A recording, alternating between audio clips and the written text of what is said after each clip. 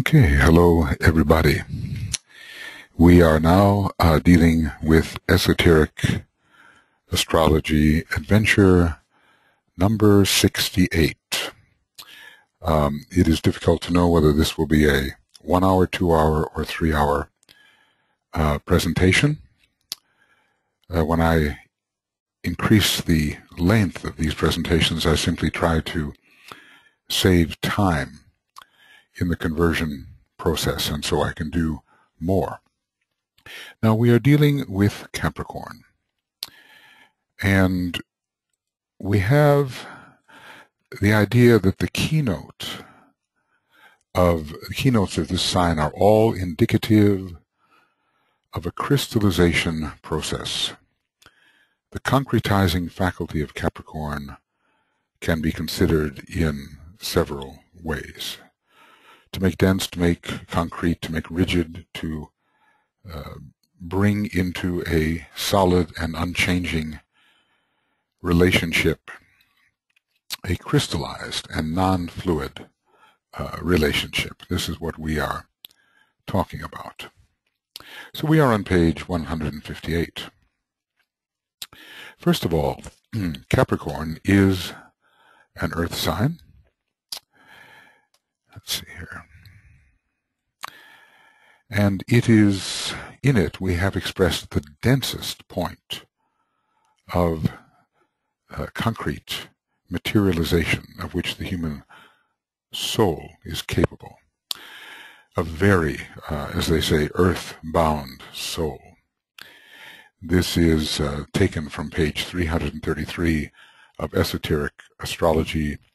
The undeveloped man is considered to be very confined in his consciousness and is entirely connected with the senses and not with the subtler senses, connected with that which the senses reveal.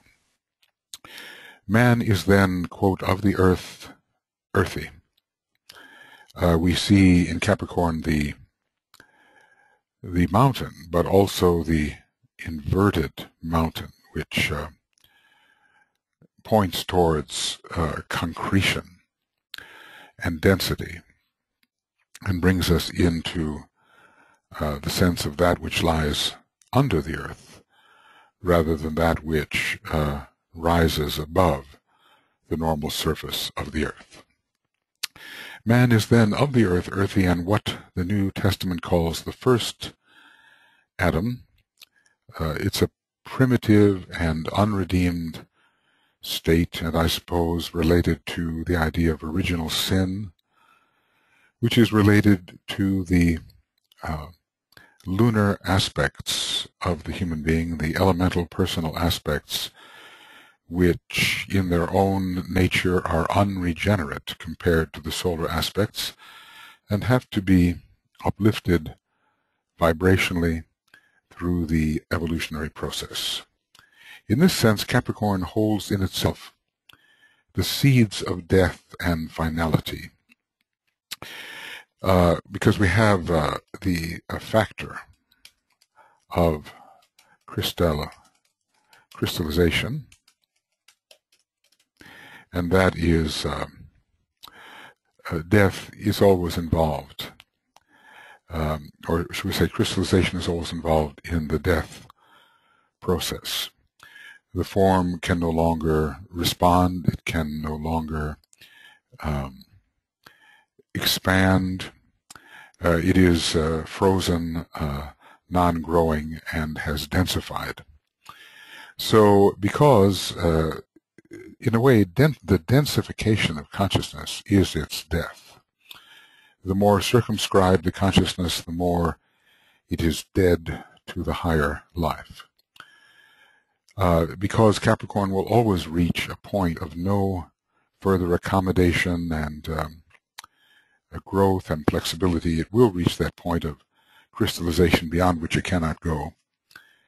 This fact means that the seeds of death are inherent in it, because what is in Capricorn will always lead to final crystallization and to the shattering of that crystallization, probably under the influence of the first ray of Vulcan. So it has in itself the seeds of death and finality, the death which takes place finally and eventually in Pisces. So even though there is a great spiritual livingness that arises when we reach the top of the mountain of initiation, it holds in itself a kind of death to the lower worlds, which eventually will occur in Pisces, because Capricorn will demand that the illumined soul descend into the valleys, carrying the water pot of service, and make there not only a great service but a great sacrifice, which will release the server into the state of the world's savior in Pisces and release him from confinement to the lower worlds. There is a great sense of responsibility in Capricorn, which is very confining as the high soul circumscribes the possibility of wider experience in order to carry out a certain service. Sanat Kumara, as the Ancient of Days, which is a term much related to Capricorn, exhibits this willing undertaking of a circumscribed and in a way crystallized state, because he cannot move from his post until, or he will not move from his post, I guess he can, but he will not move from his post until the last weary pilgrim has found his way home. So this is an act of circumscribing will, and a definite ring pass knot is established, and beyond that ring pass knot, the saving being will not venture until at last, having brought this service, this salvation to its fullest expression, he is released into Pisces.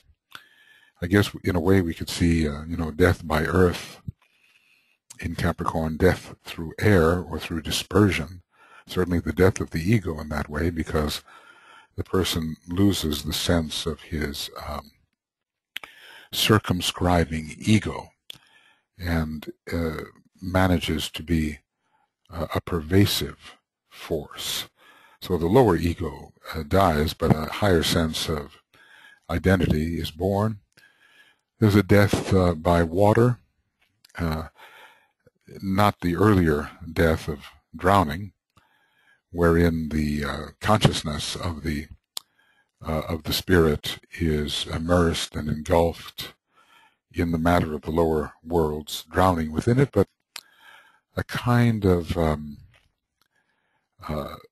death in which the bonds to the lower worlds are dissolved in Pisces.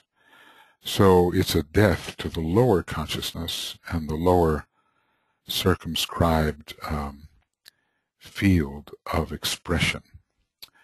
Anyway, DK asked us to ponder on this, that Capricorn holds in itself the seeds of death and finality. It used to be, in one way, the last sign of the zodiac. But as I've tried to explain, a zodiac is really a 12-petaled heart center in a great being, heart and a head center. So it doesn't mean that that heart and head center ever had only 10 parts to it. It always had 12. It's just a question of what humanity can really respond to. And at that time, the spiritual meaning of Capricorn was the final sign. Capricorn was the final sign in which the man could respond spiritually to its significance. I think man can always respond in an elemental manner to all 12 signs at all times. But he rises slowly into higher capabilities, and only then can respond to the later signs in a spiritual way. For instance, there was a time when we are told that Scorpio was the final sign, and then, therefore the spiritual meaning of Sagittarius, Capricorn, Aquarius, Pisces was not yet within the range of possibilities of the humanity of that period, though, of course, here and there, isolated initiates could, I suppose, respond just the way initiates have been able to respond to planets which have been hidden from the masses of people, like Uranus, a sacred, hierophantic type of planet about which the initiates knew, but about which average man knew nothing and was not therefore responding to its meaning, even though it was always there. So I'm saying the constellations are always there in that sense. That circle of 12 is always there, but man's response on Earth is a graded process, and therefore at different times in the history of humanity, the response to the zodiac of constellations is widened. When crystallization, says the Tibetan, has reached a certain degree of density, or so-called hardness, certain rigidity, or immovability, it is easily shattered. You know, in the hurricanes, in the tornadoes, it's the rigid, unbending trees that are easily destroyed, and the trees that can bend with the wind have a better chance. When crystallization has reached a certain degree of density and so-called hardness, it is easily shattered, Vulcanian word, and destroyed. And man, born in Capricorn, then brings about his own destruction through a crystallized, two L's, I guess, attitude, ossification, rigidity, hardness, unbendingness. All of these are words that characterize the rigid, unbending attitude of those conditioned by the sign Capricorn. And Capricorn has so much to do with the law and the enforcement of the law, and as we all know, that the law is something that does not bend. A law is a law. There may be rules that have greater flexibility, but when the law is a divine law, it does not change because it is an energy state which is reflective of the will of a great being. So naturally it would not then vacillate. As for human laws, they can change, but while they are under enforcement, they are rather rigid, although they can be interpreted, there we go with Mercury and Libra and so forth, with flexibility. So anyway, if we develop an attitude which is too hard, and another word here is unyielding, then we are bringing about the certainty of our own eventual destruction through shattering, because the substance, our substance, cannot absorb the shock of the blow, whereas if we were more flexible and could bend or sort of receive that impulse and not hold our substance against it, there would be the greater possibility of surviving the blow. Okay, this is due to his fundamentally materialistic nature. That's the early Capricornian individual, plus the blows of fate, which are enactments of the law of karma. And when we look at the blows of fate, I think we can think of three planets in particular: Vulcan, Mars, and Saturn, the general ruler of karma. So when we have the Sun, near to which Vulcan is always found, Mars and Saturn in conjunction or in close aspect, I think we can expect the enactments of the law of karma. When we talk about enactments, we're talking about actions. We're talking very much in the language of Mars. So even in the first petal of the egoic lotus, the man is under the influence of Capricorn very much. Those outer petals are earthy in nature, and it's a cardinal beginning. And he learns by violating the law. And he learns that the law really is rigid, and so the counterblow comes upon him. Natural law does not yield to our desires, neither does spiritual law, but mostly in those days it's natural law, and in general the all-pervading law of karma. Well, anyway, we're dealing with a Capricorn individual who has a fundamentally materialistic nature. Of course, this is in the early days, and I think with many of the average Capricorn individual that one will meet.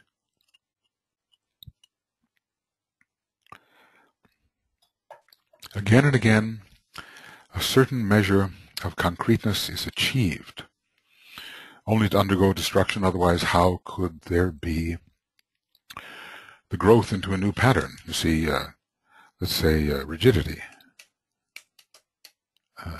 prevents growth into a new pattern. A new pattern necessitated. Let's see how that goes. Let's see. Necessitated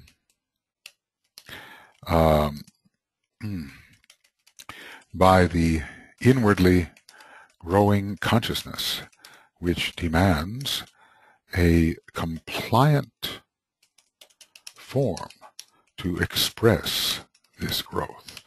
And if there is no compliant form, and a rigid form is not a compliant form, then the inner consciousness just cannot find a field of expression, and the inability to find that field of expression will force a shattering upon the form, which must give way before a higher aspect, which is consciousness.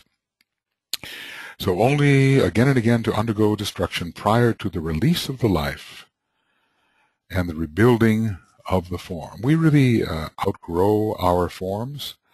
Some people, Capricorn people tend to live for a long time with a sun in Capricorn or Capricorn rising, or people with whom, let's say, the Saturn, which is in a way a preserving planet, preserving of the form, is powerful. But many who seek to have their physical vehicle preserved a long time are in Capricorn. Sometimes when I look at cryogenics, I'm trying to think about Walt Disney. I understand that his vehicle was cryogenically frozen. And I'm trying to remember here whether he had a strong Capricorn in his nature. It would be interesting just to see. Let's see, so I'll say Disney, just for fun. And Walt Disney, there he is. Find stop. All right, so let's see what we have here. Maybe wrong, but it struck me that there was something. Well, there are a number of Capricorn planets, yes, about 6 of them, I guess. But fundamentally, he's that visionary in Sagittarius, and had Virgo rising, an earth sign. But here are these 5 Capricorn planets. Well, anyway, Capricorn rules the great coldness. When I think of cryogenics and the whole idea of preserving the form exactly as it is, in the hope that medical science will someday be able to resurrect that form, it seems a very form-bound attitude, doesn't it?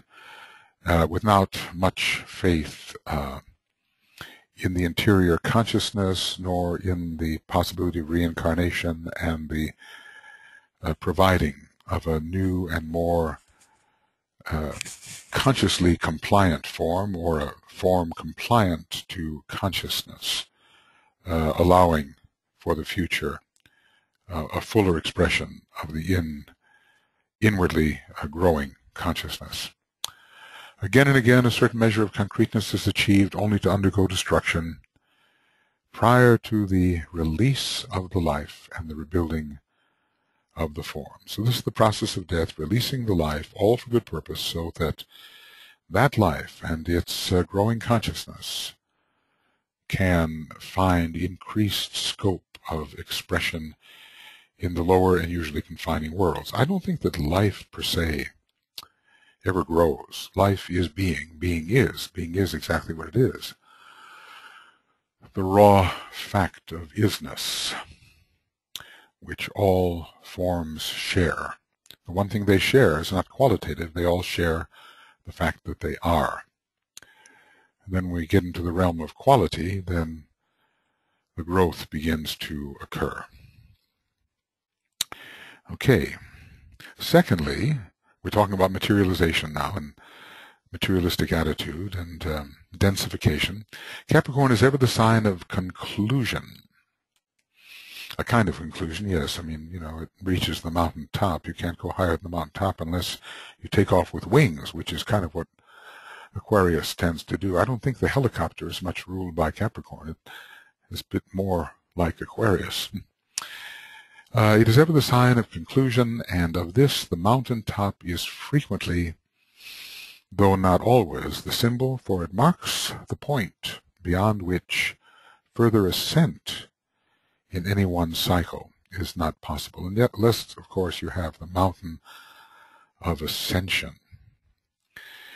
So that you climb to a certain point, and from there you rise still higher, but in a way you are, to do that, to ascend further, you must defy natural law. Or at least you must modify it through the power of the fifth ray so that it has a type of expression which is unusual. So generally, when a high point is reached, one must do something with it, and that usually involves a descent. Lost am I in light supernal, yet on that light I turn my back. So one does not stay on the mountaintop bathing in the light supernal. The great realization itself is filled with love, wisdom, and demands that one descend and share through the distributive power of the sign of world service Aquarius and through the saving power of Pisces. One uses all one has seen and achieved and absorbed on the mountaintop. But as I say, you know, Aquarius and Uranus, see, you know, normally under Uranus, under Saturn, a mountaintop is it. You can't go further. But if you add add the indications of the planet Uranus, you can go beyond Saturn in a way, leave the Earth, rise, ascend, master the air, enter the Buddhic plane, and need not necessarily descend. And maybe there are some who do that. Maybe there are some who, having reached a great exalted point of achievement, continue on the upward way, leaving the earth behind, even the mountaintops behind, as they, with wings, fly into the air.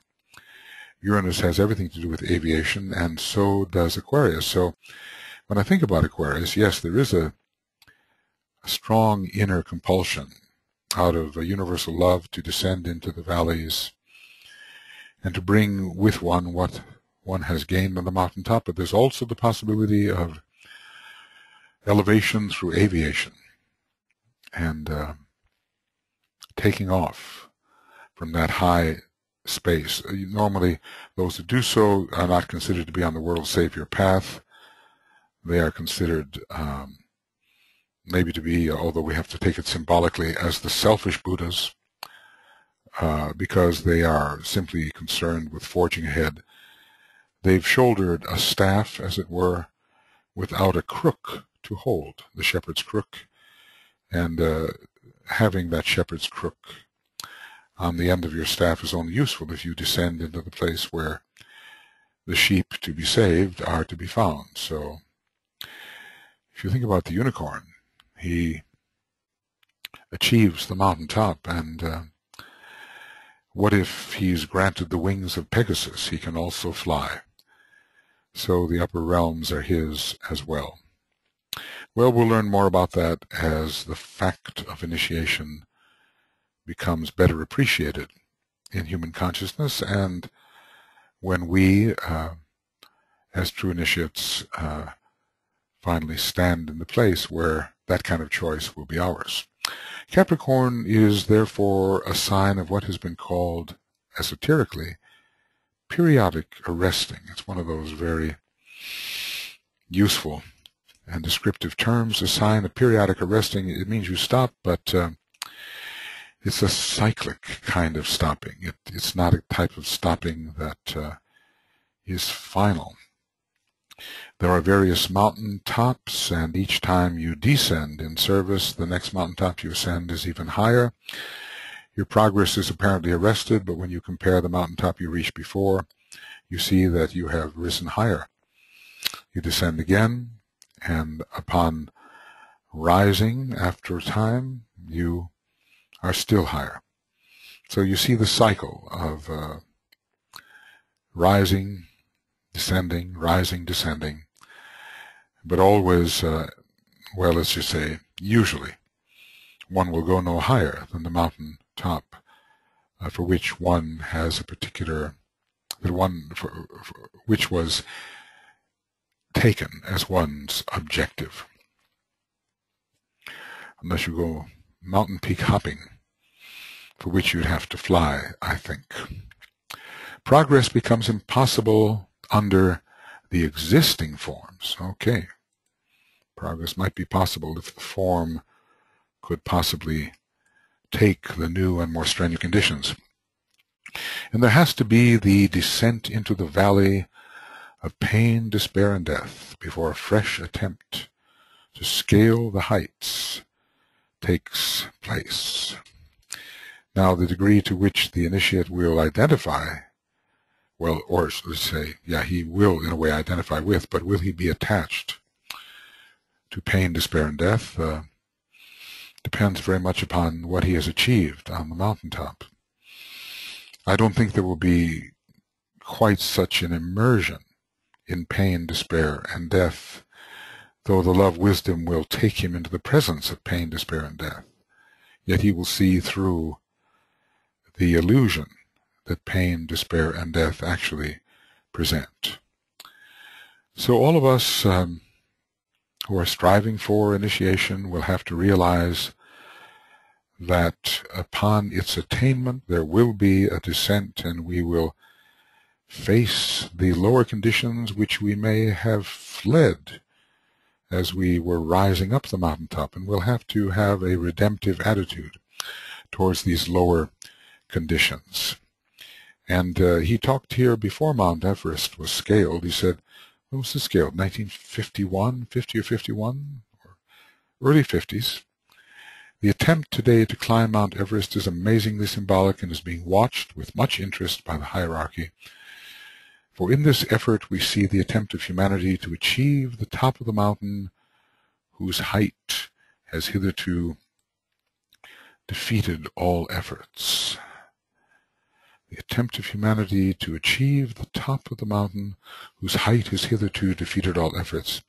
But, and this is the matter of moment and of interest, when humanity emerges into the light and relative glory of the new civilization, they will at the same time conquer this last remaining summit. Well, you know, humanity has a funny way of being both behind and ahead. In one way, we are far behind where we should be, and in another way, we seem to be exceeding the schedules which are anticipated for us by the greater lives. For instance, we already discovered atomic energy in the age of Aquarius when it was scheduled, or expected at least, to be discovered in the age of Capricorn. And we have conquered Everest, and now many are climbing to Mount Everest, which is an amazingly symbolic idea, that so many of humanity can put the heights underfoot. And of course, On the way to the heights, some struggle and die. This is how it is, I think, for the initiate as well, as he's struggling towards the heights of consciousness. Not all attempts to scale the heights are successful, and some lead to a temporary seeming tragedy. We could also ask, in the light of what the Tibetan has here said, whether in a way we have emerged into the light and relative glory of the new civilization, and therefore have conquered this last remaining summit. Well, there are so many things that seem to be stressed in the life of humanity and the planet that we could well question whether we have really emerged into the light and relative glory of the new civilization, but the indications are certainly present. At least the indications of the light and relative glory of the new civilization are present. We can somehow anticipate what they will be. Excuse me, a little sip of tea here.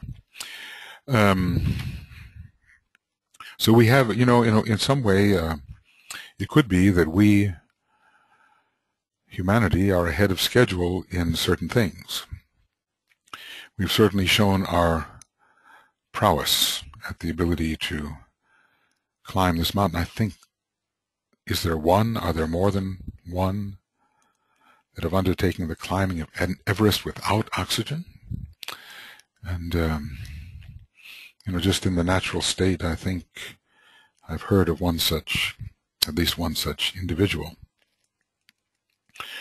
Okay, so this is all hinting at the idea that humanity is heading towards the state of initiation, that which is of the densest materiality and which is the consummation of earthly grandeur, that's Everest, will remain, but it will be beneath the feet of humanity. So this is the promise of the Aquarian age, which is an age of aviation. We already have the aviation of the Aquarian age, and we will have kinds of aviation which will make our present patterns of flight and methods of flight seem antique. And we will be masters of the realm of air. Already that seems somewhat to be happening. We have mastered the water. We have also mastered travel underwater. We have the airplane, we have the rocket, we have left the planet. And I wonder, when Master DK was writing, whether he anticipated such a rapid growth of humanity towards space travel, and because none of this existed when he was writing in the 1930s and 40s, and certainly would have seemed fanciful to most. And here we are sending probes into space to the farthest reaches of our normally known solar system and beyond the realm of Pluto. So we are doing some extraordinary things. We take it all in stride. We say, well, of course, humanity's intelligent. We are progressing. But I wonder when Master DK did not foresee, nor did the hierarchy, the mastery of atomic energy by humanity, or at least the development of atomic energy and atomic weaponry by humanity so soon, whether they also did not foresee our adventures into space and other scientific developments. Well, I think from the year 1950 to the year 2000, the fifth ray had to be phased out. At least its intensity had to be withdrawn, because I think humanity was traveling progressively too fast along this line, and of course development of humanity should be balanced among the rays if it's going to be safe. We can only imagine, given the primitive psychology of humanity present and the type of morality that it has, what an incredibly advanced technological civilization could mean given that type of morality. Very dangerous, I think. Okay, we move to the third factor here. We were talking in general at first about the concretizing faculty. Yes. So we're talking about the density, and then the second paragraph talked about periodic arresting or conclusion. And the third, Capricorn, is, as a consequence of all the above, the sign in which is inaugurated a new cycle of effort. Usually that is a distinction given to Aries, but we can see as well Capricorn is a first ray sign. Through it is transmitted the first ray. Yes, and perhaps even emitted the first ray, perhaps its own periodical vehicles, at least one of them, is characterized by the first ray. A new cycle of effort, perhaps an initiatory cycle. The two signs of initiation are now Capricorn and, in the distant future, Aries. So, considering Capricorn as a sign of initiation, the term initiation is, in fact, the inauguration of a new cycle of effort. So Capricorn is, in the consequence of leading to death through crystallization, leading to a point in the cycle when one can go no further. As a result of all this, a new cycle of effort will be inaugurated, whether this effort is in connection with the individual man or with the initiate. If, after all, one is going to achieve the heights, if one is going to climb the mountain either of ambition or of initiation, a new effort is required. I would say, let's just say in general, that effort is required in order to make the climb. And here is one of those important statements.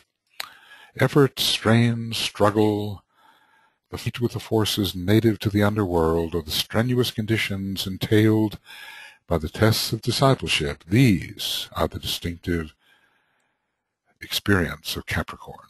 So we have 5 factors here. None of them sound particularly relaxing, comfortable. Matter of fact, if you want comfort, I think perhaps we would go along with the lunar signs and perhaps with Cancer, which is a softer sign, at least softer on the inside. The houses in which we live are hard on the outside, but rather cushy on the inside. You know, soft chairs, sofas, carpets, draperies, all of these are ruled by the sign Cancer in one respect. And they provide comfort to the form, although they may provide veils which prevent the true life from achieving freedom. Effort, strain, struggle, and fight with the forces native to the underworld. Yes, Capricorn has a strong connection with that domain which we call hell, and which the Tibetan locates on the 7th subplane of the astral plane for the average Christian or average believer of any religion. So fight with the forces native of the underworld, or the strenuous, there's strain and strenuousness, strenuous condition entailed by the tests of discipleship. These are distinctive of the experience in Capricorn. So we can see why this is a sign of initiation, because initiation requires all of these abilities to really, if it's going to be achieved. Great effort, great strain, great struggle, fight, strenuous application of energies.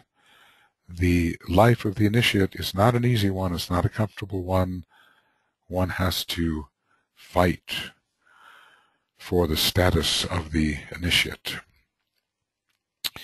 Okay. In ancient days, as you may perchance have heard, there were only 10 signs. Well, at least at this point, he's not saying 10 constellations, is he? As my point, as I've been trying to make that point. Not saying 10 constellations. No, not that.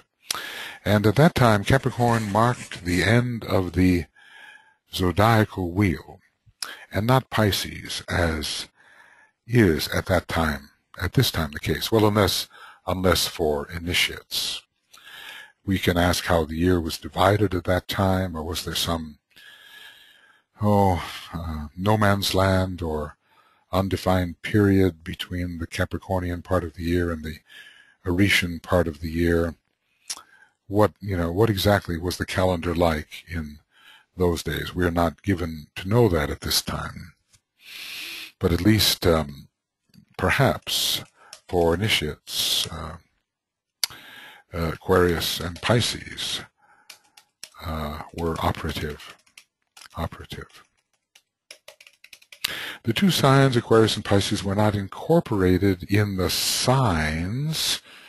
Okay, that's interesting. But, how I would say it here, the two constellations of Aquarius and Pisces were not incorporated in the signs. Anyway, those energies were not available to humanity as then constituted, for the simple and sufficient reason that humanity could not respond to their particular influence. But I will simply ask here, but what about the initiates of that time? The vehicles of contact and the mechanism for response were not adequately developed. So today, when we are responding to Aquarius and Pisces, it must mean that we have developed in our energy system certain capacities or faculties which were missing in those earlier days when the man of the period could not respond to those energies. Originally there were 8 signs, then there were 10, now 12. And he also tells us of some in-between states when maybe there were 10 or 11, something of that nature. So we have 8, 10, yes, right, 10 and 12. But at some point he talked about 11 signs. So certain signs begin to coalesce, and they change the number of signs to which man was responding, or the number of energy centers to which he was responding. So this 8, 10, 12 combination tells us about Scorpio, Capricorn, and Pisces. An important triangle. And, Mars is also a planet of finality.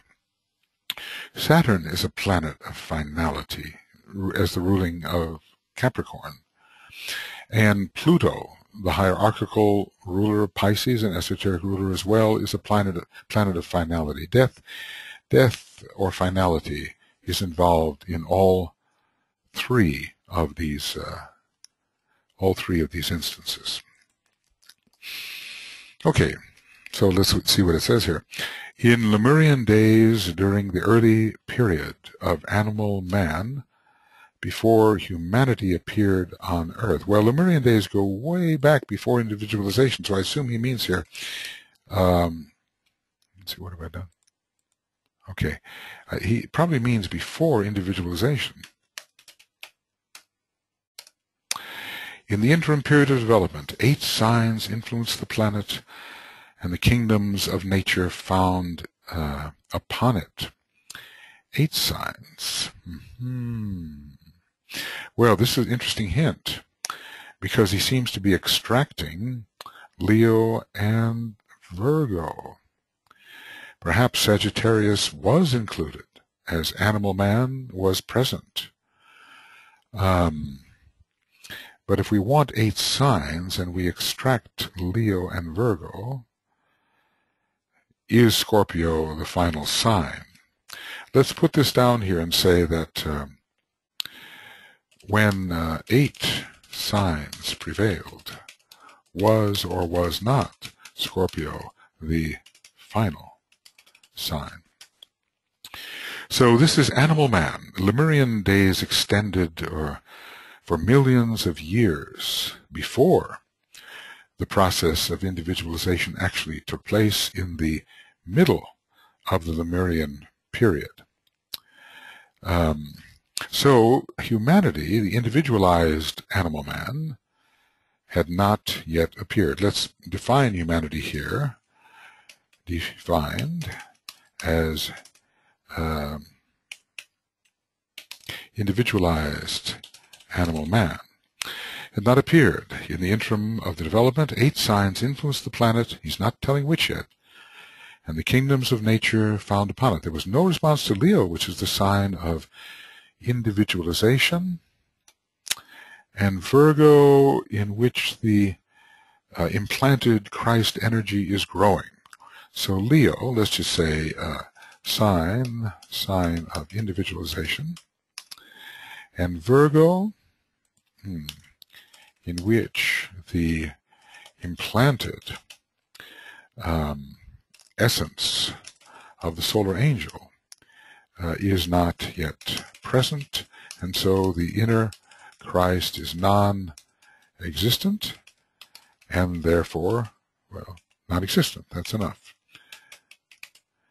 The mystery of the Sphinx did not exist, and those 2 signs were not part of the zodiacal wheel. So it's really not as simple, is it, as going from Aries to Scorpio. Those are 8 signs, but we have to remove 2. I think we must include Sagittarius for the center, for the animal man, definitely. And let's put that down, that Sag should be included for the centaur. The centaur, well, we can think of the centaur as the symbol of animal man.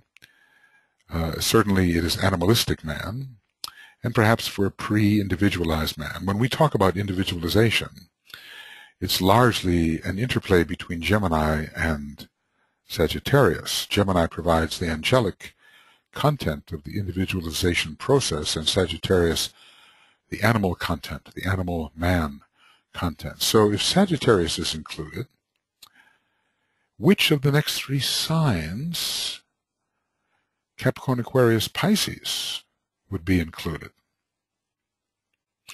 You know, that's not easy to answer, of course. There is a factor connected with Capricorn that we can call the satyr. It's a bit like the centaur. It's also animalistic man, S-A-T-Y-R, and the satyr has apparently the torso of the man, but it has the legs of the goat. So there's probably some mysteries here as well. I would say as well, it's got to be, I think, either Capricorn or Pisces. Pisces may not have been a sign to which man could respond spiritually when there were 10 signs, but one wonders whether its early, very materialistic meaning could have been involved when there were 8 signs. So it's not quite as simple, is it, as just going from Aries to Scorpio and saying 8 signs. These 8 signs were obvious because we are eliminating signs which have to do with individualization, because there was none. Okay, then individualization took place and the seed of Christhood was planted in man, and these 2 signs began to influence humanity, and gradually that influence was recognized, and the Zodiac then had 10. Well, I think we've been given the hint, because when the Zodiac has 10 signs, Capricorn is obviously included. So it seems that the centaur and the satyr are both part of the 8-sign Zodiac. And then when we add Leo and Virgo, we get the individualized, the individualized man. So it seems like the animal part of Sagittarius and Capricorn were included in the 8-sign Zodiac. It seems that the the animal aspect of Sag and Capricorn were included in the 8-sign zodiac. Okay. And then, indeed, Aquarius and Pisces were at least spiritually left out of the enumeration. Then the mutable cross dominated, but was then the Tau. And that, of course, meant that Virgo was the short leg here of the mutable cross. For Pisces was lacking, and only Gemini, Virgo, and Sagittarius were evidenced. And this is still in the early days of individualization. Following, in the early days, days following individualization. Aries to Capricorn marked the circle of experience, and Aries to Capricorn also marked the experience in the 8-sign zodiac without the 2 signs of the Sphinx, the mystery of man being presented by these 2 signs, signs of individualization, where we have the beast and the angel, in this case the angel provided by Virgo. Virgo actually is the sign which seems to be very intimately related to the Deva kingdom. So just as Gemini, another Mercurian sign, is related to the Deva kingdom. And sometimes we do see the woman as the angel with wings, representing Virgo. So we have the angel and the animal. But Pisces, offering the opportunity for redemption, was not present. Although, as I said, in my own mind, it's still difficult for me to see that either of these signs did not at least offer some kind of elemental possibility to human beings of the period. We would, there's so much of mystery implicit in what the Tibetan is saying here, because apparently in every month the sun is traveling through 30 degrees of a sign, and then we would reach, let us say, a 60-day period when the energies of Aquarius and Pisces could easily be appropriated by the animal aspect of man in an animalistic way, through desire and form being the ruler, and through the rampant materialism of Pisces, in which the individual cannot tell the difference between him and his environment. There are all kinds of lower ways of appropriating these signs.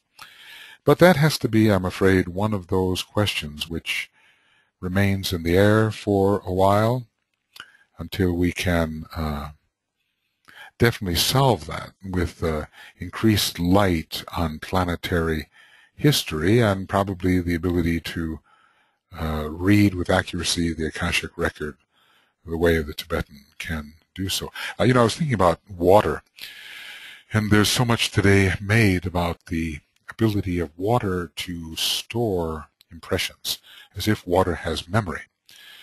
And I thought, well, that fits very, very well, because in a way water is an exteriorization of the energies found upon the astral plane, where the Akashic records storing all of the memories of nature are found. So on the plane of water, esoterically considered, there is the memory of nature, and to find that substantial water, the water of the liquid subplane of the systemic physical plane, to find that that substance would also store memory or impression, is somehow congruent with the idea that the astral plane is home to the Akashic records. Okay, we move on here. In Atlantean days, man had become so responsive to the planetary and solar influence that the door of initiation into hierarchical experience was opened, and 2 more signs were added because these are signs having to do with initiation. Let's just say that Aquarius and Pisces are signs relating to that stage of human development when initiation is possible. So the spiritual potentials of these two signs could be responded to by the let's call it progressive man of that period. Probably there were still so many who could not respond to what Pisces and Aquarius offered in those days. And even today, there are so many people who may function as undeveloped Pisceans and Aquarians, confused, sensitive, dispersed, full of desire, full of selfish use of resources for themselves and so forth. I've talked about both of those signs in that connection. But they cannot imagine or understand what the higher Aquarian or higher Piscean can really do. These two signs were the higher correspondences of Leo and Virgo, because after all,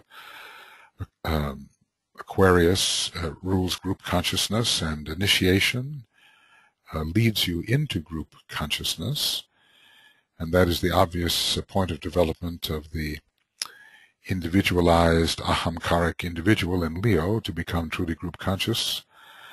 And Virgo allows the Christ to be nurtured and eventually born and to come to fullest fruition as Venus is exalted in Pisces, in the sign Pisces, where that individual Christ becomes the world savior, responding even to higher forms of the Christ energy.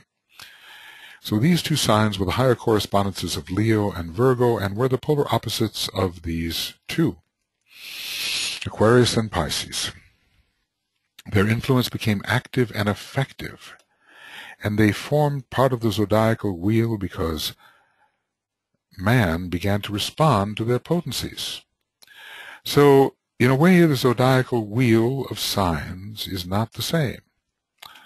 Zodiacal wheel of signs is not the same as the zodiacal wheel, zodiacal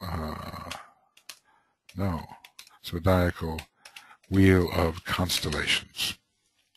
It then became possible for the fixed cross to function esoterically. There we go, esoterically. Okay. So it's almost as if, Aquarius being on the fixed cross, let us say, functioned exoterically before this point. This implies that Aquarius on the fixed cross, fixed cross, did function exoterically before this point. So we're adding two signs to the zodiacal wheel of signs because man can begin to respond to them, and therefore the fixed cross of initiation can begin to function. Sometimes it's said that the third initiation was all that could be achieved in Atlantean days, and sometimes the fourth. We'll have to examine the references. It then became possible for the fixed cross to function esoterically in the life of humanity, and the first reversals of the wheel, which presumably are taking place for those who are approaching initiation, from the time of the filling out of the fifth petal of the egoic lotus, and the first reversals of the wheel in the life of advanced men of the period took place. So they were definitely treading the path of initiation, even though it would be what is called preliminary initiation or probationary initiation, not the third initiation in the case of so many, although at that time the Christ and the Buddha did take the first great initiation, the third initiation. So first reversals of the wheel, because reversals of the wheel can mean different things. It depends upon the phase of reversal we're talking about, but I think you can already feel from the time you get into the love petals, you can already, and you're beginning to sense that there is a higher, that there is a pair of opposites after all, and there is a higher something, and that higher something is attractive and has something to offer. And as you begin to gravitate towards that higher something, it is preparation for the reversal of the wheel. And when we consciously struggle towards that higher self, as if to live our life in response to that higher self and its values and qualities, then we are definitely reversing the wheel. Maybe the wheel is finally reversed following the great temptations in the desert, because you're not going to go backwards. Although still there is a counterpole, and it is a clockwise rotation that continues in your form, even though from the point of your consciousness you are moving forward on the counterclockwise wheel. Those ideas of clockwise and counterclockwise can get a little bit confusing, because really forward movement is on the counterclockwise wheel, we are taught. And retrogressive movement, ordinary movement, the kind of movement that happened when man was individualized but really didn't know who he was, that's all clockwise motion. Sometimes in occultism we dignify the idea of clockwise movement, and we will only in temples and in rituals use clockwise movement because we are afraid that counterclockwise movement is somehow evil. But all of this is very, very relative, and depending on your point of view, clockwise movement is counterclockwise movement, and counterclockwise movement is clockwise movement. You know, if I am standing here and you are standing there, and I move my hand like this, it's you see, maybe even the reflection in the video will show this. I'm moving my hand in a clockwise manner as far as I'm concerned, but the way it's appearing, I presume, to you is in a counterclockwise manner. So these are relative terms.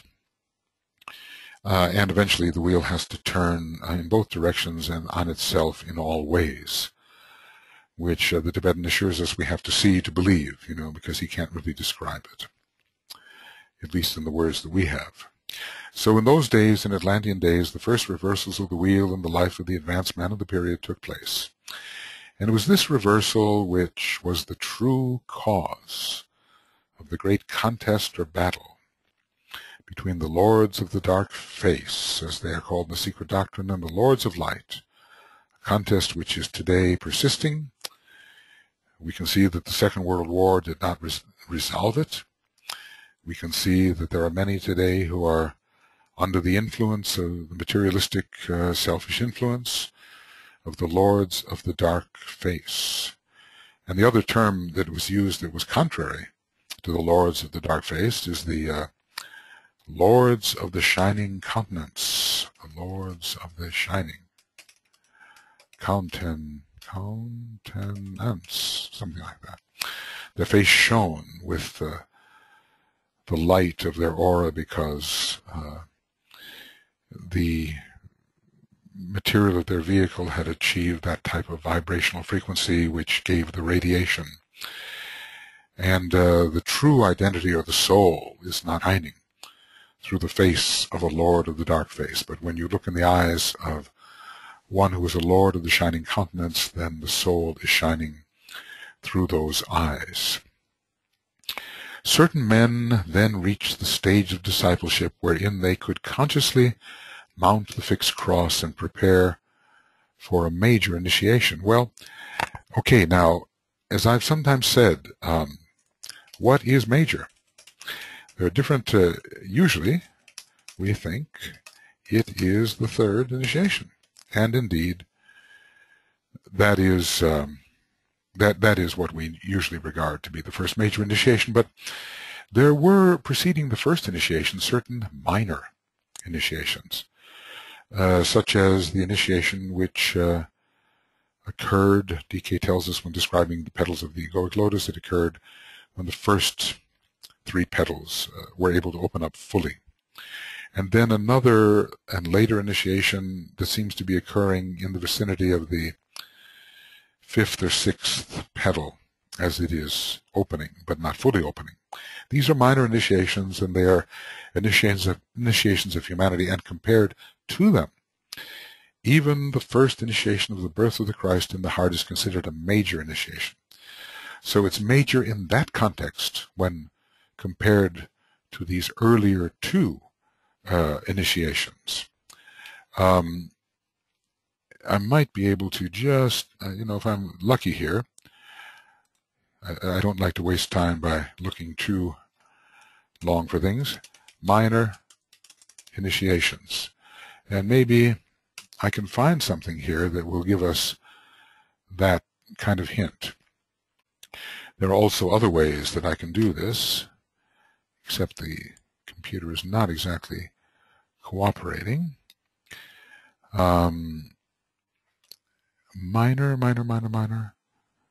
Okay. Okay. Well, maybe it's always best to have these things up first. Otherwise, you have to go through the entire.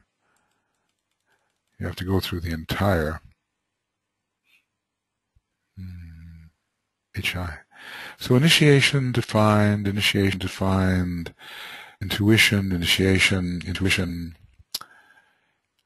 Okay, minor initiations preceding the first. Well, the search function beat me to it. So that's okay.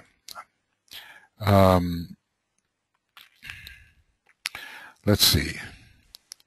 Here it is. And I guess I would have to increase the size of this. Yes. Okay. At this stage we are considering, that is the organization and unfoldment of the first tier of petals. The egoic influence is felt at the beginning.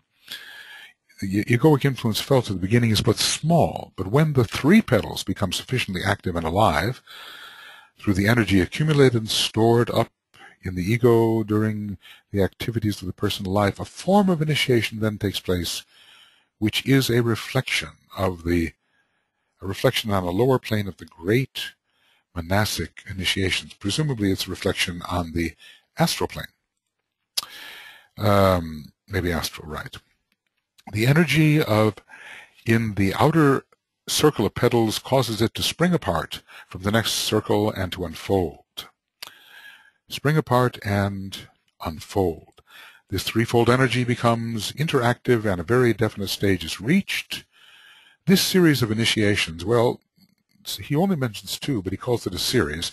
This series of initiations is seldom recognized within the physical brain consciousness owing to the relatively inchoate state of the bodies and the unresponsiveness of the brain matter. Yet they are nevertheless initiations of a definite, though less important character, and they involve primarily the display within the personal life of man of an intelligent recognition of his group relationships on Earth. So this is the first one of these minor initiations described. It's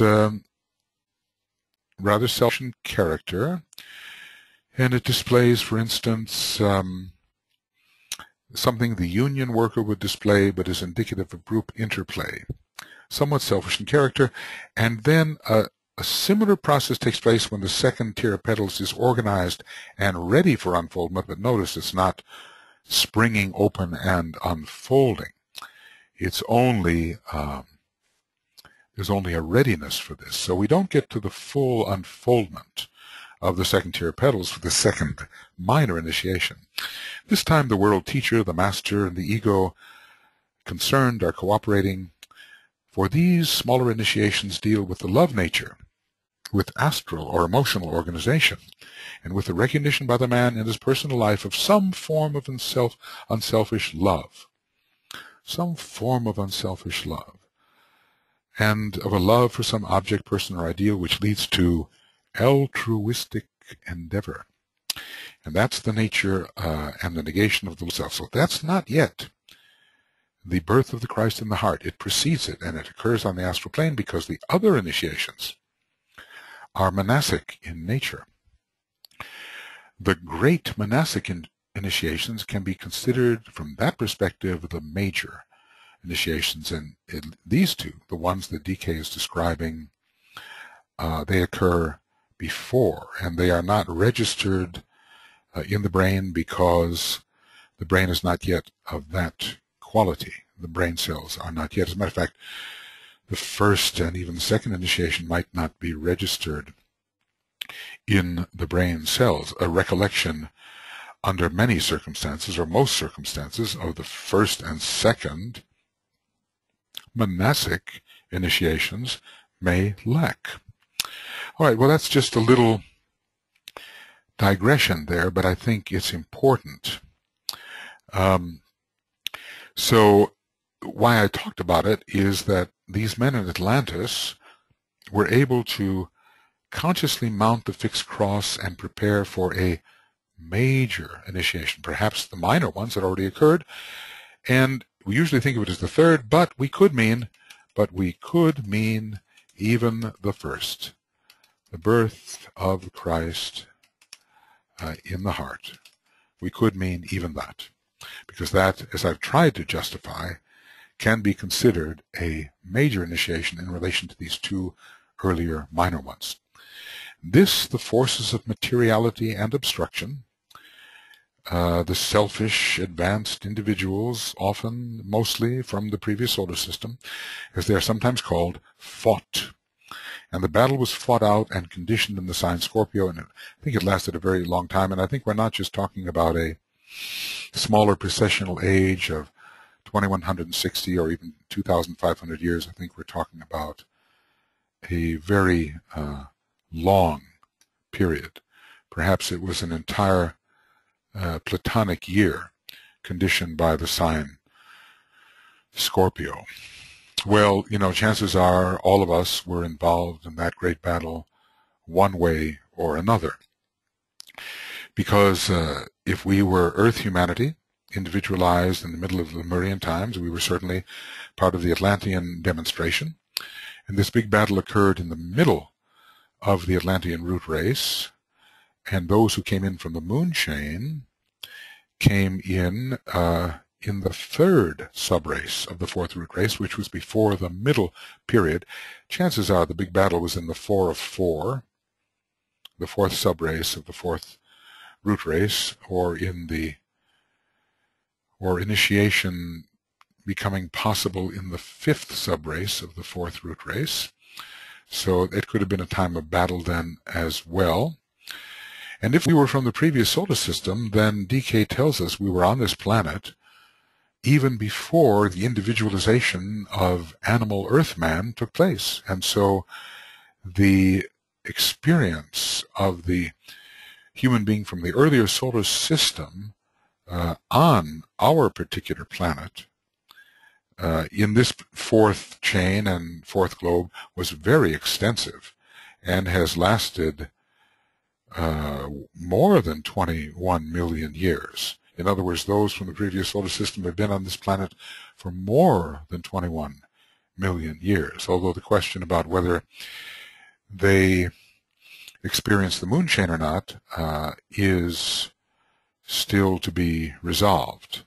I think there are instances in which some of these beings from the earlier solar system did experience the moon chain, and maybe the Buddha is one of them, although that remains to be ascertained. Today, in Aryan times, a similar conflict upon a higher turn of the spiral is taking place. We're still battling with the Black Lodge. We are still battling with the Black Lodge. Okay. And thus with cosmic evil. The reason that certain world disciples and initiates have reached the point in the reason is that certain world disciples and initiates have reached the point in their unfoldment wherein they are ready to mount the cardinal cross and take some of the higher initiations. So every time there is a possibility of really moving ahead into a higher tier of reception and expression, a higher initiatory level, the forces of obstruction don't want to see that happen, because the more true initiates there are in the world, the more their agenda is threatened, the agenda of the members of the Black Lodge. Mounting the Cardinal Cross, as we already have discussed, is not just a question of the fourth degree, but occurs after the fourth degree. So what DK is really saying here is that many masters are being made, in process of being made. Many masters are in process of being, quote, made. And there are quotations to say that the fifth initiation will be taken by many imminently, though some people, I think, rush it just a bit. Okay, so at this point, just as in the early days, it was possible for a man to take the first initiation in Atlantean period, and maybe, I guess, even the third initiation, even though the third initiation was the highest of the initiations to be offered in the moon chain, because the Buddha took his third initiation in the moon chain, whereas, well, he was certainly capable of taking that initiation in the moon chain. He either retook it in the earth chain or was almost on the point of taking it on the moon chain when some circumstances intervened which did not allow this to occur. But just the way initiatory opportunity was available in Atlantis, so still higher initiatory opportunity is available in the Aryan race, and hence an even more intense confrontation with the Black Lodge at this time, and we are right in the middle of it. The First and Second World Wars were examples of it, and our condition at the moment is decisive. Whether there will be a Third World War, which would be an extension of this battle and could, as DK indicates, mean the end for humanity as we know it, or whether we can circumvent that terrible possibility by being rather wiser than we have been in the past. So in these days, fifth degree initiates can mount the Cardinal Cross and take some of the higher initiations, maybe not the eighth and ninth. So the conflict is on, this being, written in the 1930s, just imminently before the Second World War precipitated. So the conflict is on between humanity under the control of the lords of materiality, a tendency they absorbed in the previous solar system, and the hierarchy, under the control of the forces of light and love. And, the forces of light and love, these forces are still higher than those of the spiritual hierarchy, if we can realize that. And then we would ask, are the forces of materiality still more potent than the forces of the lords of the dark face, the members of the Black Lodge? And right before our eyes, the battle is being waged. The influence of the 12 signs of the Zodiac, particularly of 7 of the signs, are being engaged. For today, men of all types and rays are responsive to their influence and are implicated in some form or another in this affair. Maybe which of these 7 he means will be indicated. I think we would have to say that Leo, Pisces, and Capricorn were involved, because he particularly points out that triangle. And we could speculate as to the others, probably with pretty good reason. Yes, the decisive battle is now being fought, and towards the outcome of this battle, the scriptures of various traditions point, especially, well, in both the Hindu scriptures, anticipating the Kalki avatar, who comes forth as the savior on his white horse, quite an archetype there, and the book of Revelation, which foresees the second coming of Christ in victory and the binding of Satan for 1,000 years during a period of peace. Those are all symbolic numbers, of course. So we are even now in the thick of it, and though this was written 80 years ago, it still carries the same kind of authority and truth, because it's not dealing with relative matters. It's dealing with aspects of the divine plan and with periods in that plan which have been long anticipated.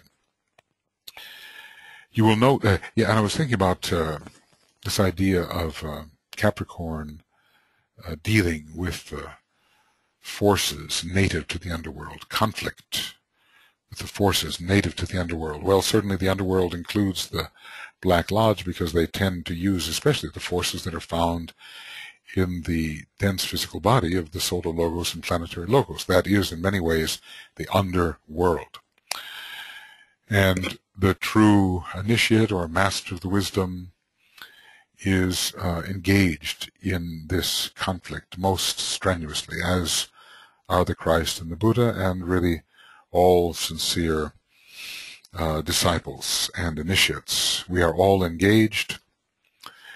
So far, the Third World War has not yet precipitated on the physical plane, though there are many what I can call indicative conflagrations and explosive outbursts of a far greater explosion that could take place.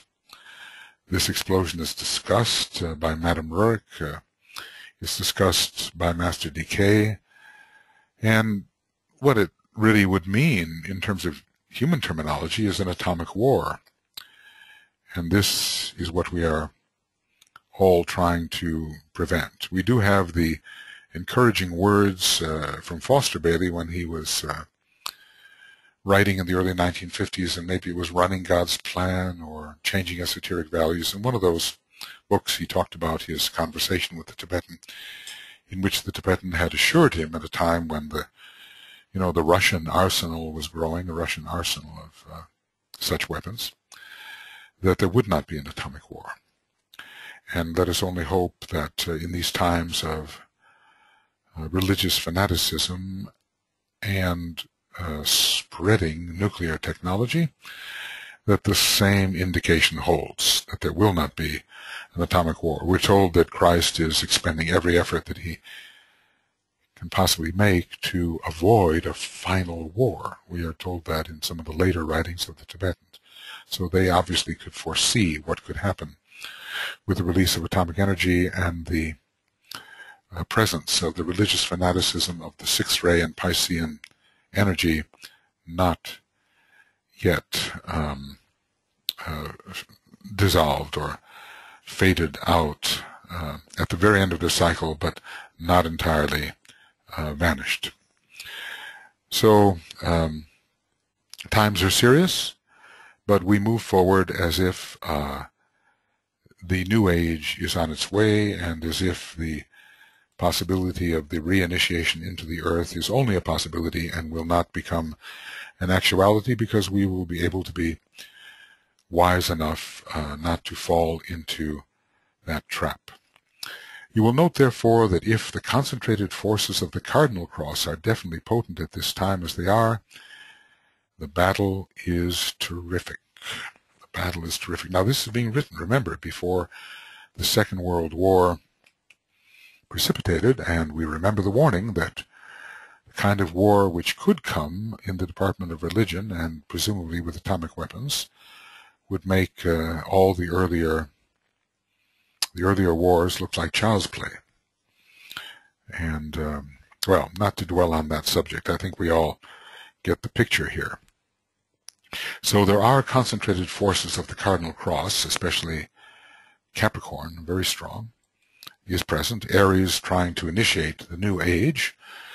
Libra attempting to bring a degree of fairness into, and right human relations into the interplay of humanity. Libra being very potent, increasingly potent in the planetary horoscope. And Cancer representing the mass consciousness which we always have with us and which can be swept into a great and raging sea of irrationality unless our educational systems can offset that tendency. So the battle is of tremendous potency because it's interesting, here we are discussing Capricorn, and he is dealing with the conflict with the forces native to the underworld. That's what he's talking about. Humanity as a whole is in a state of turmoil prior to a great step forward in self-conscious unfoldment, and that, of course, is initiation. We have had one large step establishing self-consciousness long ago, 21 million years ago, and for others even earlier on in other spheres of planetary life. Prior to a great step forward in self-conscious unfoldment and in the expression of the sense of responsibility, which is the first flower and fruit of self-conscious awareness. So we are on the threshold of this forward step and on the threshold of a new form of expression of the sense of responsibility, which of course is the voice of the soul, the pressure of the soul operating in the personality life. Indications of real soul contact are that sense of responsibility we have been taught, which is the first flower and fruit of self-conscious awareness. And in this particular case, I'd like to think of the self-conscious awareness as of the awareness of the soul as if it were the self. This fact is responsible for sweeping into the conflict in a peculiar and pronounced manner the forces of Cancer, involutionary. Is he counting the 7 now? Is he going to count the 7 for us? Let's see. Is DK counting the 7 signs which are of peculiar force in today's difficulties? Okay, counting. All right. The forces of Cancer, which are involutionary and sure in the mass, always has to be dealt with, for it is not an educated force. It's a selfish and instinctual, powerful, elemental force. The forces of Leo, concerned with individualization, as more and more people come to themselves and realize that they are, in a sense, unique units and demand expression of their uniqueness. We see this happening all the time. And the forces of Gemini, expressive of a man's essential duality as the soul, will increasingly become a factor in the thought of the human race. The forces of Cancer, involutionary in nature, of Leo, concerned with individualization, and of Gemini, expressive of man's essential duality. And these 3 signs were also operative at individualization 21 million years ago. These are the very signs. The first incarnation of the mass of men being taken Cancer, Leo ruling the solar angels in a sense and bringing in the factor of self-consciousness through the intervention of that ahamkaric reflective sense of I-ness in the egoic lotus. And Gemini, representing the angels and expressing the duality of man, which is established when the human race is established. The higher self is established in contradistinction to the lower personal self. And so the pairs of opposites begin to be experienced where they were not before individualization. So we have 3 signs here. Let's see.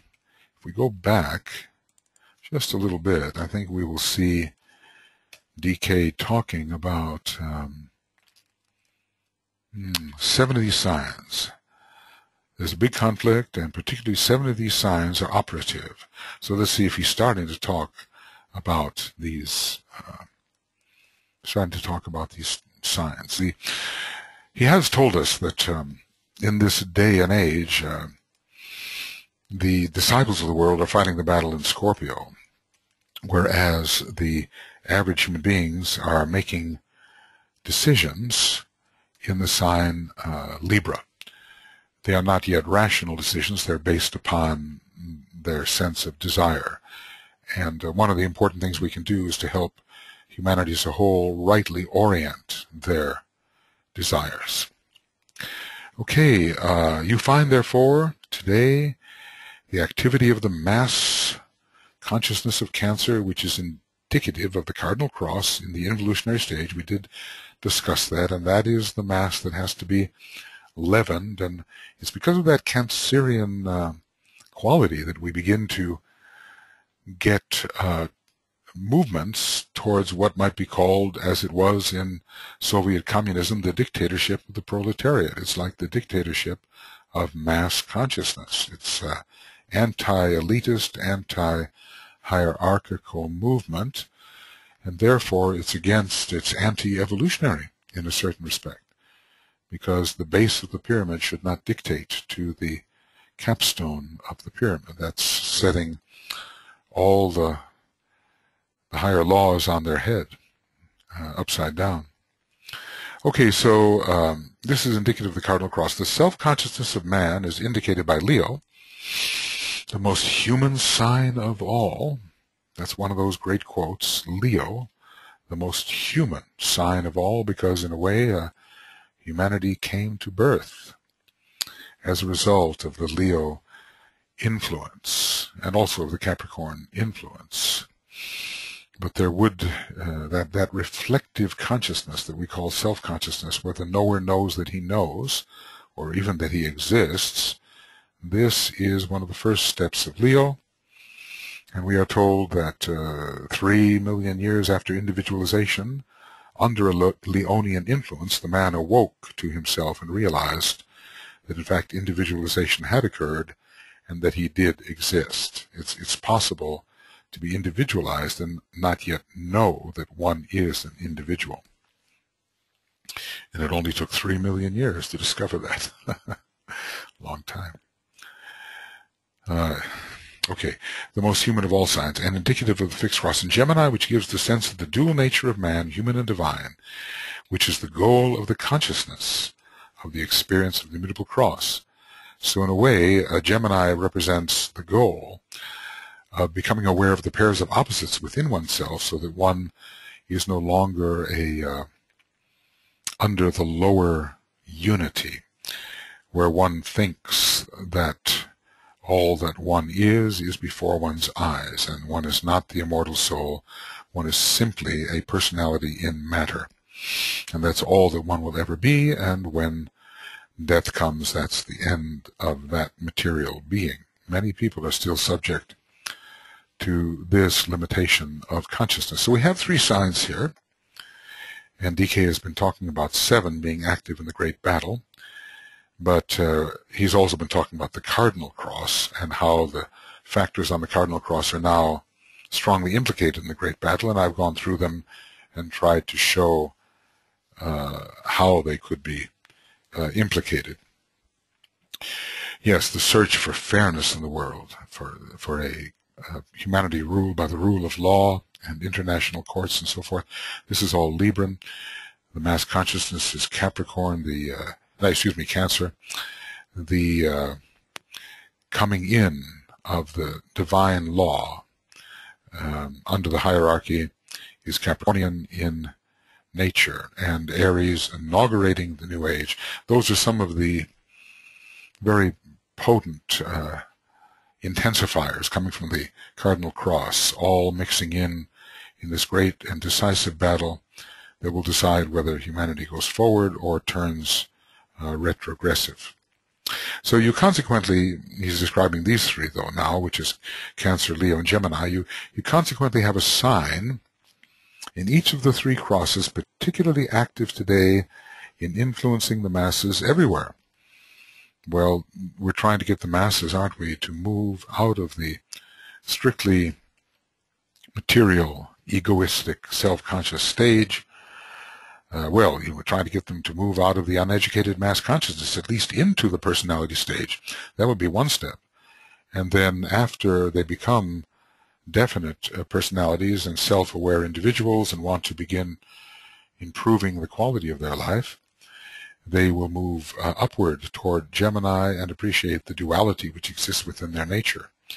And that the lower Leo also indicates a higher Leo.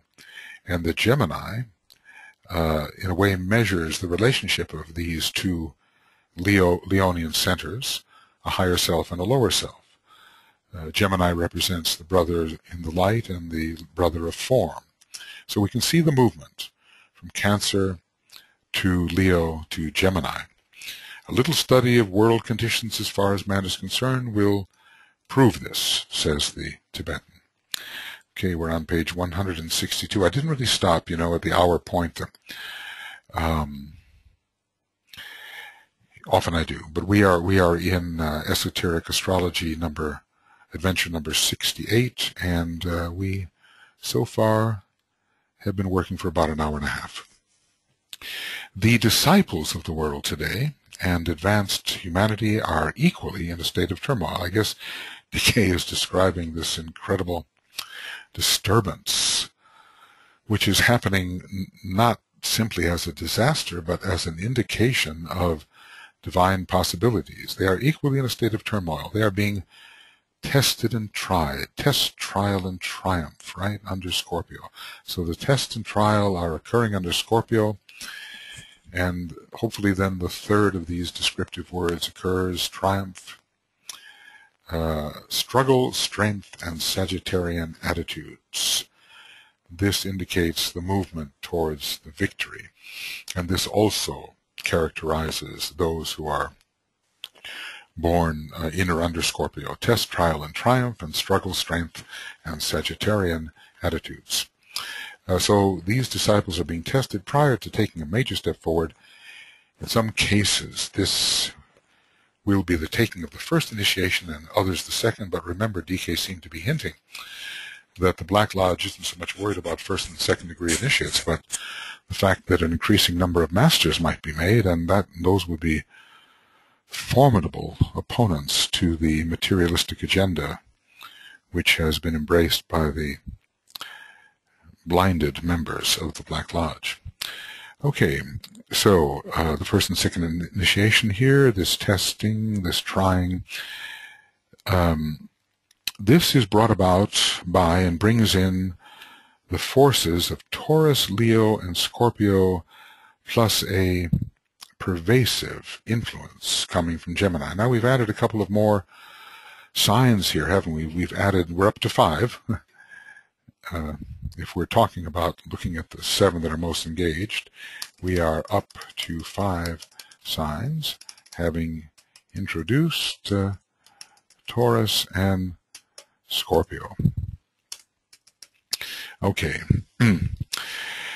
We're talking about the first and second initiation, Taurus bringing in illumination, which is a requirement in some degree at the second initiation. Spiritual intelligence and the illumined mind are needed. That's not necessarily the illumination of the third degree. And Scorpio, the great struggles found at each of the first 3 initiations.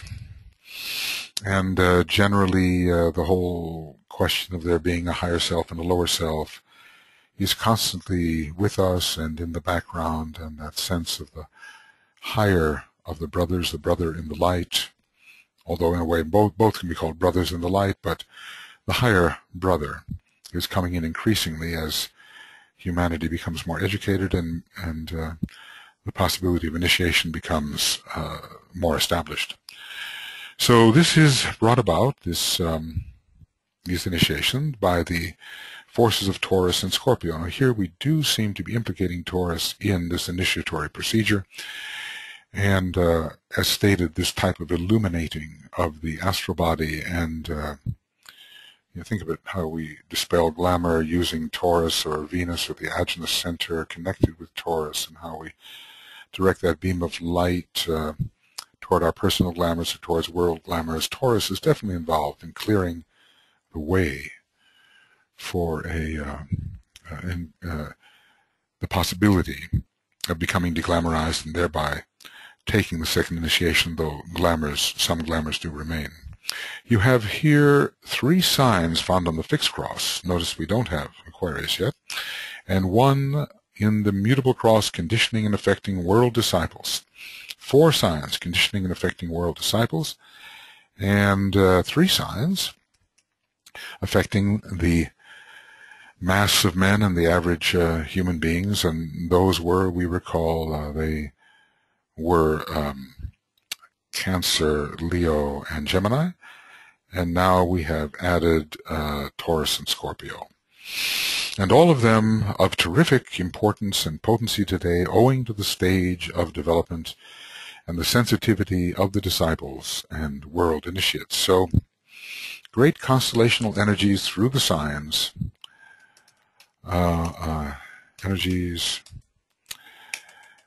through the signs are potently affecting all kinds of human beings, from the undeveloped to the average to the progressive, which are aspirants, disciples, and initiates.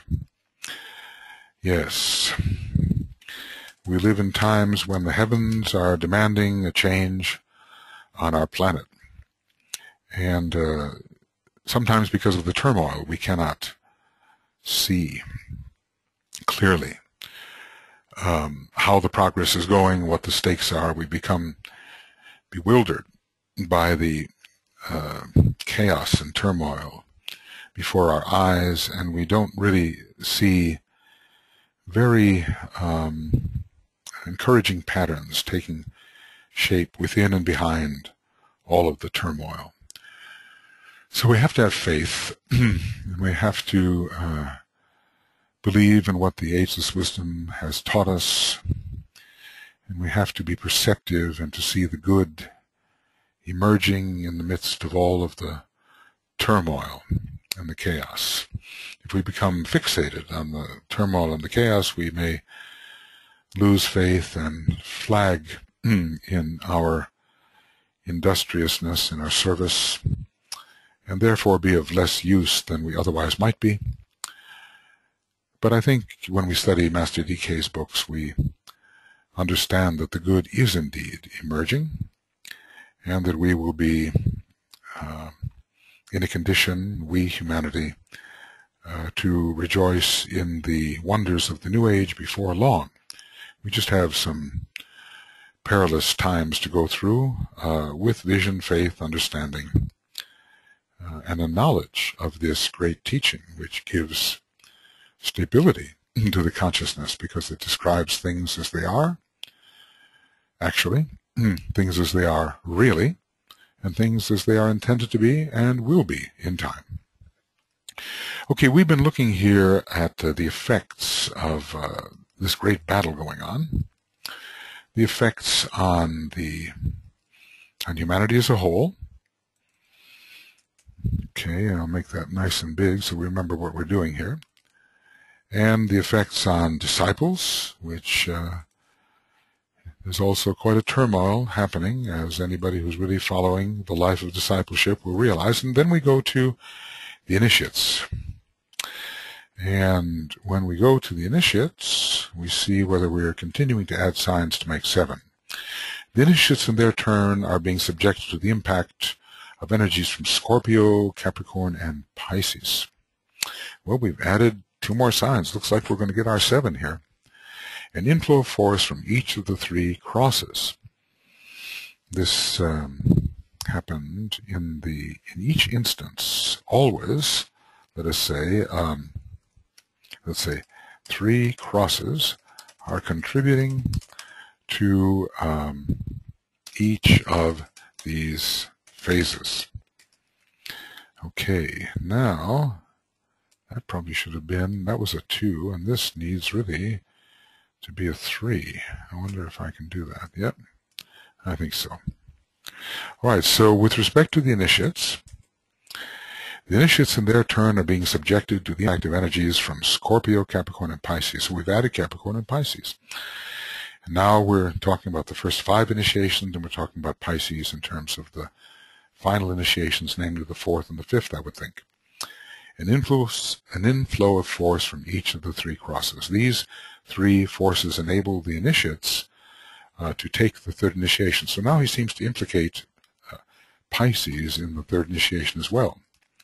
Pisces seems implicated in the third initiation. Perhaps the necessary detachment is involved here under Pluto, and the ability to finally decide for the life of God, so to speak, rather than the life of earth and flesh and kin, as one of the old commentary stanzas discusses it when presenting to us an old Atlantean chant taken at the time of the third initiation. A great detachment under Pluto seems to be required. So before we get to what DK may do about this, let's look at the signs. Cancer, Leo.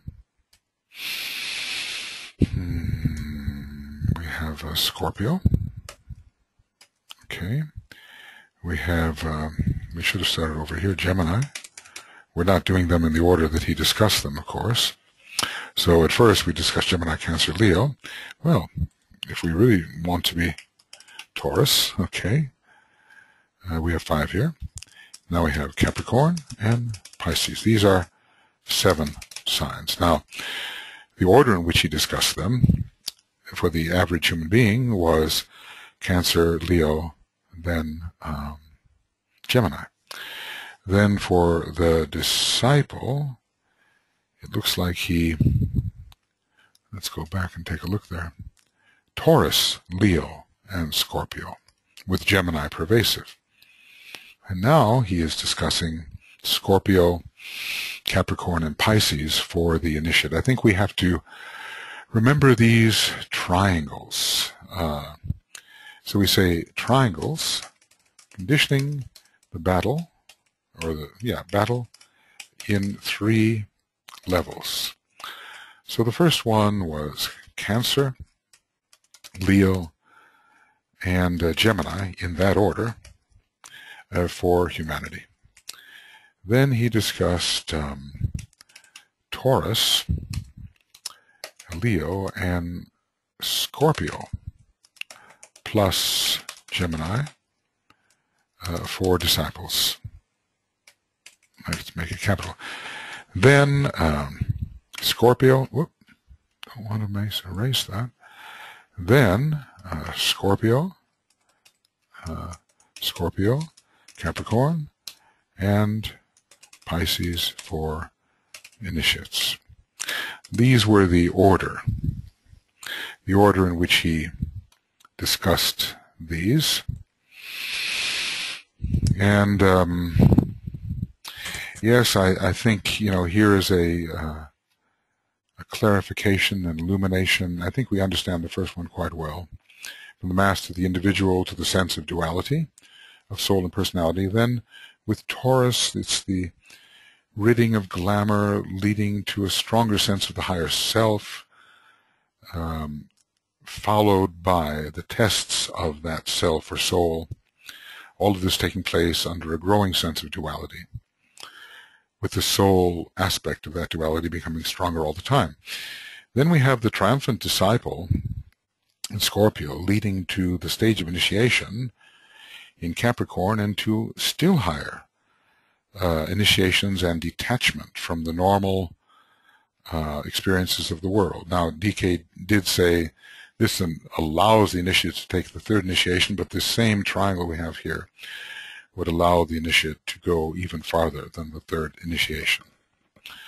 So those are 7 signs which seem to be implicated in the struggle.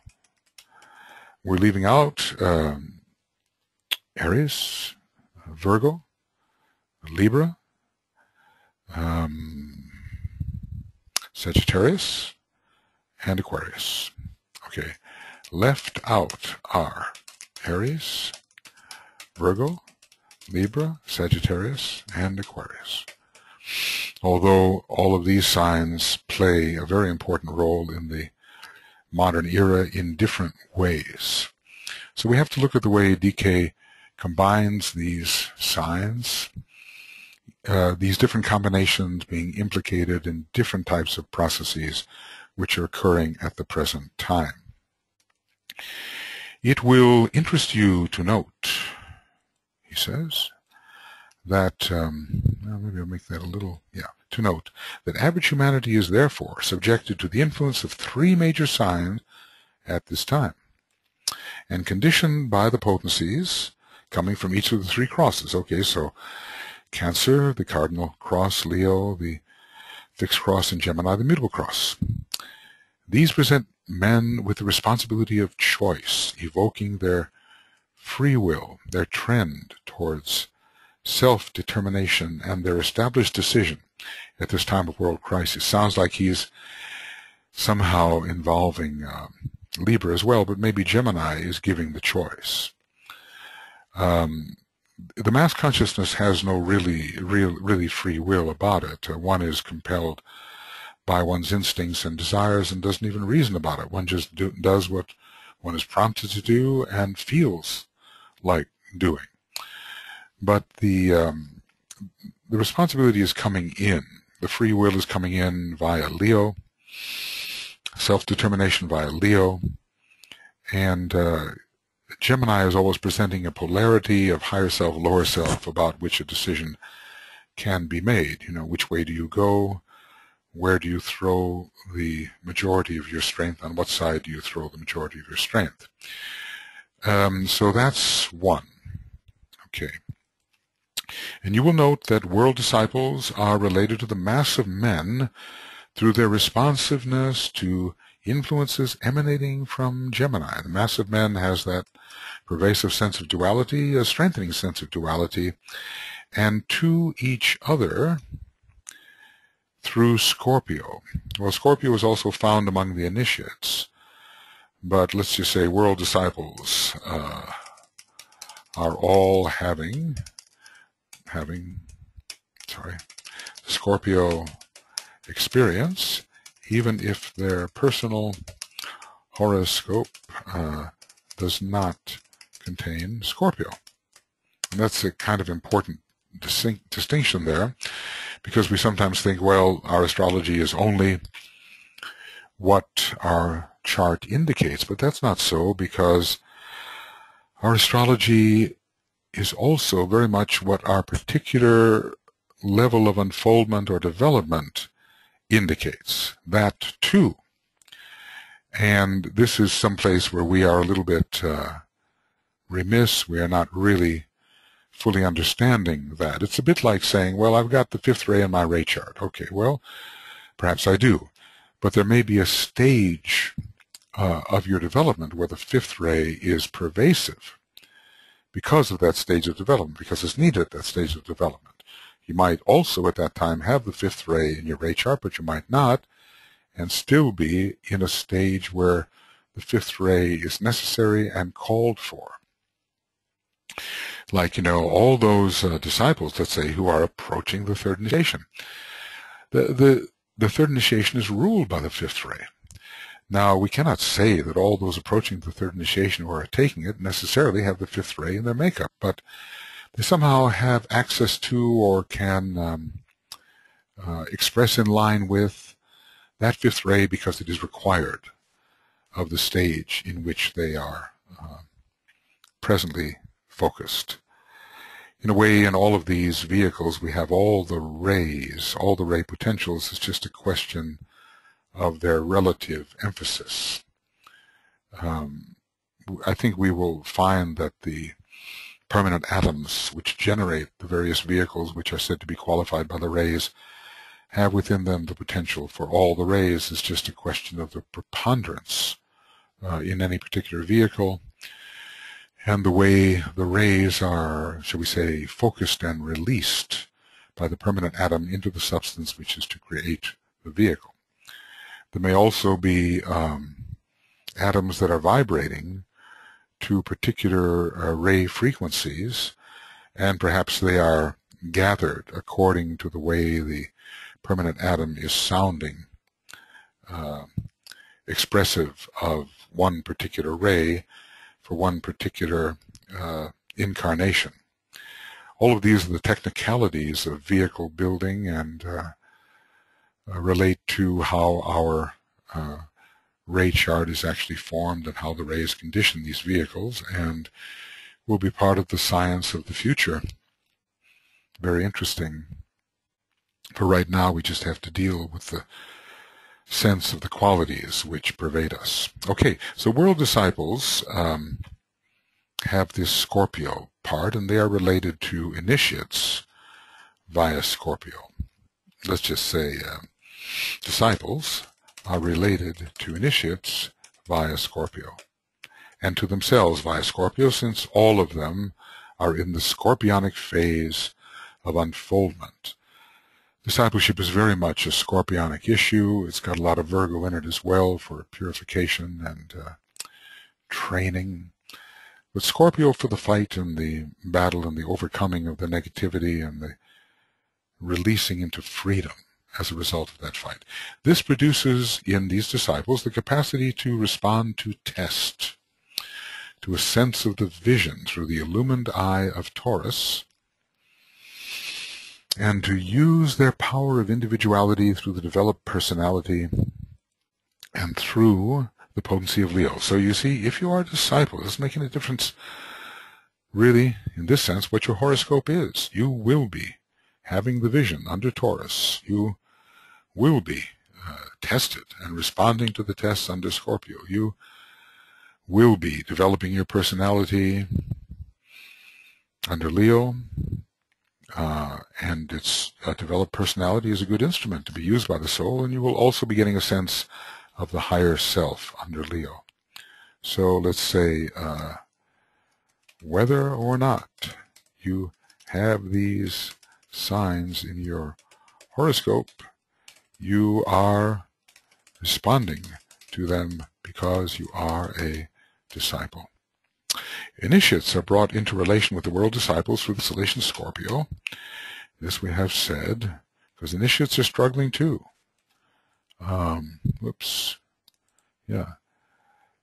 Initiates are struggling as well through Scorpio. Initiates are brought into relation to the world disciples through the constellation Scorpio to the hierarchical center, which is the ashram itself, to the great ashram via Capricorn, and to the mass through Pisces, the sign of all world saviors. And there's a close relation between Pisces, the sign of redemption, let's spell it, and salvation, and Cancer, also ruled by Neptune, and being a mass sign. So Pisces must redeem Cancer and Cancer. So they're both water signs. They both have strong Neptune. They both have a strong identification with matter and with emotion. Pisces, whoops, put it in the wrong place. Pisces must redeem Cancer. Okay. All right, so what he's done here is really important. He's said, look, we've got a great turmoil, struggle, conflict, battle. It is affecting three different types of human beings: average humanity, disciples, and initiates, with, I suppose, aspirants and probationers being at the upper end of humanity or at the early phases of the stage of discipleship. Then he's talking about the 3 or 4 particular signs that in this battle particularly affect those 3 stages of humanity, those 3 types of human beings. Then he's talking about the how disciples and initiates are related to themselves, to each other, and to humanity. So this is an important little section when thinking about what's going on in the world, and when we interpret events in the news and so forth, we should bear in mind these particular signs that are so operative and look for expressions of them. We certainly see the mass consciousness everywhere. We see powerful individuals emerging We see the sense of duality everywhere because people are caught in the pairs of opposites under Gemini, but also the sense of that higher life. People are beginning to grasp a vision. The disciples certainly are, and they are struggling to make the vision a reality, and they are using the full force of their dominating personalities to do that, and also the force of their higher self, and they are having an increasing sense of the pairs of opposites, with the higher of the pairs of opposites becoming stronger all the time. Then behind the scenes, the initiates are working, struggling to overcome the forces of the world which are pitted against them, but achieving great realization and connection with the higher ashrams through Capricorn, and are coming right back into the mass via Pisces.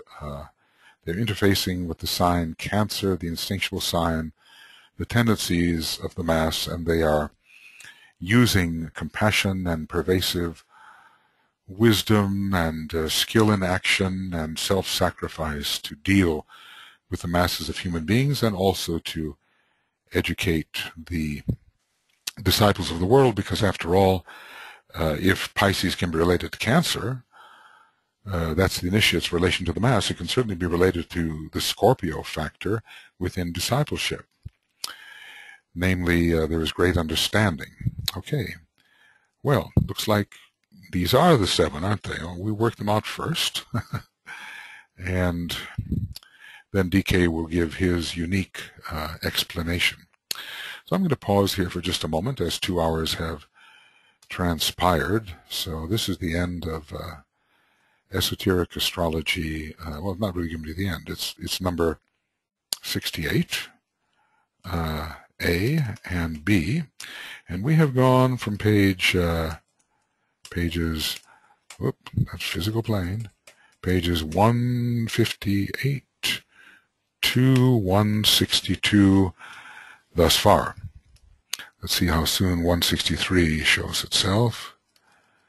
And is it one? No, it's 164. So it looks like we've gone all the way to page 163, and we will pick up in a little bit. Maybe this will be a slightly longer Esoteric Astrology adventure. I know it's harder for you to download them when they're like this, but it saves so much time on this end, and perhaps I'll ask our technical department to split them up a little bit. And in any case, they'll be split up on YouTube in 15-minute segments. Okay, we'll be back.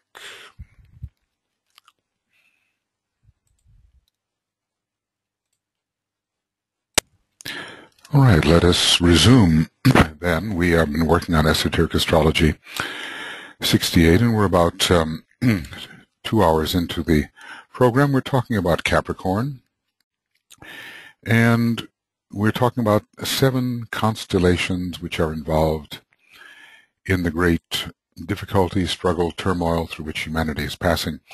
Probably DK is speaking of this in terms of Capricorn's struggle with the forces of the underworld, struggle with the forces native to the underworld. As it is said, the word native somehow implies the instinctual nature. 7 constellations are therefore predominantly brought into close combination at the present moment of crisis, and are responsible for world affairs as they are found today. So, okay, and we have Cancer and Capricorn on the cardinal cross. The idea here is both gates stand wide. Well, the gate into initiation via Capricorn, certainly so. But what does the Tibetan mean here by both gates? Is the gate from the animal kingdom into the human kingdom standing wide open? Probably not. There are just a few of the domesticated animals that will be allowed through in this particular round. So the gates of Cancer and Capricorn, well, certainly the Capricorn gate is open, but from another perspective, we can think of the gate as standing wide as the members of the hierarchy pass into the mass consciousness of humanity and there do their work associated with the externalization. The idea that also lesser members of the hierarchy will be born into humanity and are passing through the gate into human service through the process of incarnation. This is one way of looking at both gates stand wide. There was a time, I think, when perhaps both gates were open, but usually maybe not at the same time so much in terms of initiation or individualization. It was probably after the gate of individualization was shut to the animal kingdom that the gate of initiation opened, or that they happened somewhat simultaneously in Atlantean times. What else do we have? Leo and Taurus, Leo and Scorpio on the fixed cross, and this is a funny word, disciples. The disciples dominate the world. So we have here, who are the disciples? The disciples dominate the world. I think I can't quite make this work exactly the way I would like, but I think you get the idea here.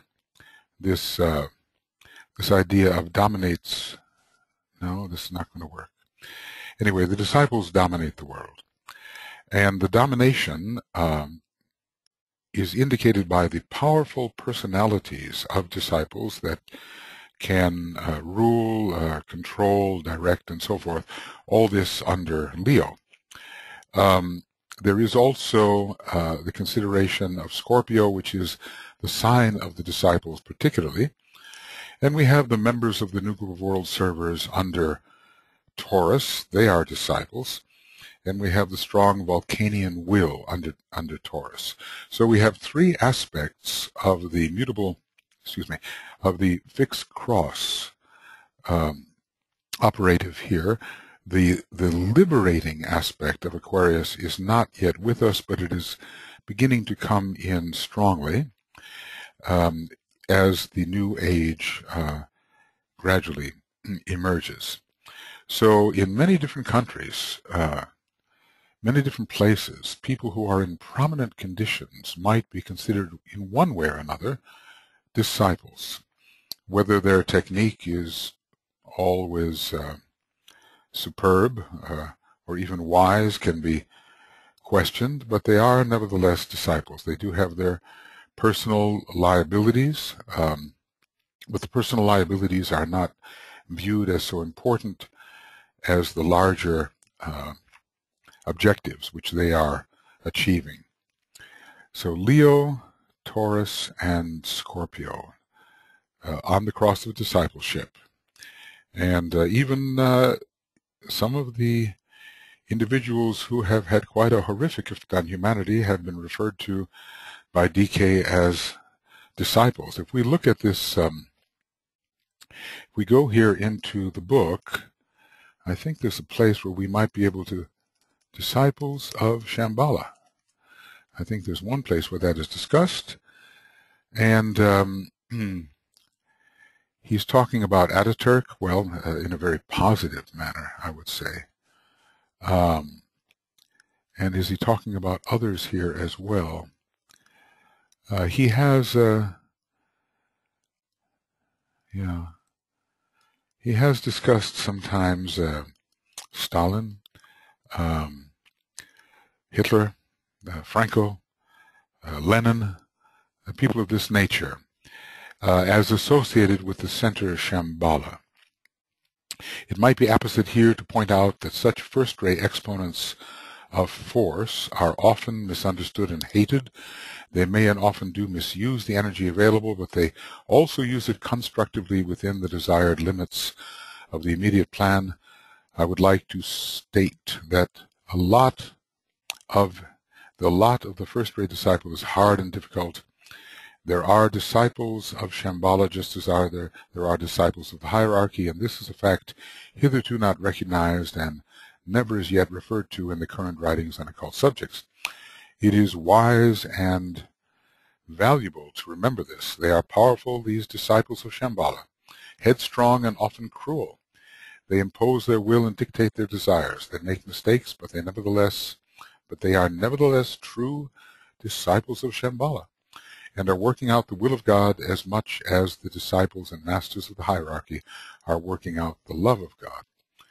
This is a hard saying for some of you, but your failure to recognize this truth and to respond to it does not affect the issue.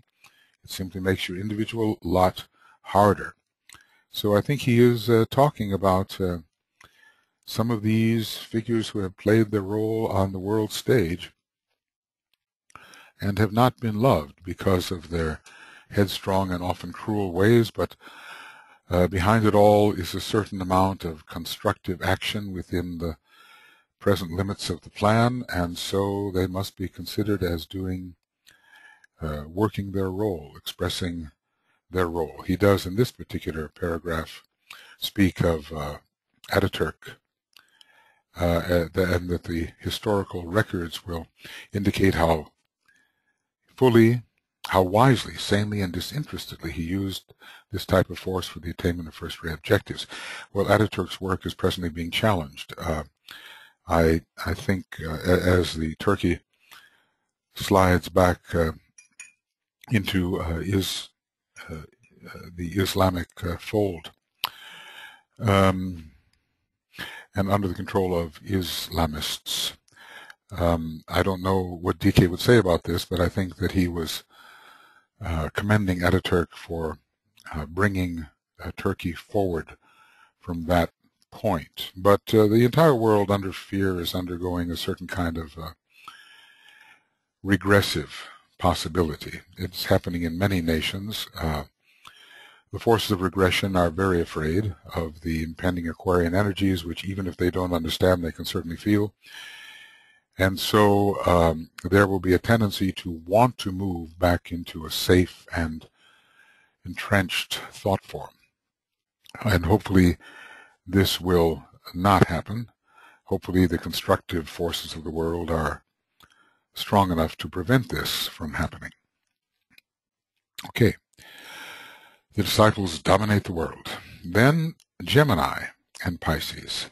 World salvation is possible today. You know, I just can't stand the way this looks. I think if I just bring it down, yes, I'll bring it down to number 10.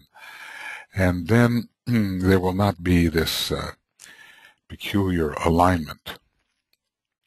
So DK has divided these 7 signs in different ways. And we see the key ideas. Both gates stand wide. The hierarchy is coming and going, we might say, into the hierarchy and from the hierarchy back into humanity. The disciples dominate the world, and whether they are always recognized, loved, or hated, they are doing something constructive for humanity. And then we come to this Gemini and Pisces, world salvation is possible today. You know, these are the linking signs, Gemini and Pisces. They are very strong second ray signs. And salvation is coming particularly under the second ray. The world savior is found under the second ray. And we know when we try to relate the opposites in the zodiac that usually it's Gemini which is the relating agent, but when Gemini itself is involved, as opposing Sagittarius, it's Pisces as the relating agent. And here we are looking at the 2 signs which are uniquely second ray. These are signs connected with the Master KH and are said to be found within his horoscope, Sun in Gemini and Pisces rising. I think a lot of the world savior types have Pisces rising. I think this is true of the Christ. If I were to look at the Christ's chart and try to understand something of this, I'd say it could be Sun in Libra with Pisces rising, or maybe Sun in Pisces with Libra rising.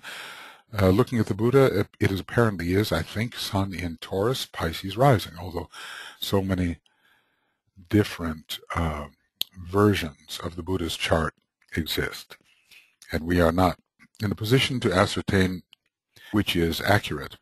And you know how it is when you're making the charts of the great ones. You can always justify them somehow. I've seen a number of charts of the Master Jesus. They all have their good points. I think one of the ones with Sun and Capricorn and Virgo rising, which is the same as the horoscope of the Jewish group, is one of the most convincing of the horoscopes, I would say. Okay, moving on. The exoteric and esoteric planetary rulers of Capricorn are the same. And Saturn rules the career of the man in this sign, no matter whether he is on the ordinary or the reversed wheel, or whether he is on the mutable or the fixed cross. So we have to have in our quiver, as it were, lower and higher interpretations of Capricorn, of Saturn. And, one of them deals, of course, with the difficulties and obstacles and pressured circumstances of life. I guess you can never escape that with Saturn, and with direct limitation and karmic retribution. And another, the higher, I think, deals with life after a great choice has been made, and it deals with conformity to divine law under the spiritual will, and it indicates a great ability to carry out the divine plan, because the structure of the divine plan is atmic, and under Capricorn, Capricorn's second ruler, Saturn, this plan is more deeply understood. When he has taken the third initiation and can consciously mount the cardinal cross, notice that, again, we're not talking about anything immediate in time. He says he can, after the third initiation, consciously mount the cardinal cross. But he doesn't say that he will do so immediately after the third initiation. We have to remember that this mounting of the cardinal cross, DK says in no uncertain terms, is done really after the fourth initiation. But after the fourth initiation is after the third initiation as well, isn't it? So sometimes he makes general statements which put you within the approximate time period of a possible event. And then he becomes more specific about when such an event will take place. And really, as I've said often, at the fourth initiation, the initiate is on neither the fixed cross or the cardinal cross. When he has taken the third initiation and can consciously mount the cardinal cross, he is then released from the ruling of Saturn.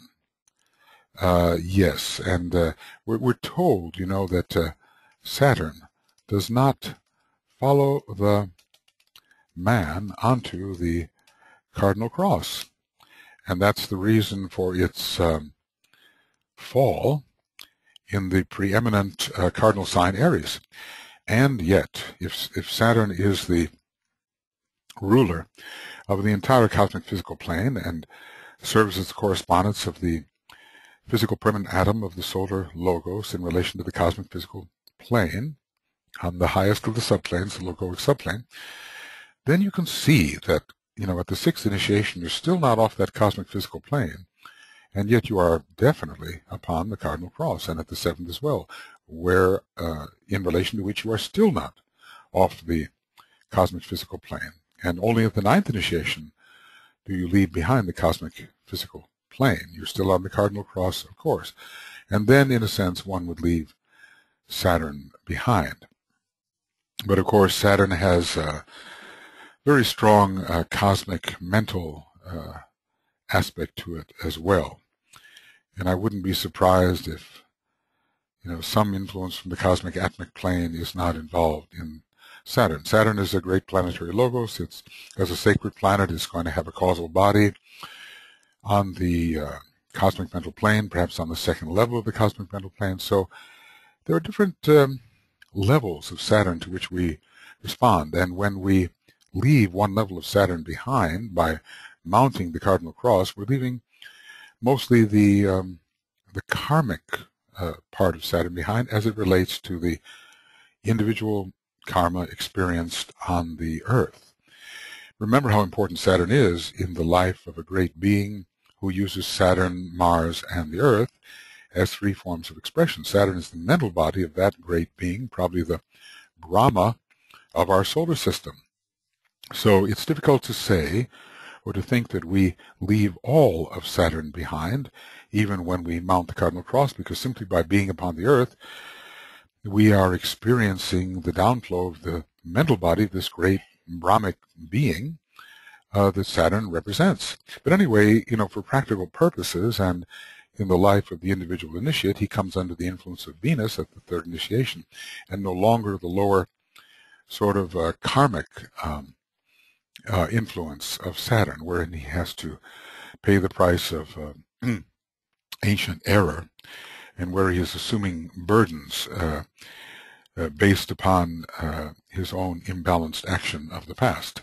So this is a very illuminating, it's a love-wisdom influence, but the aspect of illumination, I think, is particularly strong in Capricorn, when Venus is the hierarchical ruler. He comes under the influence of Venus, who is the governor or ruler of the hierarchy, which is that of the crocodiles. Now, this is a dual hierarchy, which means, what does it mean?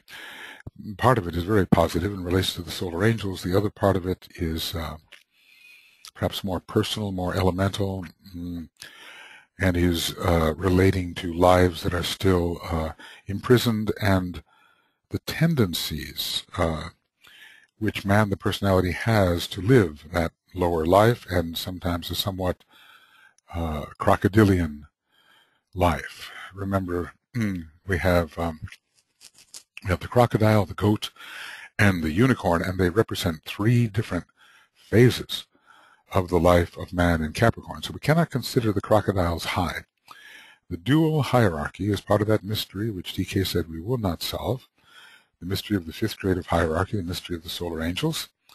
Interesting, I've seen a picture, a painting, a diagram of Lakshmi, who is Venus, the Hindu version of Venus, Lakshmi riding upon the back of the crocodile. And it is the power of the solar angel to subdue the crocodilian nature of man, the reptilian brain and all that it prompts towards, which is a lower form of cold-blooded life which has not yet been heated by the warmth of the heart which Venus confers. So there are some crocodilian Capricorns who, if they cry, it will not be out of sympathy, but it will be crocodile tears, always for a purpose, always for a motive, under the third degree, third aspect of divinity. It is only when a man is upon the Cardinal Cross that the significance, purpose, and potencies of the creative hierarchy become clear to him. Have we not been struggling? Indeed. The purpose and potencies of the creative hierarchies become clear once we are masters, because that's when it can be said that we are truly upon the Cardinal Cross, not at the third degree. No, that is directly contradicted by what DK does say. And the doors of entrance into all of them stand wide open. Interesting, perhaps the more advanced man can function through the lower hierarchies in a very conscious and skillful way, and perhaps he knows what are the methods by which he can enter any of the higher creative hierarchies. But even as a master of the wisdom, I cannot see how one could simply choose to enter hierarchy 2 or hierarchy 1 or any of the manifested, unmanifested, or therefore liberate creative hierarchies.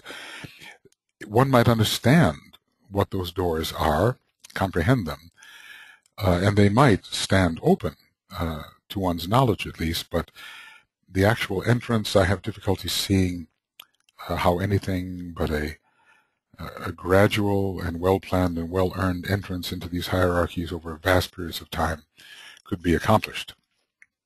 Okay.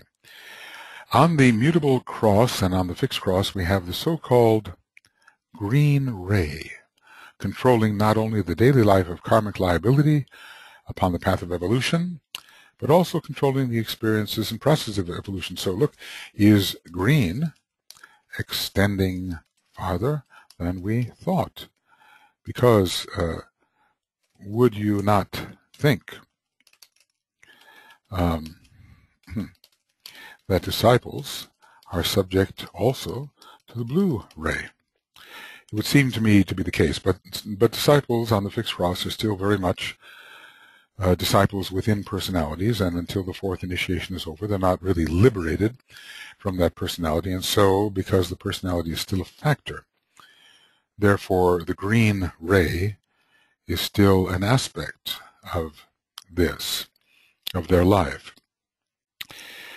So we'll take him at face value here on the mutable cross and on the fixed cross. That's a surprising thing, because the mutable cross is definitely under the green ray. But in a way, the fixed cross seems to me to be under the blue-green or green-blue ray, and therefore the experience on our blue-green planet, Earth, should really accentuate the more intense parts of the fixed cross experience: blinding light, fiery pain, bitter woe, and yet the cross of liberation. It controls not only the daily life of karmic liability. Now, karmic liability is under Saturn, the green planet, or at least the third ray of which Saturn is the predominant expression, is the green ray. And the will to evolve is related to the path of evolution. It's the third ray type of will to evolve. Will to evolve.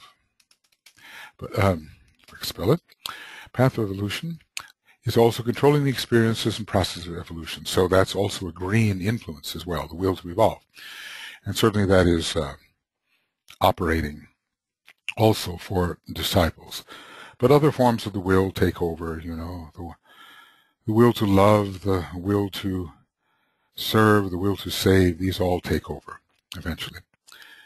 The reason for this is that Capricorn is an earth sign, particularly with resonance, particularly to the cosmic physical plane and to the systemic etheric physical plane, which is the correspondence, the lower correspondence to the cosmic physical plane. And these earth signs are all involved with some measure of concretion, which is I don't know how we would call it, a denser or a more aggregated relationship of the factors of the atoms involved. Whether those atoms are strictly physical etheric or astral or mental, there is a closer and tighter relationship between them under earth sign influences. The reason for this is that Capricorn is an earth sign, and because the third and fifth rays work predominantly through this sign, embodying the third major aspect of divinity, active intelligence, plus that of its subsidiary power, the fifth ray of mind. We're talking about the color of green, generally, related to the third ray of active intelligence, and I've often wondered here how this is expressed. The third and fifth rays work preeminently through this sign. Now, it's the word "through this sign" that is very important. We know that Capricorn as a constellation distributes the third ray and also the first and the seventh. But, you know, the way the planets are involved in Capricorn, the third and the fifth rays work through the planetary rulers of this sign. But do they work through the sign? That is a question. I mean, how definitive is this language? The planetary rulers of this sign express the third and fifth rays. But does the sign too express the fifth ray? The third, it does. And there's something about Capricorn in relation to the concrete mind, in relation to the universal mind, which makes me think that the fifth ray could come through the sign, as well as through Venus as the hierarchical ruler of the sign. Unless when he says through this sign, he also means through the rulers of the sign. Well, we know that much. The third and fifth ray do come through Saturn and Venus. But our greater question is, does the fifth ray operate constellationally, just as the third ray does. Okay, so we're talking about the path of evolution much under the third ray, and the fifth ray is, in a way, a concretization of the third ray, just as the seventh is of the first and the sixth is of the second, leaving the fourth ray in a unique position. The reason for all of this expression under the third ray and under the color green, the green ray controlling, all of this is because Capricorn is an earth sign, and the color green is related to the fecundity of earth and to the general reproduction of forms in the area of earth. Capricorn is an earth sign, and because the third and fifth rays work preeminently through this sign, and you kind of wonder, are there other signs for which they also work preeminently? And we will find esoteric and hierarchical positions in Gemini and Libra, for instance. What did I say, Gemini? In Libra, particularly, and in Gemini for the fifth ray, where they also work very powerfully. But the word preeminent is interesting, so third and fifth preeminently through this sign. Embodying the third major aspect of divinity, active intelligence, plus that of its subsidiary power, the fifth ray of mind. So he seems to be saying that the sign itself, the constellation itself, embodies 3 and 5. Well, this is something, a bit of a mystery to be solved. How many rays can come through a constellation or sign of the zodiac? Capricorn already has its full complement of 3, with 1, 3, and 7 coming through. Does 5 also come through, or is it simply through the power of Venus? There's many ways in which concretization is connected with the fifth ray, and DK tells us that the overproduction of concrete things is coming as a result of a fifth ray impulse. So Capricorn has this concretization, the ability to concretize, to materialize, as we've been seeing, to crystallize, and so does the fifth ray. There is a definite resonance there. So, and here is, and this is the place. This is what really makes me pause. These third ray and fifth ray, the third major aspect embodying, see, embodying suggests the sign. This suggests the sign. Suggesting the sign, and not just the planets. Embodying the third major aspect of divinity, active intelligence plus its subsidiary power, fifth ray of mind. Although in a way the fifth ray is always part of the third ray, as is the case now when the fifth ray has been faded out in its own right, withheld somewhat because mankind was getting ahead of itself in terms of knowledge. But the fifth ray is still reaching us through its superior, the third ray. So as a part of the general third ray expression, the fifth ray comes in. But now look at this. These, and by the these, we mean the third, see? Oh, spelling. The third and fifth rays pour through Capricorn to Saturn and to Venus, and so reach our planet Earth. There's not much question about it there.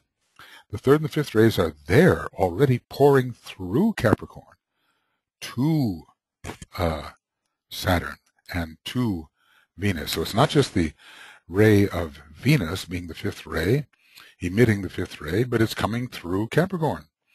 So I think that's pretty definite.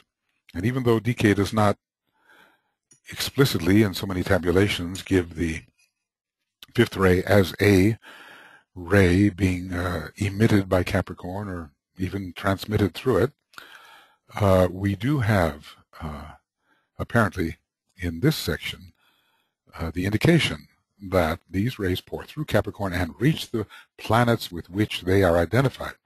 The third ray is identified with Saturn, but first it pours through Capricorn.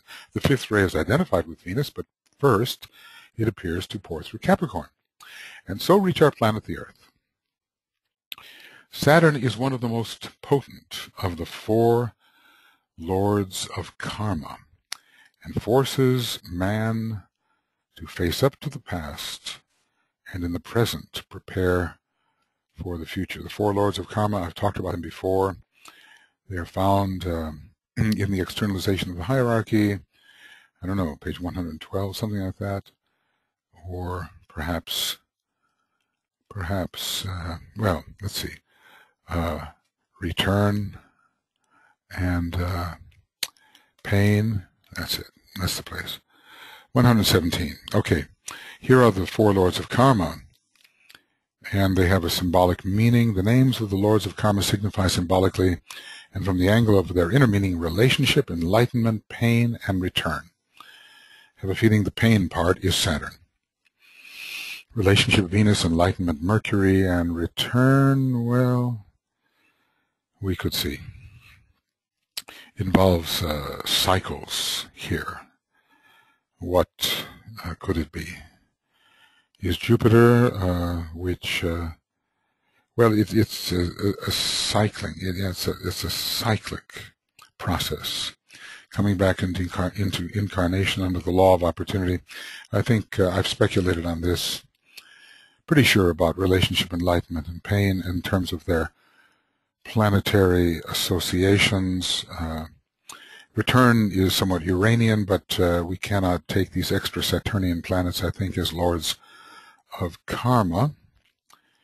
I wonder if the Earth itself, under its symbol of the cross, is a lord of karma, and the frequent return to incarnation, return to the flesh, is part of that, perhaps. Okay, page 116 and 117, and the externalization of the hierarchy. Okay, Saturn is one of the most, potent of the 4 lords of karma, and forces a man, this is what it does, to face up to the past. He pays the price of ancient error. He conditioned his vehicles in the past, and the conditioning remains until he changes that. In other words, you make your bed, then you lie in it. Face up to the past and in the present, with practicality to prepare for the future. So this is the factor, the third ray factor of the urge to formulate a plan. It's one of the methods of inducing soul control. It's connected with the third ray, with the third aspect of divinity, and it's naturally associated with Saturn. Planning is a great Saturnian virtues. Such is the intention and purpose of karmic opportunity. Face the past, realize the present moment, and plan for the future. So that seems to be one of the reasons, the way karmic opportunity is presented. Face the past and plan for the future. From certain angles, let's see, how does that work? Yeah, well, you have to deal with the causes you have set in motion, and you want to better conditions, make conditions better. Saturn will help you do that, give you the sequential path, the critical path, as it's sometimes been called, and that's a very Saturnian thing, the critical path to the objective. But let's just say that the urge to better conditions comes in under Uranus, as he tells us.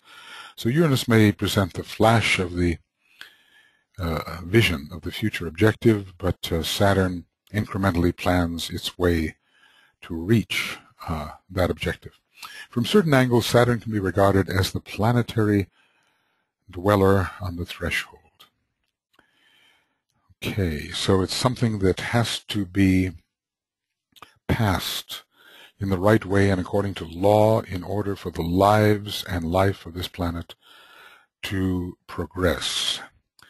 So the dweller on the threshold idea, wherever Saturn is found in your chart, will present some aspect, some dweller aspect, some unfinished business, something that has to be improved to be set in the right condition to be overcome. The dweller is all that wants to hold you into the present crystallized condition, and you have to find a way to redeem this dweller, no longer to be held by it, to pass through it, to pass beyond it. For humanity as a whole has to face that dweller as well as the angel of the presence. Humanity considered as, I would say, the disciple. Humanity as the disciple has to face the dweller and know the evil tendencies within itself, which we well see, and which any one of us investigating the matter individually can well see. We have to face all the misdeeds and the miscreations. Miscreant, that's an interesting word, somebody who has created badly, a miscreant. All that the miscreant within us has created out of alignment with the plan, and maybe even in an adversarial position with regard to the plan, and also that higher part of ourselves in relation to which we have to turn on the light until it becomes so intense that the dweller is overcome. In the ancient catechism this is described. Has to face the dweller as well as the angel of the presence, and in so doing discover that both the dweller and the angel are that complex duality which is the human family. And here I would say it's the personality of the human family and the content of the egoic lotus of the human family.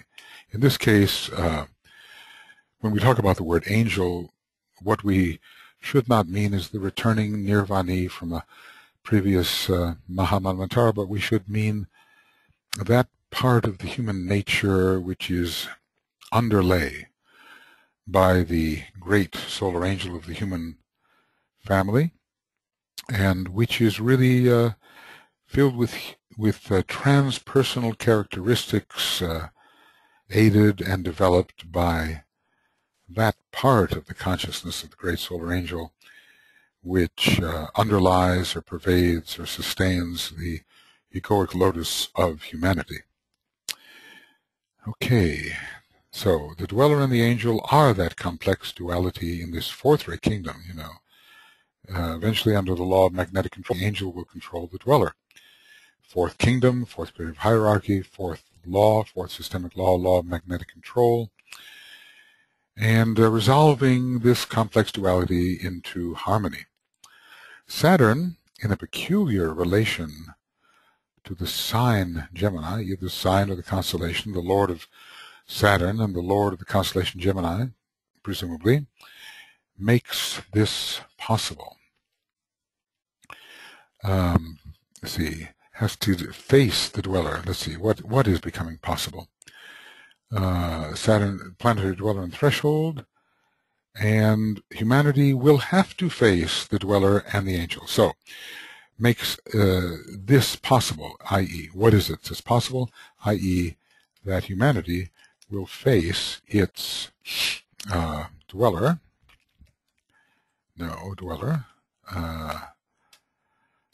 and its angel. That humanity will face both, and know, for a change, that it is a complex duality, and not simply project the negativity sensed within itself upon other members of the human race. So once we face these, we realize that the enemy is within, and that we ourselves, in the Christian terminology, are born in sin, and the idea of the original sin and all of that having to do more with the condition of the lunar vehicles. Of course, they dwell too much on the sin part and not on the God-immanent part. God-immanent is not admitted, but God-transcendent is. So we have sinful man and good, transcendent God. And this is not recognizing that complex duality. So modern religion, let's say Christianity, Islam, etc., maybe Judaism as well, perhaps the Abrahamic religions, do not recognize this complex duality because they do not recognize God immanent. Although I do believe in Christianity there is much to indicate that God is immanent, but it depends on who's been doing the interpreting and how the interpreting is presented. Individual man makes this discovery and faces the two extremes whilst in the sign Capricorn. And the fourth and fifth creative hierarchies do the same in Libra. This is a profound statement. Well, anyway, I think we understand that, let's see, Gemini, the human race faces its dweller and its angel. In Capricorn, the individual man faces his dweller and angel. And then we have this very provocative statement. The entire fourth creative hierarchy, are these men considered separately? Because, in a way, the fourth creative hierarchy is a bit like the dweller, and the fifth creative hierarchy of solar angels is a bit like the angel. But maybe both of them are facing their dwellers. So maybe both the fourth creative hierarchy and the fifth creative hierarchy have dwellers, and a higher aspect as well. We certainly know this of man as the fourth creative hierarchy, although we are speaking really of monads here. But perhaps in Libra, which is in a way 180 degrees away from the ascendant, given the archetypal Aries on the ascendant, we face our exact opposite. So maybe the fourth creative hierarchy will always have its dweller in relation to the lower vehicles of expression of the monad. So what is the dweller to the monad? To the monad, the dweller, in a way, is the soul plus personality.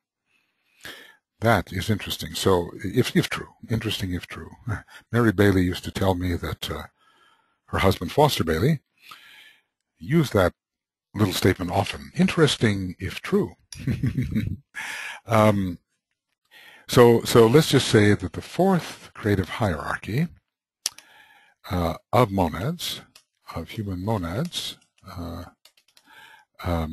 has as its dweller the combination of all that expresses on the in the dense physical body of the solar logos, i.e., i.e., the combination, let us spell it, of soul plus personality. So in a way, it's very difficult for even the soul-infused personality to become the monad, because in a way they are opposites. So if we start to identify, if we identify as the spiritual triad midway, suppose we identify as the spiritual triad midway between the monad and the soul-infused personality. Then what is the dweller? Okay, then indeed the dweller is the soul-infused personality, which is considered to be a limitation. Both soul and form together must renounce the principle of life and thus permit the monad to stand free. Okay, that's the 10th law of healing.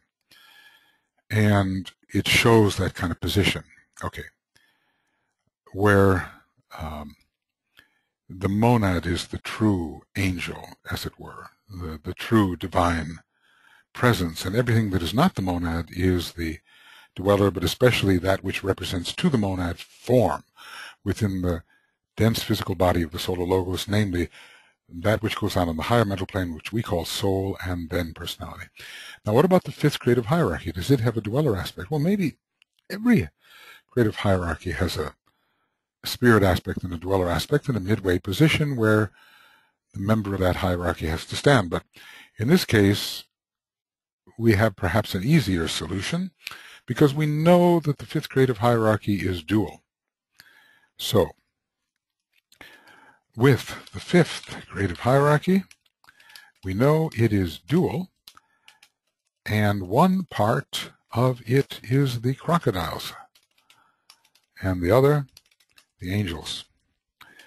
So maybe the dweller for this creative hierarchy is very much that which is called the crocodiles, or the lives on the lower mental plane compared with the lives on the higher mental plane. But of course this is too simplistic a solution, because really, where is the monadic nature of the members of the fifth creative hierarchy? And it might not even be on the cosmic physical plane at all. It might be on the cosmic astral plane. And there might be some kind of expression that's taking place on the cosmic physical plane, which is considered as a dweller. I can't really say what that would be. And some intermediate position for consciousness, where? On the cosmic astral plane or higher levels of the cosmic physical plane, which is analogous to the position of the disciple, standing between his soul and his dweller personality. So what are we learning from all this?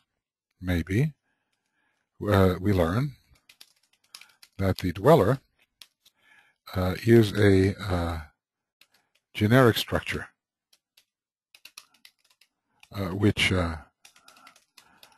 can relate to many different kinds of self-conscious beings. Okay, structure. And what we see here is that man has his dweller an angel, humanity has its dweller an angel, the fourth creative hierarchy of human monads has its dweller an angel, and even perhaps the higher, that group called the fifth creative hierarchy, which is our redeemers, they have their dweller and their highest spiritual point, which is analogous to the angel. Now, DK somehow gives us some amazing hints in the book. You know, you could just pass them over and read them, but when you think about what he may be hinting at, it's really, really quite profound. Okay. So anyway, these were in the nature of speculations, of course. Through Saturn and Venus, therefore, Capricorn is connected with Libra, so the sign of initiation Capricorn with the sign of legislation Libra, and also with Gemini and Taurus, for Venus is the esoteric ruler of Gemini and the orthodox ruler of Taurus. And these four constellations, Taurus, Libra, Gemini, and Capricorn. See, well, the main thing here, yeah, Saturn, Libra is involved in the Venus connection and the Saturn connection.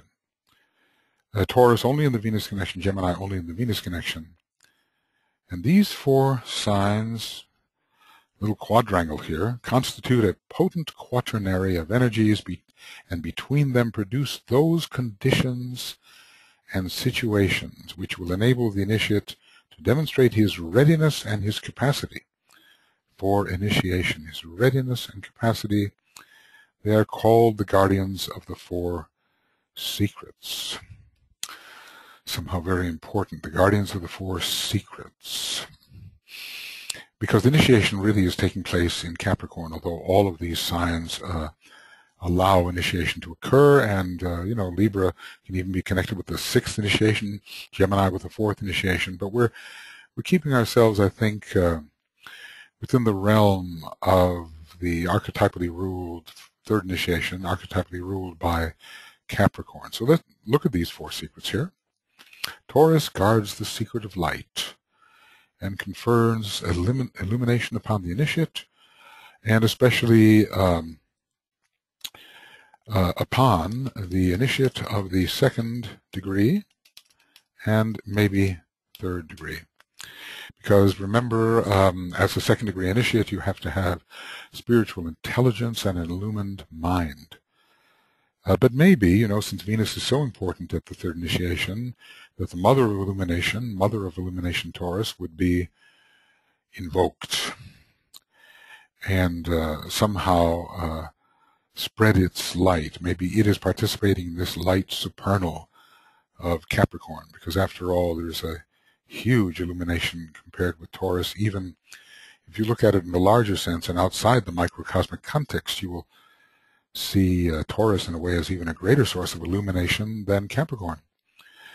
Okay, so that's the secret of light. And maybe, what is the secret of light? What is the secret of light? Is it how light is matter and light is form? All forms are light forms. And how is it that the great Sophia, or the great light, becomes form? How does that really happen? How does God descend to manifest? A being descends to manifest. What is this precipitation all about? And you can be sure that if it's precipitation, the Capricorn and Saturn are involved as well. Gemini guards the mystery of the secret of duality. Usually soul and form in this case, but it can also be monad and soul plus personality. So either way, guards the mystery or secret of duality and presents the initiate with a word. Don't the Geminians love words? So do the second rays. A word to the wise is sufficient. Presents the initiate with a word which leads to the fusion of the greater pairs of opposites. What are the greater pairs of opposites? Could be spirit matter. The normal pairs of opposites are soul and personality, and the greater pairs of opposites may be spirit, and matter. Okay. A word. So often words are conferred, and they have a special potency to bring about certain effects. Rule 11 about the group, and let them find the word which will carry out this task. That the group transfer the fire within the jewel and the lotus into the triad, and let them find the word which will carry out this task. The word has now gone forth from the great point of tension accepted as a group. When the word goes forth, it's a word of power, and it has a special effect. And Gemini, being one of the most verbal, related to Mercury, one of the most verbal of all the signs, naturally is receiving a word here.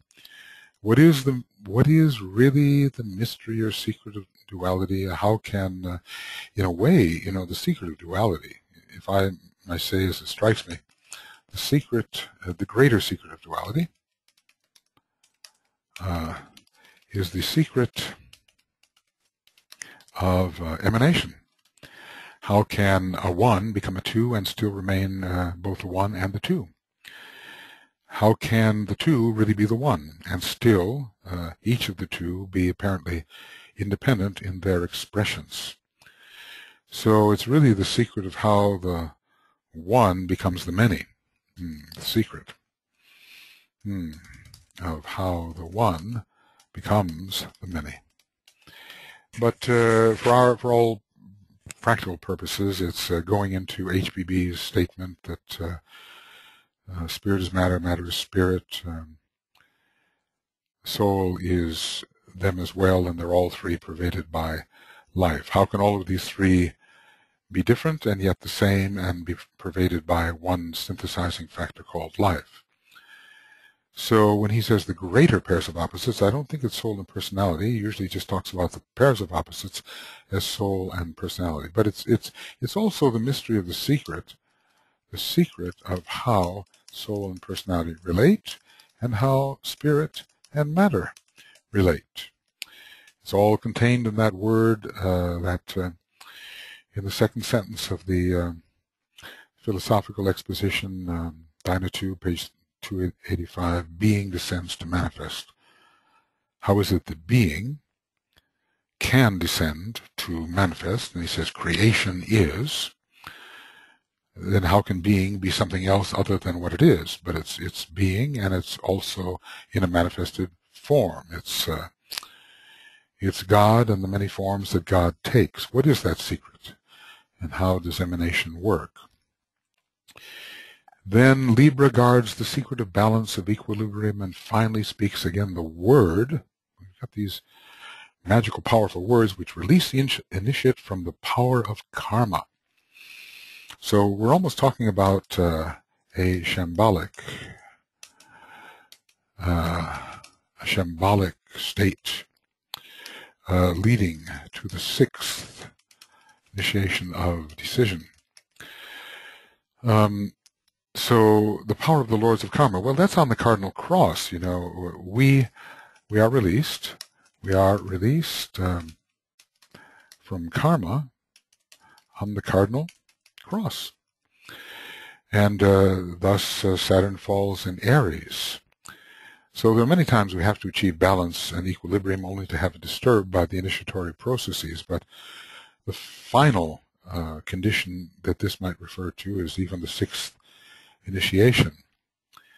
And from a very balanced, poised, with a completed point of view, a harmless position, that great decision can be made. Perfect poise, a completed point of view, and divine understanding. These are all Libran qualities relating to harmlessness. That has been totally achieved when this great decision is made. When really is the initiate released from the Lords of Karma? Well, in terms of the lower worlds, the initiate is released at the fourth degree. At least, and then Saturn, in one of its aspects, cannot follow the initiate onto the Cardinal Cross, which is, I think, mounted at the fifth degree, though, you know, even more thoroughly as a liberated monad at the sixth degree. So Libra has some powers way up there. It's not like we can think of only the human phase when we are dealing with this. These signs of the zodiac, they have applications at various levels of the human stages of human development, and we might think of, well, some of these signs are only active in the earlier initiation, but then take a look at the later ones, and you will see that once again they are active. Okay, guards the secret of balance. What do we have here? We have Libra with the secret of balance. Oh, how about making that big? Libra with the secret of balance, and we have Gemini with the mystery or secret of duality, not only a secret but a mystery as well, which means that ordinary methods of understanding it are not given to success. In Taurus, the secret of light. Interesting here, it's Mercury that confers illumination, but Mercury is definitely related to Taurus. It's the Buddha planet. Taurus being the sign of the Buddha, Mercury being Buddha esoterically. So even though Mercury is not the ruler of Taurus, Mercury and Taurus together are involved in the secret of illumination. Finally, Capricorn guarding the secret of the soul itself. Well, since these are secrets, you know, we're not going to be fathoming them to the full degree, of course. But we'll, you know, hint our way towards what they might be, and then some fine day the intuition will speak and we will know. The secret of the soul itself, and this it reveals to the initiate at the time of the third initiation. Because until that time, man is not the true initiate, he's only a probationary initiate, and until that time, the ancient authority of the personality is not yet won over. This is sometimes called the secret of the hidden glory. So there's a great, you know, glorification. Glorification occurs at the third degree, a kind of glorification, a glorification, okay, a glorification at the third degree. And Christ was transfigured before the three disciples that he took with him into the desert, and they were prostrate before him, and they represented the physical, emotional, and mental natures, and there was a great illumination, this glorification. St. Paul experienced that as well. But glory only continues to become more intense, and we cannot say that the glory of the third degree is greater than that of the fourth. It isn't, and so forth. The glory continues to augment. What is the secret of the soul itself? Well, this would involve the solar angel, the fifth creative hierarchy, and the way, I suppose, in which the fifth creative hierarchy and solar angel is related to the egoic lotus and to the position of incarnating man upon the higher mental plane. There are many factors involved in what creates the soul of man on the higher mental plane, and perhaps these are revealed factors which create the soul of man on the higher mental plane. Perhaps these are revealed. And, of course, life upon the higher mental plane is glorious by comparison. It's life within the radiant algades, the egoic body. It's life that is no longer opaque. It's life that is translucent and even, moving towards transparency. We've been told about the tremendous display of glory upon the higher mental plane.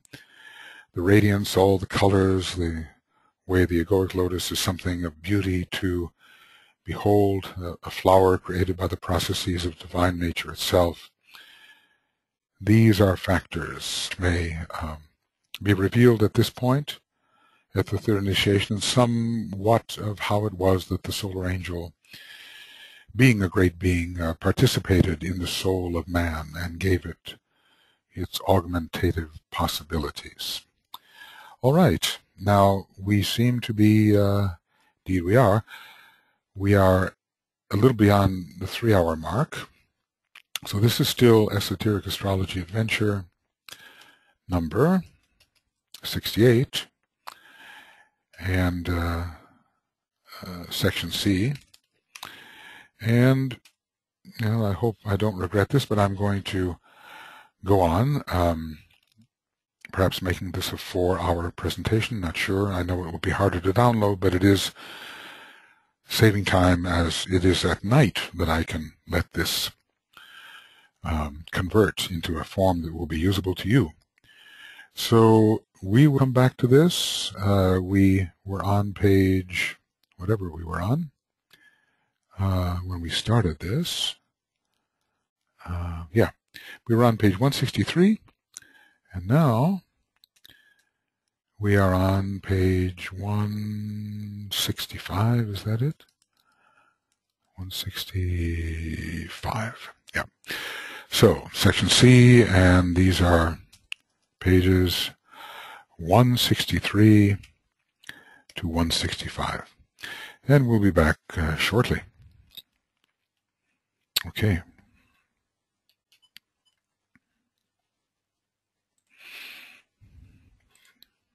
And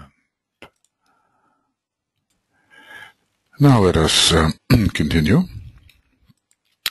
We are going into the 4th hour here, but of course this will be broken up in different ways, so that it will be easier to use. Through certain other of the planetary rulers, through the medium of which the 3rd and the 5th rays work, Capricorn is connected with other constellations besides the 4 above. But these 4 are, for our purposes, the most important. Through certain others of the planetary rulers, through the medium of which the 3rd and 5th rays work, Capricorn is connected with other constellations. Well, I guess we could say, the 3rd and 5th rays, 3rd ray is operative through the Earth, and Capricorn would be therefore connected with Sagittarius. The 5th ray, in terms of the present assignments, is only operative through Venus. But of course, both 3rd and 5th ray work through Uranus, so you wonder about Capricorn in relation to Aquarius. The third ray is only operative through Saturn, so Libra is there, Capricorn is there, and Libra is one of the constellations to which it is related. But DK probably has in mind some other planets. Mercury carries a great deal of the third ray, probably on the personality level, and also on the monadic level, but I don't think DK is worried about those at the moment, dealing more with the soul. So basically what we have is, thus far, we have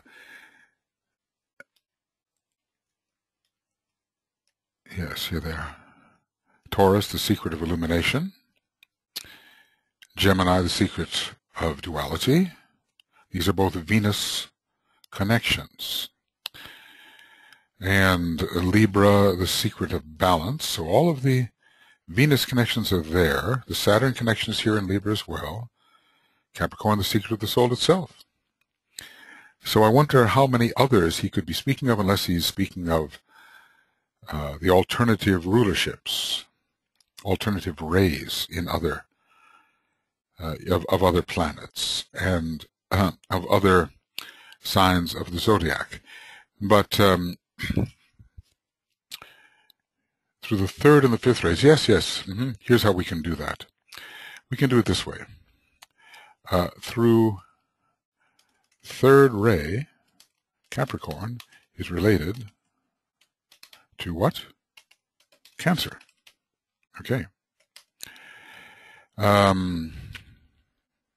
But we're not dealing with the, well, we're dealing with the third and the fifth rays. Now, through the fifth ray, if it comes through Capricorn, which we have been inferring that it might, Capricorn is related to Leo and Aquarius. That's another rulership. But this is taking place on the level of the constellations. We are not dealing so much with planetary rulers here as we are rays passing through constellations. And obviously through the first ray, Capricorn is related to Leo and Aries. Well, we are doing a little bit of this. Students can work out the remaining interlocking energies for themselves. That's the word. Interlocking energies. This is, we are studying here the great science of relations.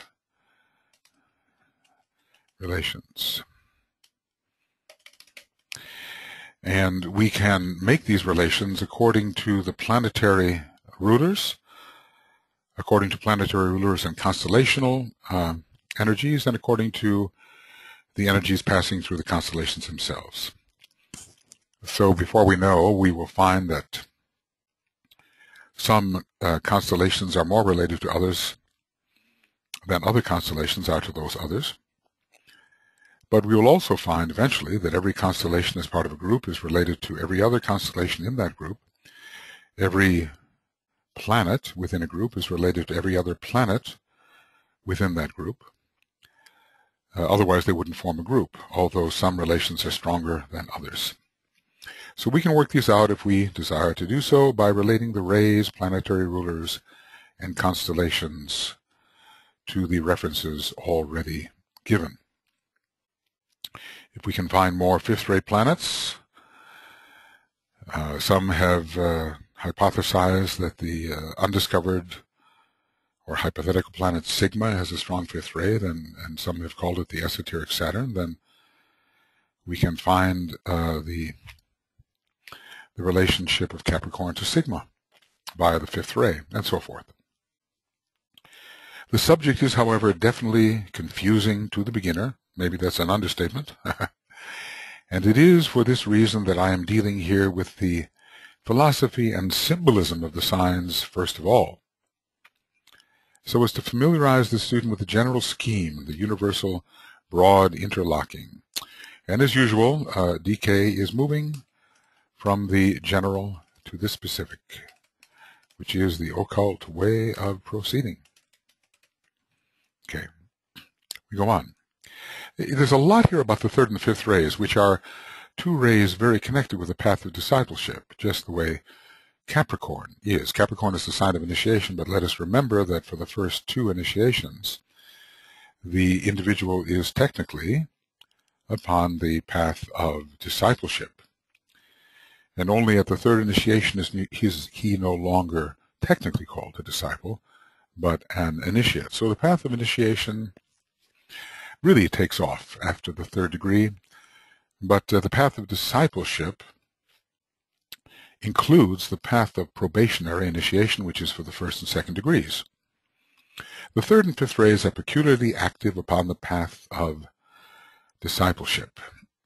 But now, interestingly, the planets which are peculiarly active upon the path of discipleship, technically considered, are Mercury and Saturn, which are a fourth-ray planet and a third-ray planet, though Mercury, as I say, is probably more essentially a third-ray planet than it is a fourth-ray planet. I consider Mercury to be of a fourth-ray soul nature, but probably ultimately a third-ray monadic nature and also a fifth-ray monadic nature. So there's those two planets on the path of discipleship, Mercury and Saturn, do ultimately bring in the third and the fifth ray. It depends how deeply we want to go into the levels of these planets and the rays which rule those levels, the periodical vehicles and so forth. The third and fifth rays, why is he talking so much here about the third and fifth rays? Well, yeah, they are coming through Capricorn as planetary rulers, rays of planetary rulers, but also apparently, as I pointed out earlier, as rays which are constellationally emitted or transmitted. The third and fifth rays are peculiarly active upon the path of discipleship, just as the sixth and the fourth are dominant on the path of evolution, which is a lower path, and maybe also the path of aspiration, and the first and seventh upon the path of initiation. This is a very important little formulation here. 3 and 5 with its mental polarization on the path of discipleship, 6 and 4 more with an emotional polarization upon the path of evolution and of probationary discipleship, although transition is in process, and 1 and 7 on the path of will, which is the path of initiation. And the second ray is the great controller, controls and dominates all the other rays, as you well know. Okay. Now here's a tabulation. We're talking about path evolution, really up to the almost up to the first initiation, but we have to consider the path of aspiration and probationary discipleship, which are operating even before the fifth petal is completely unfolded. Path of discipleship from the first to the third initiation, path of initiation from the third initiation on to the ninth. And here are rulers of these. He's already told us about the sixth and fourth ray. Well, on the path of evolution, we desire, we aspire. Let's see. Oh, that's pretty good. Lining up. Mars is the sixth ray planet and is obviously bringing a great deal of idealism and conflict on the path of evolution, and especially as we begin.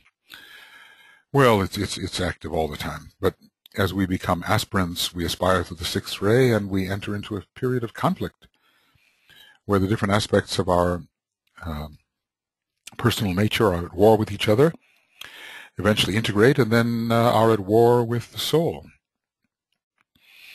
So Mars and Mercury, Mercury being the star of conflict, active on the path of evolution, but let's remember that if we go to page 70 of Esoteric Astrology, we will also see that Mercury and Venus particularly rule the path of discipleship. Let's take a look at that. Whoop, that was wrong. Can't press that. So let's try again. And this time press that one. And let's see. Esoteric Astrology, okay, page 70, and we will see it, that disciples upon the path of discipleship are strongly influenced by Mercury and Saturn. one bringing illumination and the other offering opportunity. So Mercury, although assigned via its ray association to the path of evolution, also has a very prominent place on the path of discipleship, doesn't it? Okay.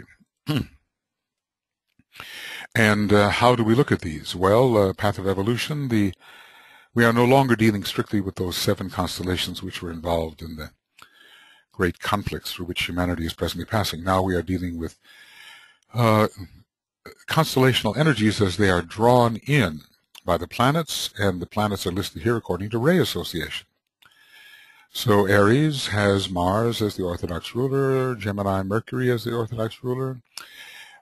Cancer is brought in through ray 4, and the moon could be listed there because the moon brings in ray 4, and so we're looking for all planets to bring in ray 4. The moon is not listed as on the path of evolution, though I think in many ways it should be. So why don't I just kind of put in non-official parentheses the moon.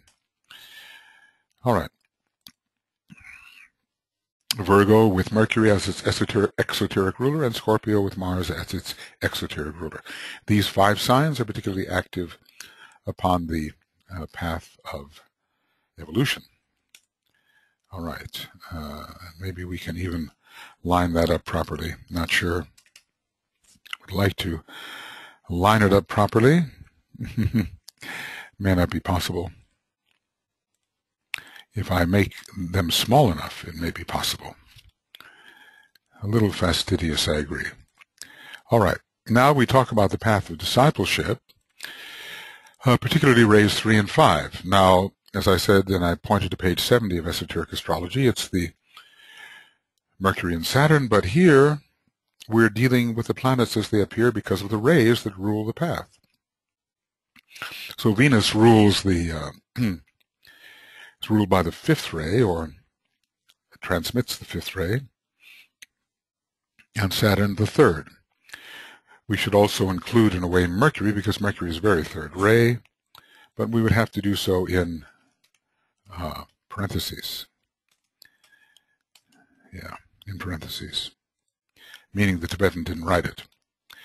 Okay, now going back just a little. Okay.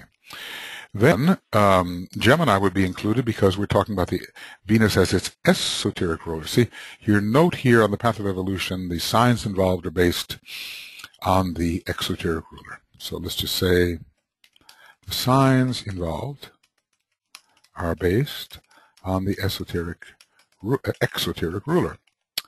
It's easier to say orthodox, but he doesn't want us to do that.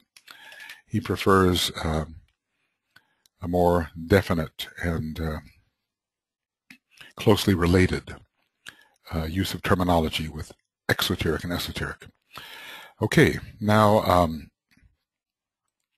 when it comes to the path of discipleship, Gemini has Venus as its esoteric ruler.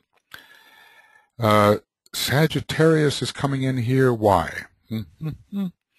Well, it distributes certainly the 5th ray, but also I'm very surprised to see that the Earth is not mentioned, because, and yet, except that it is an exoteric planet in a way. But Earth, of course, distributes the 3rd ray, but on the path of discipleship, it's a non-sacred planet, so perhaps is not involved. And yet, over here on the path of initiation, Pluto, a non-sacred planet, is definitely involved. So Earth looks like it should be involved. And Capricorn is coming in under Saturn and the 3rd ray. Sagittarius is coming in under the 3rd ray, which has Earth as its esoteric ruler, although the word Earth is not given. When we come to the path of initiation, rays 1 and 7, rays of will, a more abstract and more encompassing aspect of the will under the 1st ray, and a more concrete and specified and focused aspect of the will under the 7th. So Vulcan comes in as the esoteric and hierarchical ruler, Pluto as the esoteric and hierarchical ruler, and Uranus as the planet through which the 7th ray is transmitted. So Taurus comes in under Vulcan, for which first ray Vulcan is both the esoteric and hierarchical ruler. Libra comes in under Uranus, being the esoteric ruler. And Pisces is coming in under Pluto in the first ray, being the esoteric and hierarchical ruler. And there would probably be other ways we could deal with this. I mean, there are, of course, first ray constellations like Aries and Leo and Capricorn, which are not mentioned here. So this is pretty much being mentioned in this way through the planetary rulers. In other words, oops, that's not what I want. Let's see. Here, let's just say here. Here, the planetary rulers seem to determine, or let's just say the planets associated with the rays seem to determine which signs are implicated on the path of initiation. But let's remember that we were dealing with initiates just a little while ago in terms of those 7 constellations, and we had Scorpio, Capricorn, and Pisces, not Taurus, Libra, and Pisces. So those other signs were brought in because of their functions on the path of initiation. Scorpio being active certainly the first 3 initiations, and maybe in a different way at the 4th. So, you know, there are so many ways to relate rays, signs, planets, all of these interlocking relationships, and sometimes DK doesn't decide to emphasize all of them, but is becoming selective in this case. Venus and Saturn are pretty much being brought in the path of discipleship because of the 3rd and 5th ray, but we've got more going on when it comes to the constellations implicated, because we've got 5th ray Venus ruling Gemini esoterically, and we've had 3rd ray Saturn ruling Capricorn esoterically, but what's Sagittarius doing there? And that has to be a different relationship, not coming in via the planetary ruler, but coming in via the 5th ray perhaps, although if Mercury or the Earth were included, or let's just say Earth even, then Sagittarius would be implicated, 3rd ray Earth. So we're looking at the path that people tread, and as they're on this path, we should look for these rays being operative to characterize the way that they are treading that path. And when they are treading these paths, we should look particularly towards certain of the planets as characterizing that phase of the path which they are treading. Of course, the path of evolution is so long, millions of years, that it too can be divided up into subsidiary sections, and according to those sections, different planets will be operative. We can't just say Mars and Mercury are operative throughout the whole of, 24 million years? They are, but other things are also operative. I think we need to hierarchicalize the level of intensity of any particular planet at any particular stage of development. If you're a primitive Lemurian type, the Moon and Mars will be very active. And also Saturn in terms of karmic liability. If you're an emotional Atlantean type, Neptune in its lower aspect, and certainly Mars are active. The Moon still remains active. Other planets can come in, of course, and they all have the way they can be applied at that emotional stage. If you are a concrete-minded Aryan, Mercury in its concrete aspect, Saturn in its concrete aspect, even Uranus representing orthodox science, as we've been told in relation to the decanates, can come in. Did I say Saturn? Yes, I think I did. Earth can come in. Earth can also come in the Lemurian phase and so forth. And those will be, planets which are pretty well present and important for people passing through those stages. If you're going through the stage of personality integration, of course, the Sun is very important, just like it is for everybody, but it'll be more important because it's an integrated factor, maybe Jupiter too. will be important then. Mercury relating things together, Mercury the fourth great planet at that fourth stage called personality integration. Later, if you're trying to integrate with the soul, well, we certainly know Venus comes in as very important, indicating that stage. So does Jupiter, a secondary planet of great fusing and integrative power. So when we're working with people's horoscopes, we have to look at what the horoscope itself shows, yes, and that's most particular, but always, what stage of the path are they on? Now, I don't know how wide a perspective we esoteric students really have, because so often we're working with people like ourselves.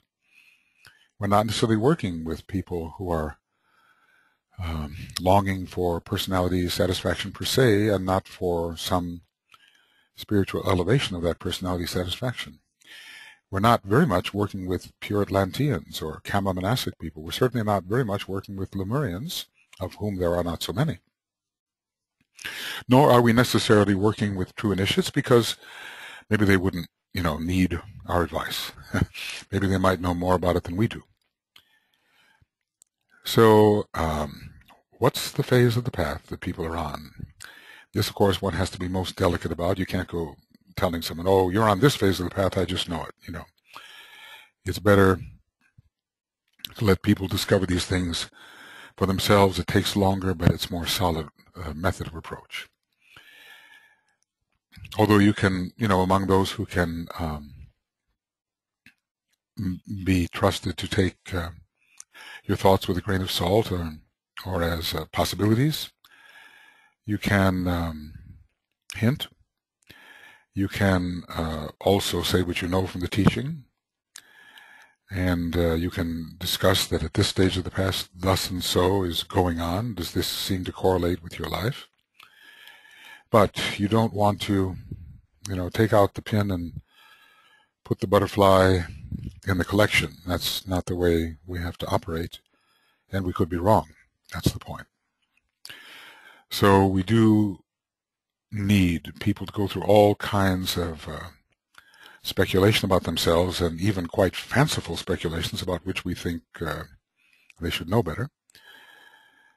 Eventually, they will come to the correct conclusion, and as they're nearing that, if you're in a position to really know something, then your words will be more respectfully absorbed and without emotional reaction.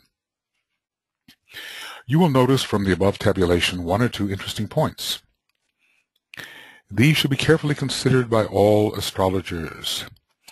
Here we go again. After determining the approximate place of the subject upon the evolutionary path in one or other of its three divisions, because, of course, evolution continues, and the path of discipleship is, after all, a path of evolution, really. So, and notice that word approximate. It's so important, using the concrete mind overly much to pinpoint exactly where someone is upon the path may involve a huge error, because the concrete mind just doesn't see what the soul is. And there may be so much more to the soul expression or the soul nature than what is being expressed. So that word approximate is very important. And at least it gives us a reasonable range of accuracy as we are deciding what planetary rulers to use and how to interpret different planets. It's astonishing how stubborn certain characteristics and flaws we have in our nature can be, and how long they take to work through. You'd think that just knowing about them would be enough to help dissipate them or transform them in a reasonable amount of time, but I had a little experience. I talked to a guy that had been working in the arcane school a long time ago. It was forever. Ever and ever. He'd been maybe a member of the same school for 30 years. I don't know. And he graduated from the highest degree of it. And he said, Mike, I'm just the same blank I always used to be.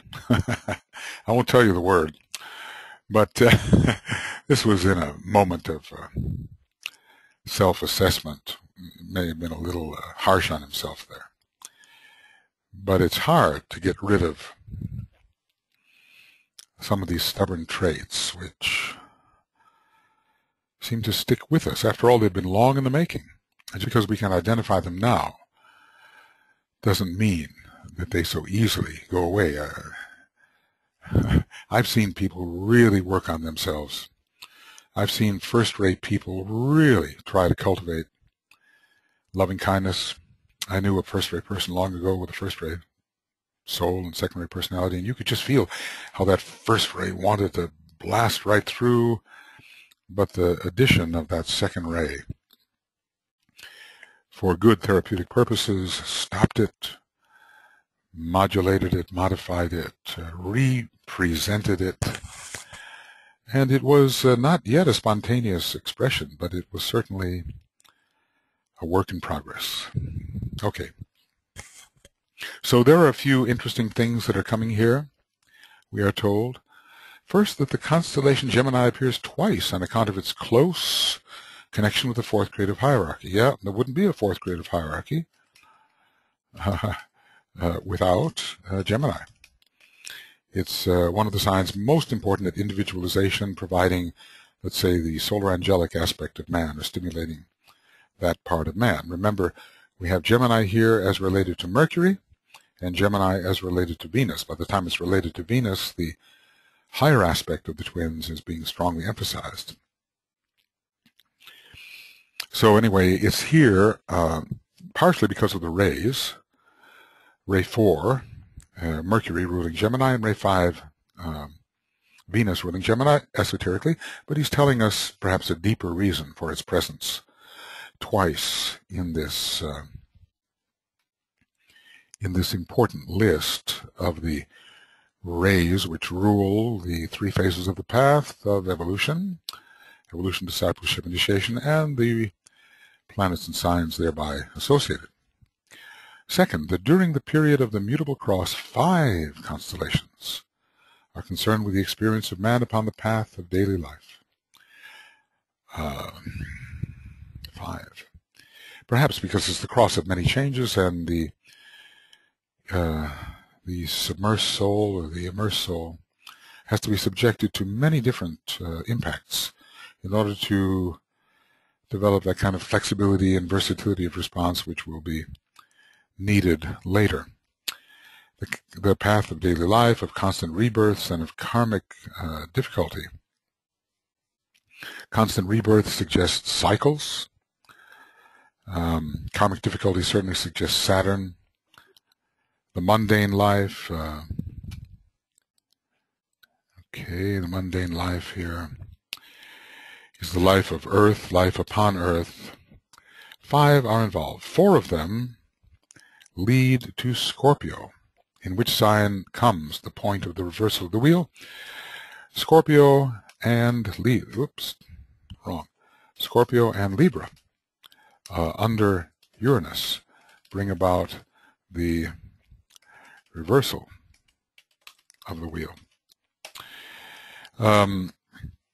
Interesting about Scorpio, because there's quite a battle in order with the tendencies of form and of consciousness moving in 2 different directions, and the person is tempted and fights against those temptations. So we can understand how, if the disciple is triumphant at one of those early phases of Scorpio, the wheel begins to reverse.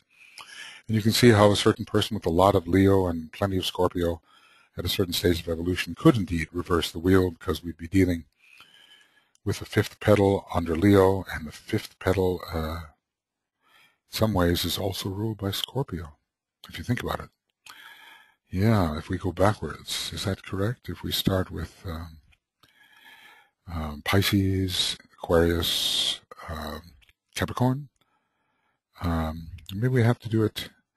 How would we do it? Because there's the guardian of the 5th gate, so we have 5 petals to go through, and if we move backwards, Pisces, Aquarius, Capricorn, and then we have Sagittarius and Scorpio. Yeah, starting with Pisces, we will have Scorpio representing the 5th petal, and Leo representing the 5th petal, and that's the petal in which the first reversal of the wheel is occurring. And the solar angel looks in and says, now I can do something with this personality which is becoming rightly oriented. So 5 constellations at first, and 4 of them lead to Scorpio. So let's go back here and take a look. Yes, there we are. Aries, Gemini, Cancer, Virgo. In that order? I'm not sure. Aries, it might be Aries, Cancer, Gemini, Virgo, but anyway, there is a purification that occurs and an internalizing of the process of bringing out the inner Christ, which, in emerging, causes a great battle which is achieved, or at least experienced, in Scorpio. 4 of them lead to Scorpio. In which sign comes the point of the reversal of the wheel? Libra and Scorpio, really, for the reversal of the wheel. Elsewhere, he talks about Libra and the reversal of the wheel. Both of them strongly ruled by Uranus, as we can tell, because although the esoteric ruler of Libra is Scorpio, is Uranus, the exalted planet in Scorpio is Uranus as well. And Aries, too, is involved with the reversal of the wheel, just the way you would expect opposites to be implicated in anything that a particular sign does. Okay, so Scorpio becomes very important on the path of evolution. There are plenty of battles that a person has to go through, overcoming that monster of selfishness, until finally we begin to approach. See, the reversal of the wheel really takes place in a way before the initiatory process begins. The reversal of the wheel is what allows aspiration to manifest in a strong way, and even probationary discipleship, which has plenty of battles. So it's almost as if path of aspiration, path of probationary discipleship, and the first 3 initiations, 5 opportunities for Scorpio in different ways to manifest itself, although most characteristically we know Scorpio is connected with the 2nd initiation. Third, that on the path of discipleship, 3 constellations control and lead up to the activity of Capricorn, at which time initiation becomes possible. So going back here, we have Gemini, Sagittarius, and Capricorn, but I don't see Scorpio. Scorpio should somehow be here. It says 3 constellations do what? Gemini, Sagittarius, and Capricorn. I'm surprised not to see Scorpio. Maybe there's a transition point. Scorpio on the path of evolution leads to Scorpio on the path of discipleship. We really shouldn't leave the path of discipleship without Scorpio, and of course Scorpio is closely related to Mercury. The mind has a double power in Scorpio, and hence fits well on the path of discipleship, though DK tells us that in Scorpio the 3rd ray fails to appear. But I've often wondered why he doesn't implicate the other fixed signs as well about the non-appearance of the 3rd ray. He particularly mentions it in Scorpio, but then again, in Scorpio, the entire conflict has to be brought down under the physical plane, which is generically ruled by the 3rd ray, and so in a way, that 3rd ray is there. So, on the path of discipleship, 3 constellations control and lead up to the activity of Capricorn, at which time initiation becomes possible. Well, at least 2 of the constellations, which are Gemini and Sagittarius, at least 2 of the constellations, Gemini and Sagittarius, lead up to Capricorn. And perhaps Capricorn controls before it is specifically the sign of initiation. But I would say Scorpio really should be involved on the path to discipleship, but not according to the ray we're talking about here. Although I would say on the path to discipleship there are plenty of conflicts. I'm thinking of FCD, of Roberto Assagioli, and Discipleship in the New Age. Powerfully 4th ray individual, probably an initiate of the 3rd degree, probably took that initiation in that life, it seems to me, and 4th ray, very prominent, although Scorpio maybe not so prominent. So that's 3rd. You know, there's so many intricate interrelationships here, and we have to have the opportunity to think these through. I welcome the opportunity to discuss these books with you because I think, in a way, it's allowing me sort of to think on my feet, as it were, and to think in a deeper way than I may have over the many years that I've studied this book. I think I can remember when I first purchased this book back in 1971, probably in the Gnostica bookstore, something like that. Or thereabouts, you know, early in the game, maybe early 1972, and it was an old copy of the book, which I still have, and which is nicely falling apart at the moment through overuse, but I remember that moment when I reached for Esoteric Astrology on the shelf, and I picked it up and saw some random underlining from a previous owner of the book, and I realized that person had not really wanted to get very deeply into it. And then I have held that book for a long time, filling in many things. Okay, onward. Fourth, on the path of initiation, the activity of all the three crosses is simultaneously through the released power of Taurus, Libra, and Pisces. Now, we do remember that for initiates, it was before Capricorn, Scorpio, Capricorn, and Pisces. That was what was conditioning their battle in the world at this time. But at least in terms of the rays connected, ray 1 and ray 7, if we're looking at how the planetary and ray conditioning of the path of initiation, we do find these particular constellations implicated, and we do want to remember that any planet, when it's functioning, will bring in a sign with which it is associated, but the sign must be associated at one of the levels of rulership. In other words, let's say if we have Uranus, and we're just dealing with the average individual, it's going to bring in the power of Aquarius, but not necessarily the power of Libra, and not the power of Aries, because the individual just isn't there. We have to consider the level of rulership that is appropriate to the individual before we decide what sign that planet is bringing to that individual. You will note that also, so we have a fixed, cardinal, and mutable cross. We will note also that the first ray influence expressing through Pluto and Vulcan, one of which is a non-sacred planet, is only felt in a positive manner on the path to discipleship. So then what's happening with that first ray, on other phases of the path? Let's just see the degree to which Pluto and Vulcan may be involved on the path to discipleship. We know they are, but it's a question, well, they're not here in terms of disciples described here in this tabulation, because it looks like a pretty mental proposition having to do with the illumination of the mind, the 3 and 5 and Venus, and that sort of thing. But this is the path of will, so only upon the path of discipleship is the first ray felt in a positive manner, and we might even be talking about that part of the path of discipleship which is related to initiation, because also in a way we realize that all initiates are, after all, disciples. This first ray potency has only lately been experienced by humanity as a whole, as it neared the stage of being a world disciple.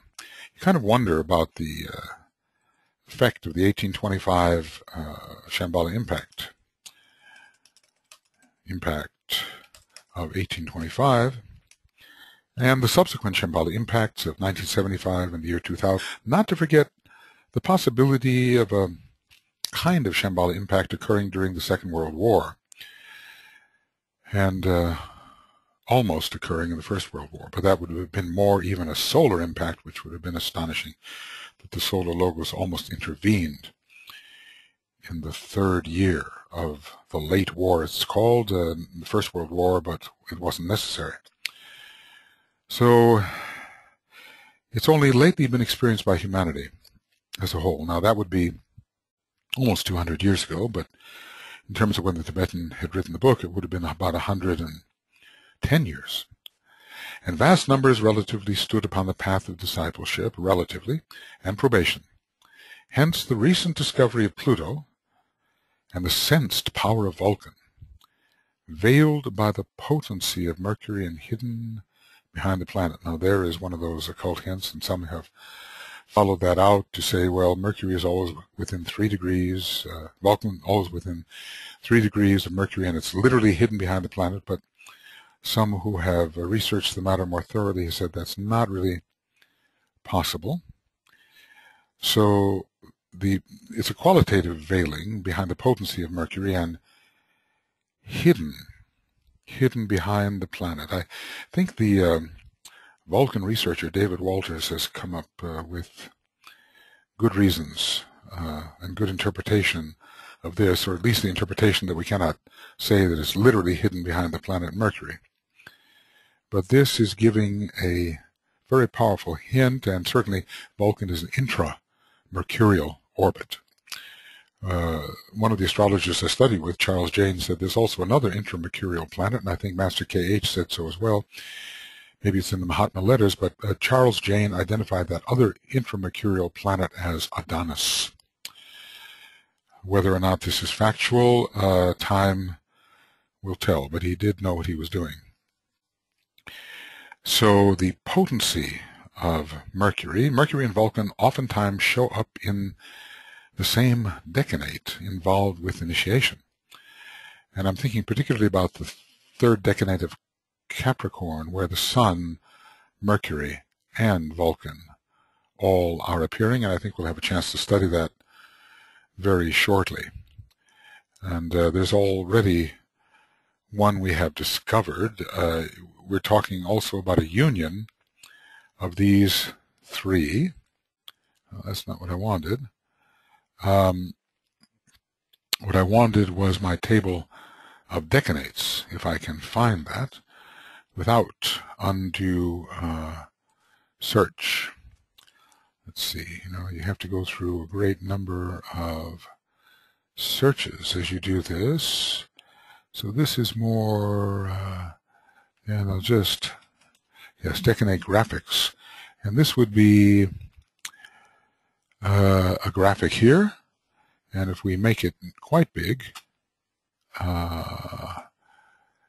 we would have the following. Okay, this. And at the very end, Nicholas, this is his, a lot of these are his interpretation. The various interpreters of decanates that I know about are Nicholas Nelen, Holger Staunsberg, Stephen Pugh, a little bit myself here too. And there are always differences. But here at the very last part of Mercury, of Pisces, we have the Sun, Mercury, and Mars. So Sun and Mercury are brought in there, but not Vulcan. At the very last part of Capricorn, we do have the Sun and Vulcan, and I think Mercury should also be included. So this is the wheel of, how can I call it? This is the wheel of form, I believe, on the inside, and the wheel of consciousness on the outer side. All right. Yeah. Now, going on. Well, not one shouldn't really go on. Vulcan and Mercury. Yeah, well, how can we relate them? The potency of Mercury is strong for illumination, but the potency of Vulcan is mighty for illumination and produces a incredible blaze of sort of first-ray light, the kind of thing which overcame St. Paul on the road to Damascus, which leads to the blinding influence, which helps, I would say, with the blotting out of all form, blotting out the light of form. That can happen at the third degree under the Satori experience, illumination, enlightenment experience. Mercury can still see the form very well in the illumination, but with Vulcan, the blaze of light is so strong that we do have the blotting out of the light of form, and later in Rule 9, the blotting out of all form. So that's the potency. You know, he says, well, Neptune is hidden behind the moon, and not so many people can stand the unveiled Neptune. In other words, if the moon slid away and Neptune were fully revealed, it would cause great increase in sensitivity. You might almost be overwhelmed by all the influences that came in. Neptune being such a indicator of receptivity. Well, the same here in a way with Mercury and Vulcan. It's an illumination relationship. They both have fourth ray, Mercury as the soul, and I think Vulcan as part of the monad. But there's this blinding light of Vulcan, which is hidden behind the ordinary illumination of Mercury. I think it's that. And hidden behind the planet. Is that literal? Or is that metaphorical? So, you know, here we have, in a way, Mercury veiling Vulcan. That's an interesting connection. Mercury veiling Vulcan. Normally we have the Sun veiling Vulcan, Neptune, or Uranus. Or we have the Moon veiling Vulcan, Neptune, or Uranus. Or maybe sometimes Sun veiling Jupiter, in the case of Leo, perhaps. But here we have Mercury veiling Vulcan, and they really are involved in some of these initiatory experiences. I think when we read through the final decanate of Capricorn, we will learn that all three of these planets are involved in that blaze of light which produces the third initiation in Capricorn. At least if all of those three planets are to be maximally potent in Capricorn, it probably will be the third degree. This doesn't mean, of course, that people cannot achieve other initiations in Capricorn, also with a measure of illumination and a measure of spiritual will, and, you know, that those planets can't be involved in that way. They can. Of course, I'm calling the Sun a planet. It's not really a planet, but the convention is to call it thus in astrology. Okay, so he has elaborated here on the interrelations of these rays, planets, and signs at the different stages of evolution. And we always learn more when we can make a relationship, because the connection between things, in the connection between things, the light breaks forth. There's an arcing. As we relate to things, there's an arc of light which is created, and we understand something more about the two things than in isolation. We understand them in relationship. Second ray influences and potencies are abidingly present and pour into our planetary sphere and life via the Sun, veiling a hidden planet. And a hidden, let's say, non-sacred planet. Although the Sun is very sacred, and second-ray influences pour in via the Sun as a star, because the solar logos has a second-ray personality and second-ray soul. But via the Sun, second-ray influences do reach us through a hidden, undiscovered, I think, non-sacred planet. I think Dr. Baker speculates about this, and the Tibetan seems to suggest it when it lists the Sun as a non-sacred planet, and the Moon too, of course. But the Sun is certainly not a non-sacred planet. The Sun is the most sacred entity in our solar system, so it's a veil.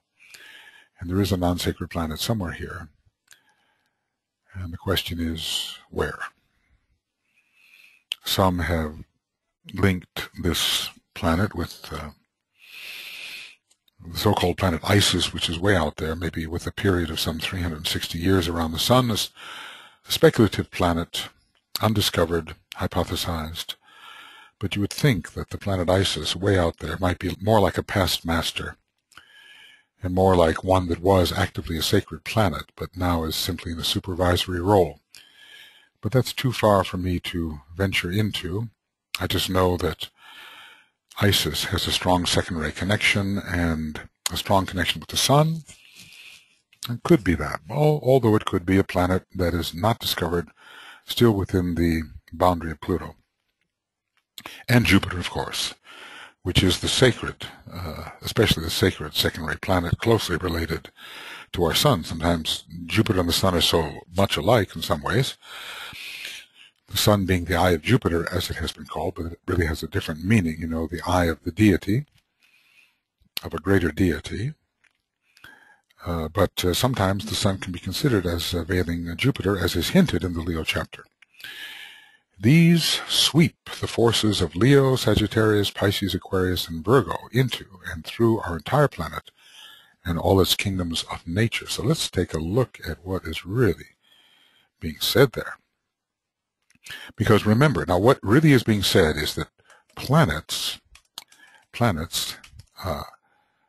conduct zodiacal energies, bring them in.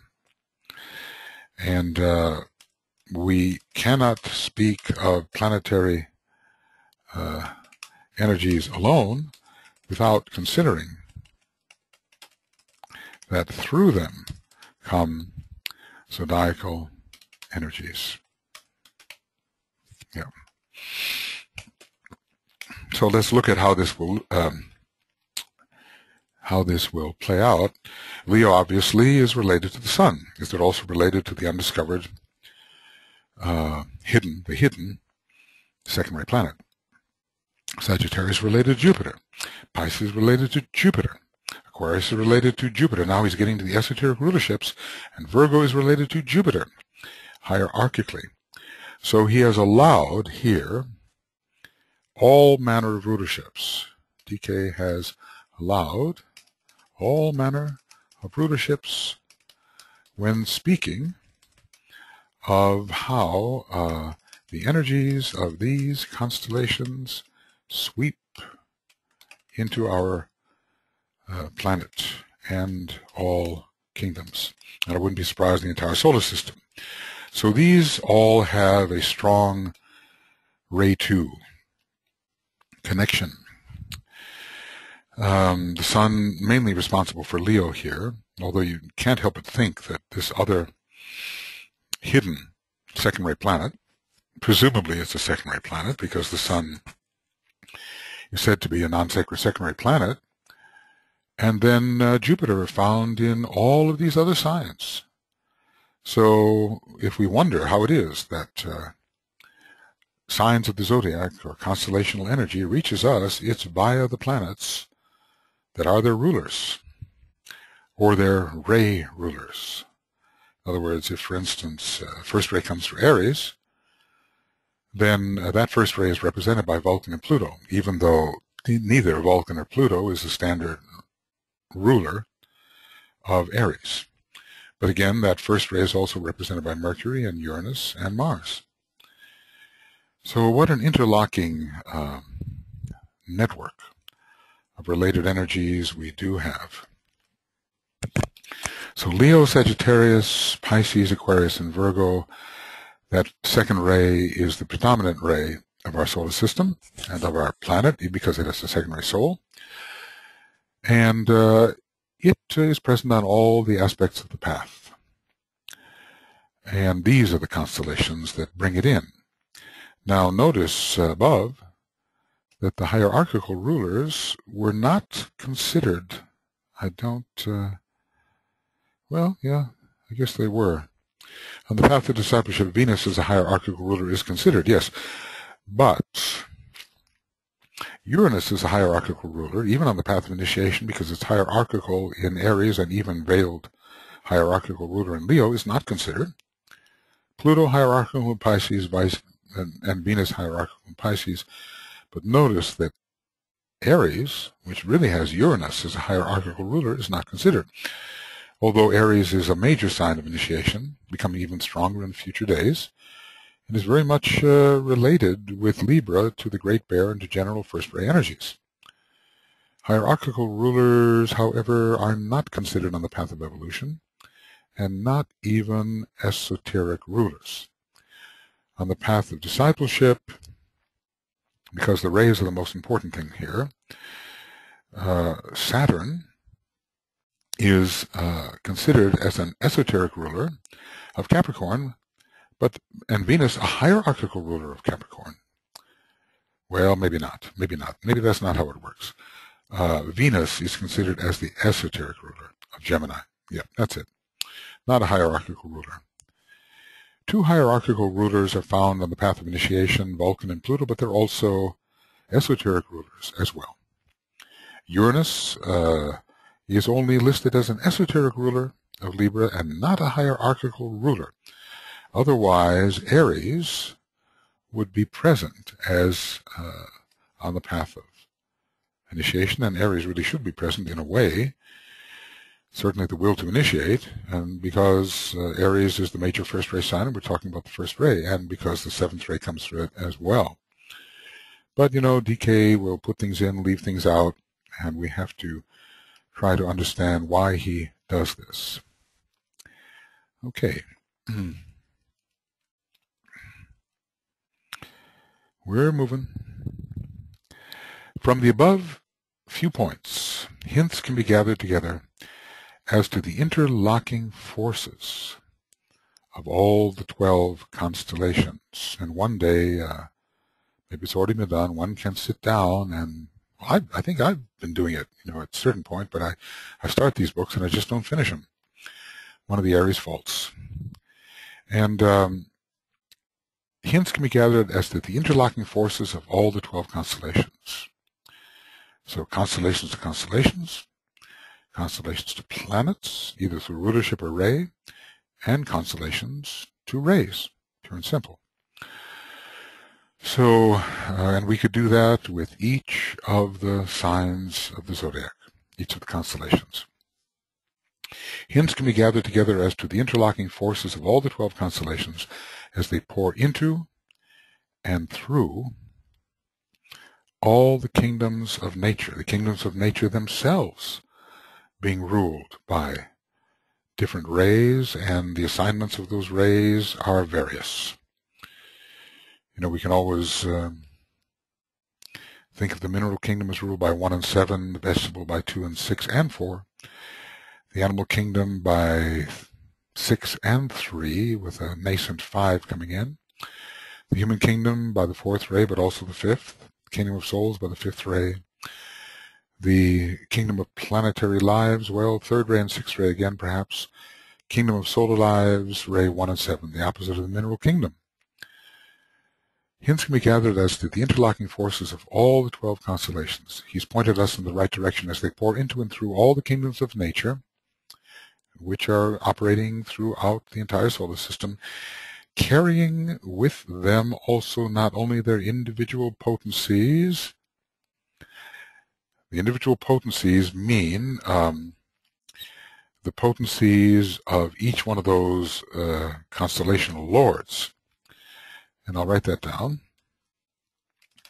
Potencies of the constellational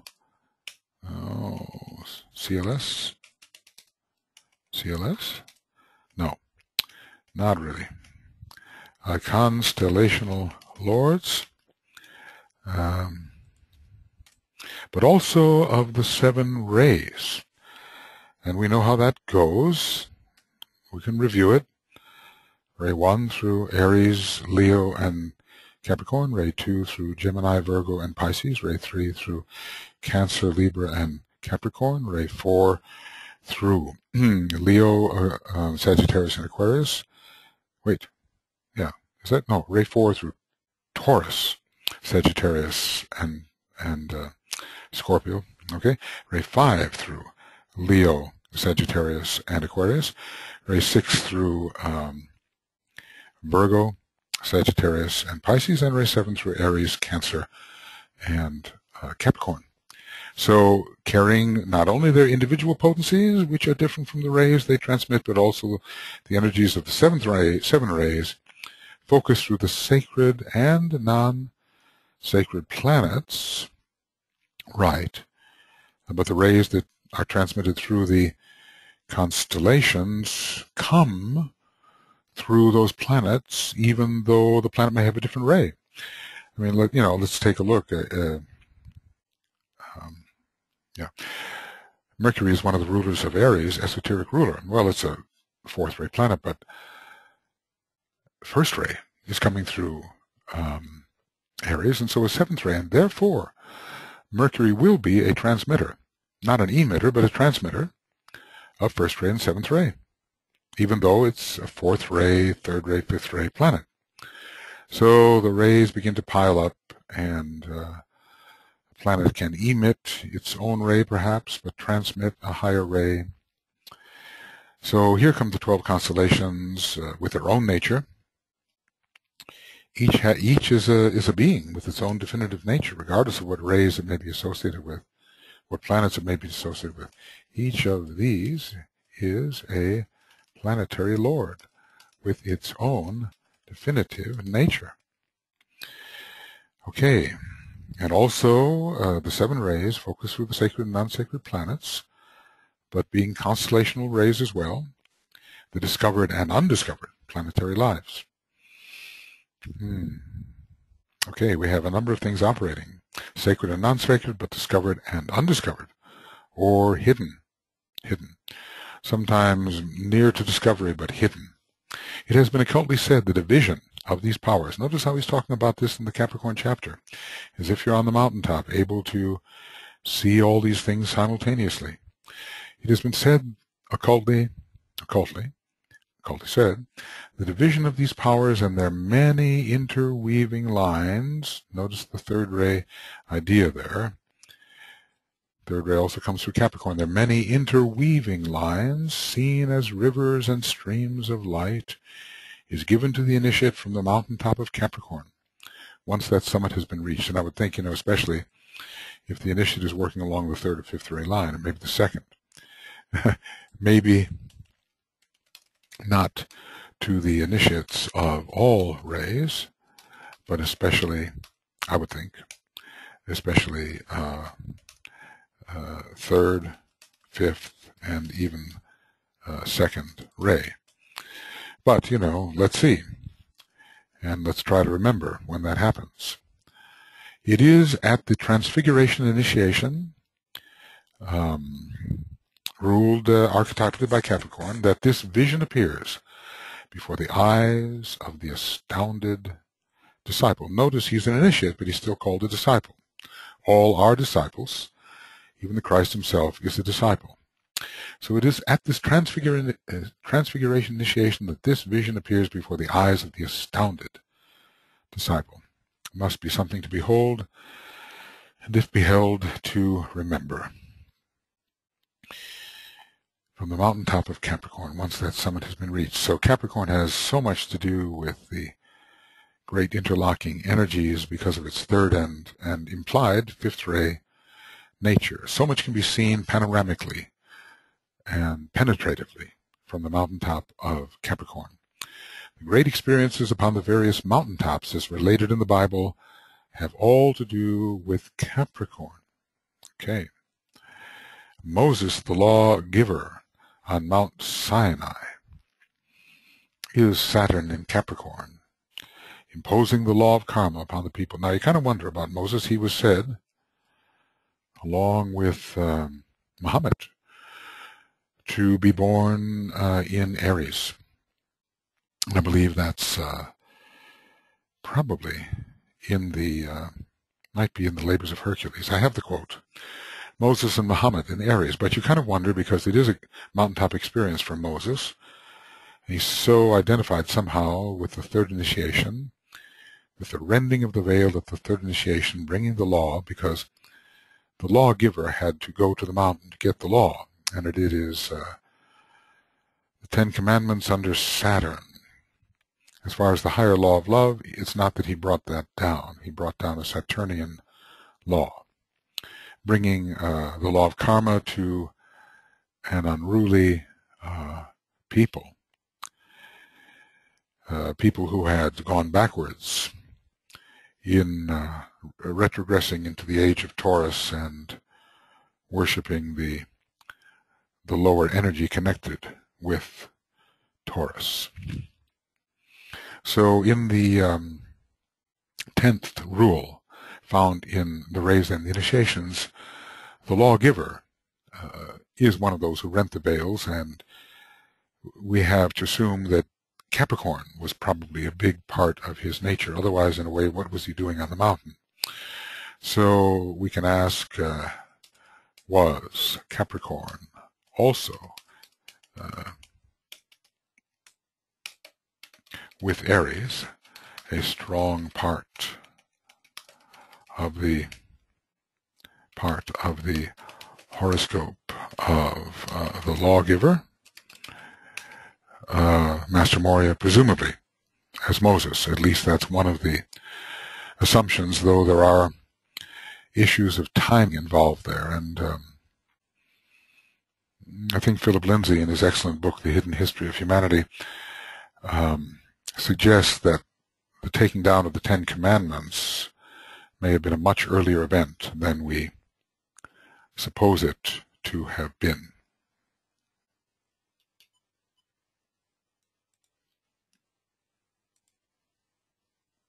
Okay. Now he's going to, get into the idea of Moses and the Jewish people. Although Moses was also said to have been an Egyptian aristocrat who was an initiate, but must have had a very strong connection, karmic connection with the Jewish people.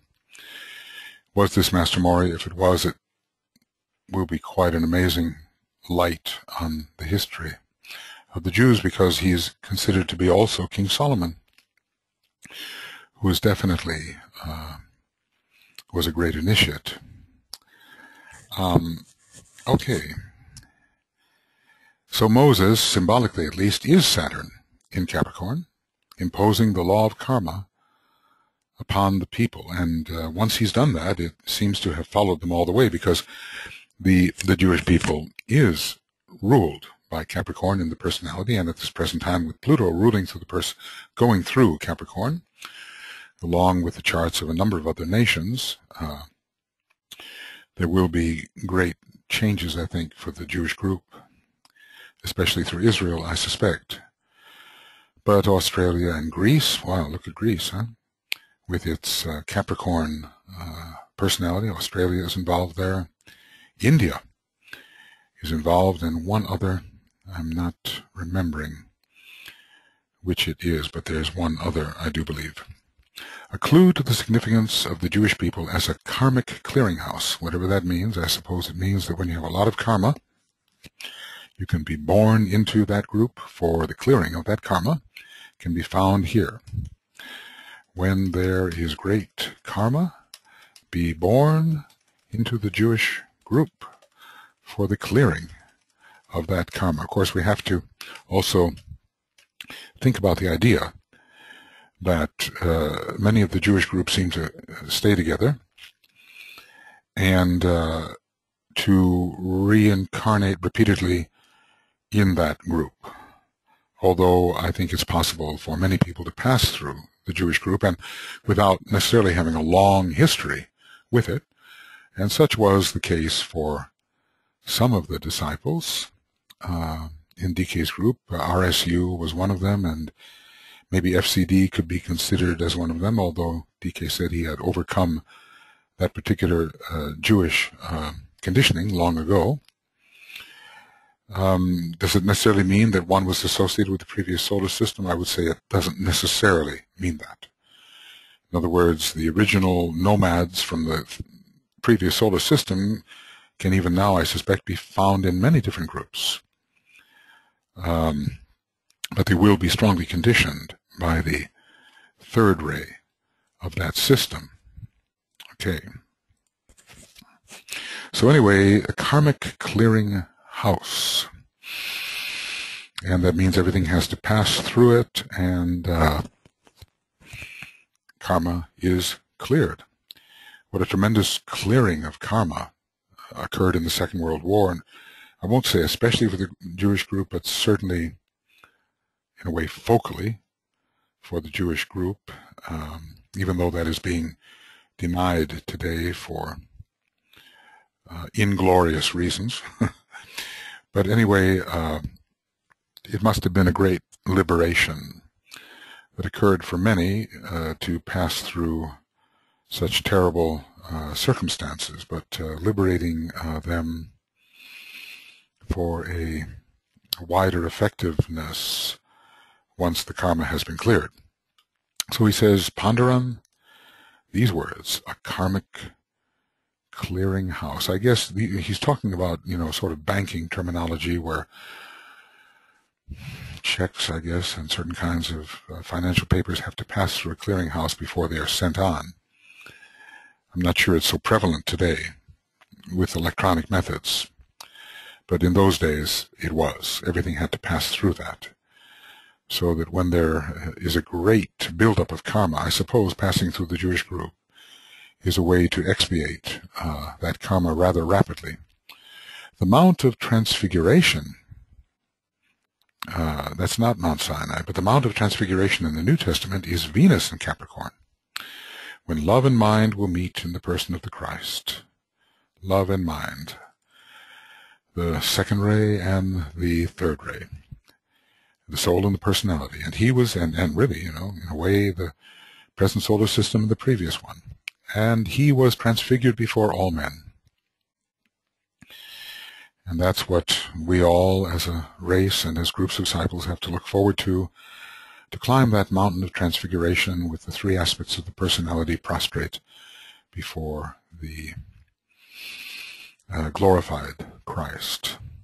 So we have Mount Sinai, the mountain of the law, and we have the mountain of transfiguration. At the same time, he received the vision of the Father. That's where Taurus could be involved too, although Capricorn can certainly give a great vision. He received the vision of the Father, and what he had to do as he went up to Jerusalem. Well, in a way, you had to go down to the actual Jerusalem, but going up to Jerusalem is Shambala. So indeed, it's an up rather than a down. And so that vision relating to Shambhala was conferred upon the Christ at the time when the monad makes itself more consciously impressive at the third initiation. It's not just about love and wisdom, it's also about will. And that's where Vulcan comes in at the third initiation. It's a Vulcan-Venus connection, and I suppose it's a big connection between the top of the head and the forehead, and also coming to the back of the skull, where Pluto could be involved in the sort of base of the spine center of the head itself. So he had to, at the same time, he received the vision of the Father and of what he had to do as he went up to Jerusalem, the place of death, which is Shambhala. Of course, it was a literal death for Master Jesus that the Christ was overshadowing, the place of death, and likewise the city of peace, as Shambhala is the only center of true peace on our planet at this time. This Jerusalem is Pisces. Well, you think about Venus as the planet of peace, exalted in Pisces, and Pisces takes from all the signs, and Jerusalem or Shambhala accumulates all the signs and distributes them accordingly. It's the place of the ultimate sacrifice, and it's the place of the great Savior, who is Sanat Kumara, and who is somehow the great sacrifice. He is the great sacrifice, he is Pisces. So we think about Sanat Kumara under the influence of Pisces. Actually, he's under the influence of all the signs, but SK, under the influence of Pisces, is the great sacrifice.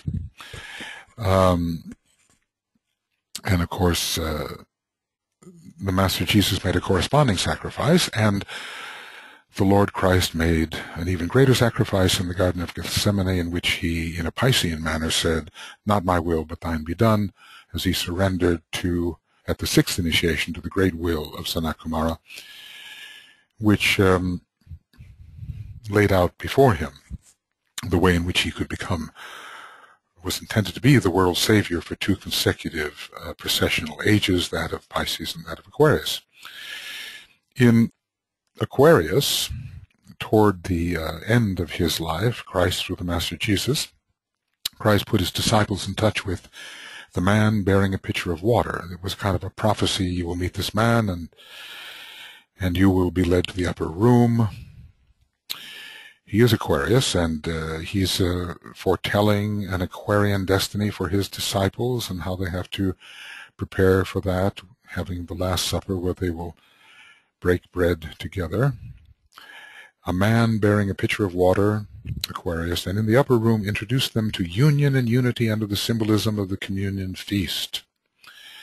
It's the union and unity that is to be experienced by all, or at least by many I'll say, during the age of Aquarius. For that feast, humanity is today preparing. Really requires sharing, doesn't it? And of course, now under Libra, a great adjustment is occurring between the haves and the have-nots, even within the same country, especially within the same country. For a long time, we've had the North-South divide, and I don't know how much readjustment there has been between the haves and have-nots globally considered, but now within countries, I think it's liable to be more effective. The disparity between the rich and poor in countries is now being adjusted. It's not tolerated any longer. For that feast, humanity is today preparing, as we saw when studying the last constellation, which was Aquarius, bringing union, unity. We're talking about Jupiter here. We're talking about the second ray. Jupiter transmitting for the disciples of the world the qualities of Aquarius. We're talking about the group consciousness of Aquarius and the circulation of energies and forces, which will go a long way, I think, towards eliminating the huge disparities between the energetically rich and the energetically poor. Of course, you can't quite help that in terms of evolution, because people have either accumulated a great deal of energy and can distribute it through merit, or they have not. So we have spiritually the rich and the poor, but in terms of that which gives material opportunity, we can eliminate these huge discrepancies. The astrological significance of the New Testament is as yet little understood, and DK has done a good job of elucidating some of this. Christ was born in Capricorn. Well, the Master Jesus was certainly born in Capricorn, but Jesus signifying that which would carry the Christ light. He was born in Capricorn, we are told. Perhaps under, as a rising sign, the sign Virgo. He fulfilled the law under Saturn for a long time, maybe for 30 years, although it is said that he went elsewhere to learn. But 30 is a third ray division. And so the fulfilling of the law for the first 30 years of his life before he began his mission under the second ray seems appropriate. He initiated the era of intelligent brotherhood under Venus, which will be the ruler of the third decanate of Aquarius and is the hierarchical ruler of Capricorn. So there's a very strong connection between Capricorn and Aquarius through the decanate ruler of Aquarius and the hierarchical ruler of Capricorn. He initiated the era of intelligent brotherhood under Aquarius, under Venus, and that has not yet taken place. But all the indications of how it can be done have been given.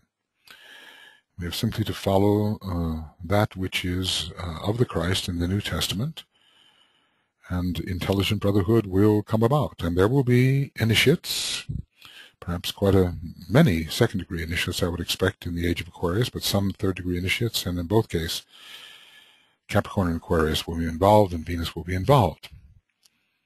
And is the perfect example of the Capricornian initiate who became the world's server in Aquarius and the world's savior in Pisces. And this is discussing the union of both the Christ and the Jesus expression. Jesus was not yet the world's savior. It was true that the Christ was the world's savior, but certainly Jesus was a great world server, especially under the tutelage of the Christ. Jesus was the Capricornian initiate. He had taken the third initiation as Joshua the high priest. So the incarnations of Jesus have been given by the Tibetans, some of the significant ones. Joshua the son of Nun, Jeshua the priest, Joshua the high priest, and finally Master Jesus taking the fourth initiation. So that's his history sort of from the second initiation through the fourth. And then we're told, as Apollonius of Tyana, which in my suspicion is Apollonius as a disciple of the Master Jesus, giving the Master Jesus his body for use in a tulku kind of fashion, with Master Jesus taking the fifth initiation at that time through the vehicle of Apollonius of Tyana. So that's like 5 initiations of the initiate Jesus until he becomes the Master Jesus. So these are all the things that happened in the New Testament. Christ was born in Capricorn, maybe quite literally so, although people have fished around for the birth of the Master Jesus, thinking it could have been in Aries, could have been here or there. But I think it makes sense in Capricorn. Fulfilling the law under Saturn, which he certainly did, and that job of being a carpenter, Master Jesus as a carpenter, is a very Capricornian Saturnian thing, deals with density, concretion. Some of these stories have said that he used to make crosses, which would be incredibly ironic. Initiated the era of intelligent brotherhood under Venus, and I think that it would have to be the Christ through Jesus who did this. And is the perfect example, and here we have the combination of their 2 lives, as the Capricornian initiate, because long ago Christ was that, who became the world server in Aquarius, and long ago Christ was that, but the Master Jesus was becoming that, and the world's savior in Pisces, and Christ through Jesus could be that. Thus completing the round of the Zodiac, and able to say triumphantly in Pisces, it is finished, and that is Master Jesus speaking. That's not the Christ, I believe. So Master Jesus speaking, meaning that it is no longer necessary for him to take incarnation in the usual form, at least, although, he has his Maya Varupa, I believe, and he took a further initiation as Apollonius of Tyana. So, and that whole Apollonius thing is so important to sort out, because it looks like Apollonius was,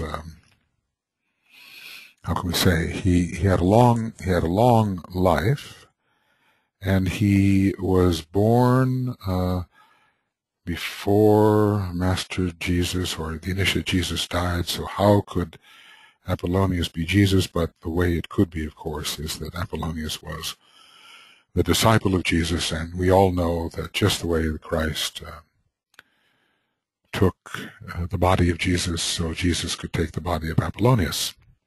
So it seems to me, anyway. Completing the round of the Zodiac as a 4th degree initiate, Master Jesus could triumphantly say, "It is finished. My God, why hast thou forsaken me?" It can mean many things. It can mean the solar angel returning to the heart of the sun. Master Jesus left on his own, in a way, in relation to his own inner God, the monad. We have to see who's talking, because it was the Christ overshadowing the Master Jesus, I believe, on the cross. But who is speaking?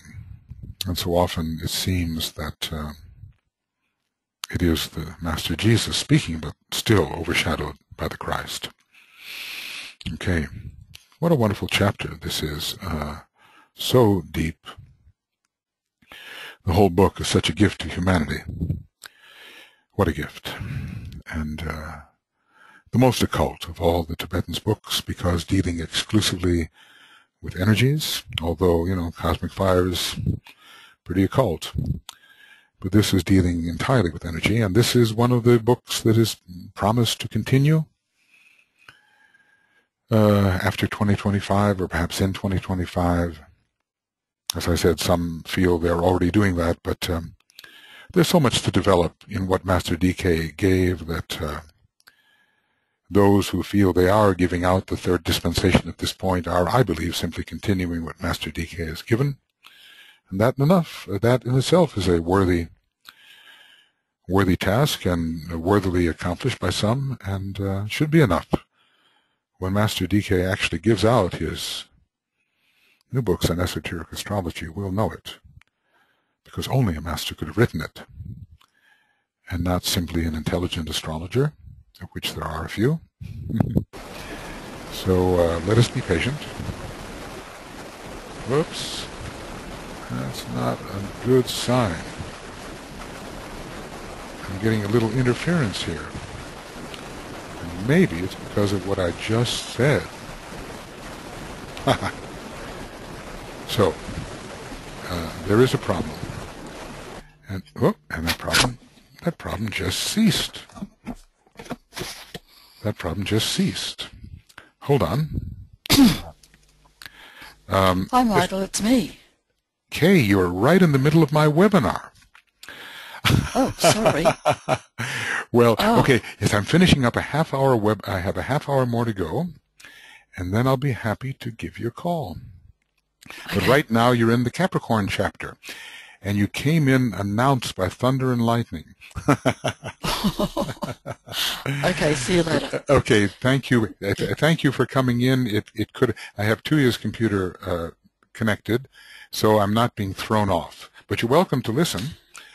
Just stay on mute, as she is. No, it's 4:30 here in the morning, so oh I will heavens! go off. Oh heavens! Okay, well there you are for posterity. Okay, I'll just continue, and I'll give you a call a little later on. Okay. Okay, bye. What a world we live in. Okay, Kay has been so helpful in all of these webinars, and I was wondering what was going on there. Anyway, now we move on a little bit because we have a little more to go. And a lot more to go before we really understand esoteric astrology. The polar opposite to Capricorn is Cancer, as you have been taught. Yes, we needed to be taught. These two signs are the two gates of the Zodiac, sometimes called gates and sometimes called doors. The door into life of those who must know death, and the door into life of those who know no death. And there are other ways of, I'm not sure I have said that exactly correctly. Let me just check here. The door into life, the door into, or is it doorway? The door into physical incarnation, the door into hierarchy, door into. So that may not be, it may be doorway. Let's see. Doorway. Well, the doorway into life of those who must know death. Yes, that's Cancer. Just as the constellation Capricorn is ever regarded as another door, which is esoterically called the doorway into life of those who know not death. Okay, so that's the quotation on page 83, where doorway is used and not gate. But it's pretty much the same. The polar opposite to Capricorn is Cancer, and as you have been taught, these two signs are the two great gates of the Zodiac, one opening the door into incarnation, into mass life, and into human experience, and that's Cancer, obviously, although in a way also the doorway of the externalizing hierarchy, because they have to come down into the human experience where all the mass consciousness is found, whilst the other opens the door into the life of the spirit, into the life of the kingdom of God. Well, certainly the soul, the life and purposes of the hierarchy of our planet. I guess we're very close to what I just quoted. Maybe not. No, probably not. Cancer admits the soul into the world center called humanity, and that's long ago, 21 million years ago. Well, we kind of wonder when the moon chain humanity came in, whether those incarnations were taken in any mass sense in Cancer. They already had some petals open, so they weren't in the same condition as the very early animal man who was being individualized. So Cancer admits the soul into the world center we call humanity. Capricorn, possessing the secret of the soul, we remember, the secret of the hidden glory, Capricorn admits the soul into conscious participation in the life of that world center we call hierarchy. Libra admits the soul into the world center which we call Shambala. What a dignity for Libra, right? Consider it to be a rather mild sign, but just think of what law is, think of what peace is, what right relationship is, what archetypal relationship is under Libra. Think of that. And if we began with Aries on the lowest plane, well, let's see, where are we here? We would find, here's one way of doing it. Let me show you. Fellowship of Cosmic Fire, okay. Just from this perspective, look at here.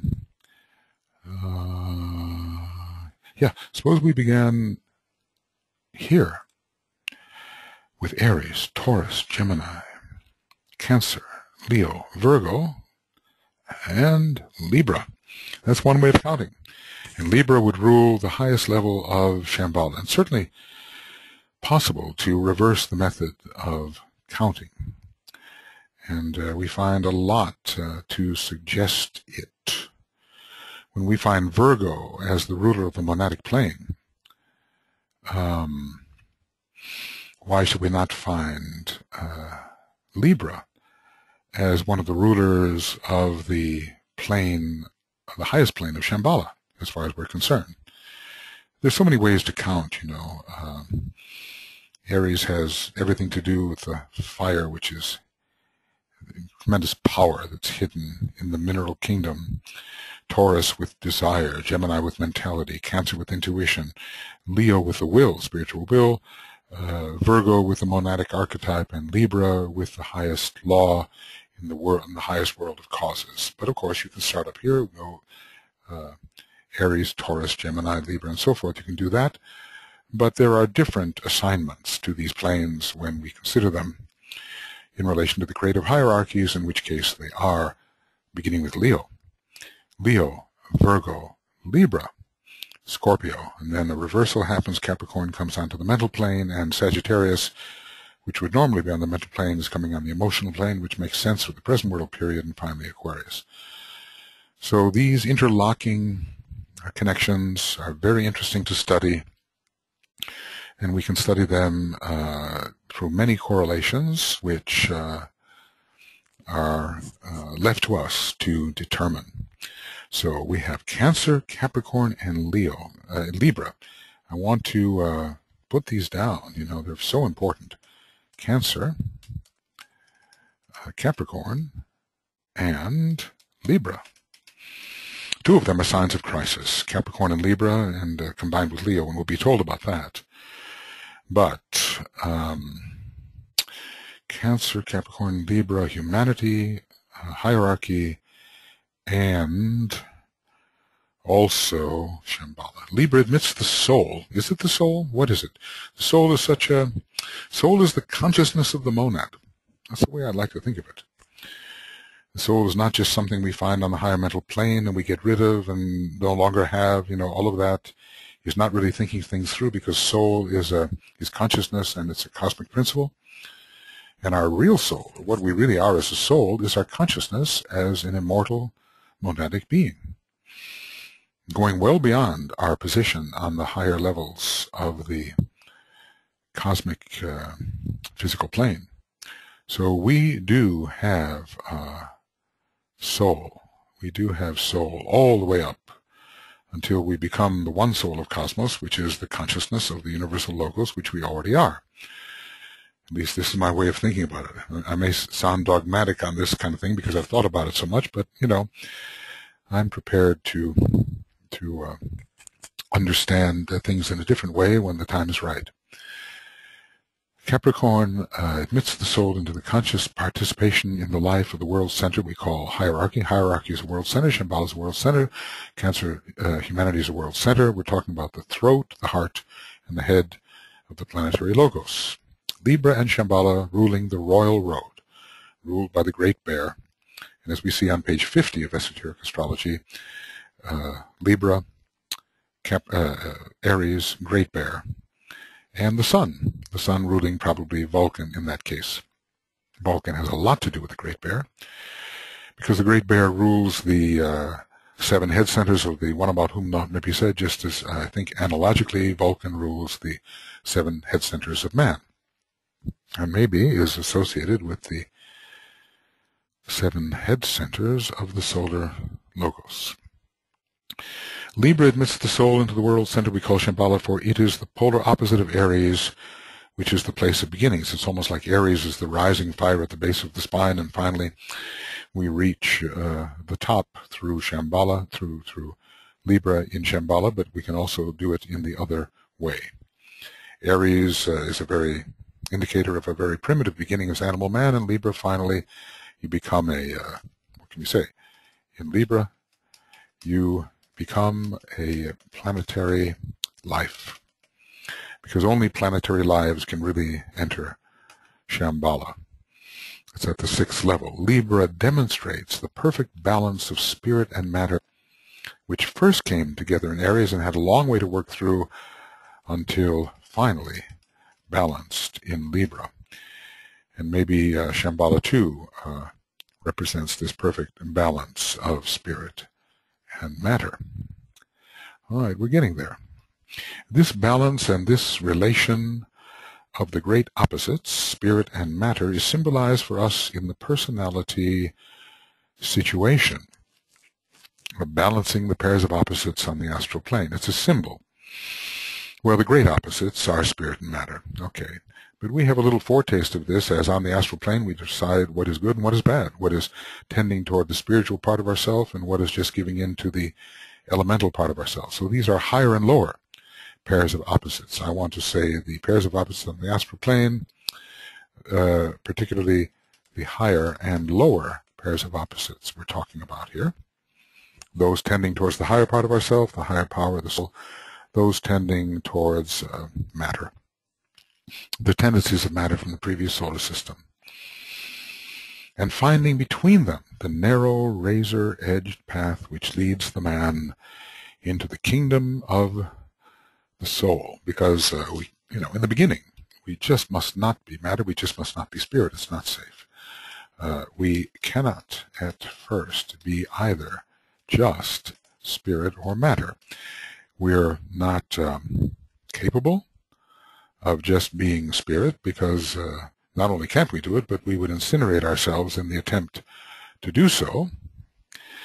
And we cannot be just matter, otherwise we would not progress, and the spirit located deep within our nature would be totally frustrated. It would not be able to move towards it would be suffocated. So one is the path of incineration, that's too much spirit too fast. The other is the path of suffocation. So let's say, look at incineration or suffocation. Choose your poison. But the path of soul is the well-balanced, noble middle path, narrow razor-edge path, and it's always rising in a way. We cannot think that this path of soul is simply like this, because, the relationship between spirit and matter is always rising. So the path of soul, in order to stay in the center, must always rise. We're always having a higher point of tension. So the path of soul is the middle path. And this middle path is what we will tread. There will come a time when the monad within the monadic vehicle, whoa, audio is restored. There will come a time when the monadic vehicle itself, the spirit within the monadic vehicle, is a central point, and we will be more related to something still higher. We're always treading the noble middle path between the pairs of opposites, because where we are, neither one of those pairs of opposites is safe. It represents a partial condition. But the middle path represents the union of the two, which is always balanced and appropriate for the progressing consciousness. So if we say that the noble middle path, yes, is always appropriate for the advancing consciousness.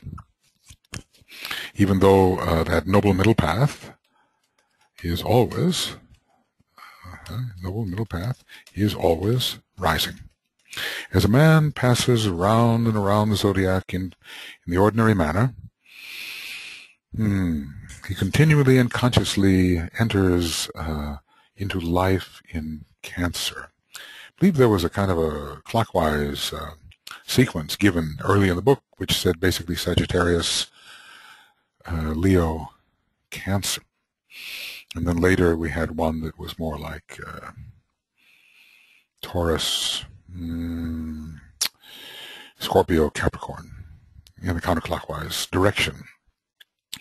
So as he passes round and round the zodiac in the ordinary manner, he continually and consciously enters into life in Cancer, the constellation under which the law of rebirth is applied and administered. Go back again into matter.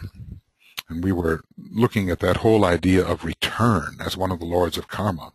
So it seems like the idea of return is connected also with the law of rebirth.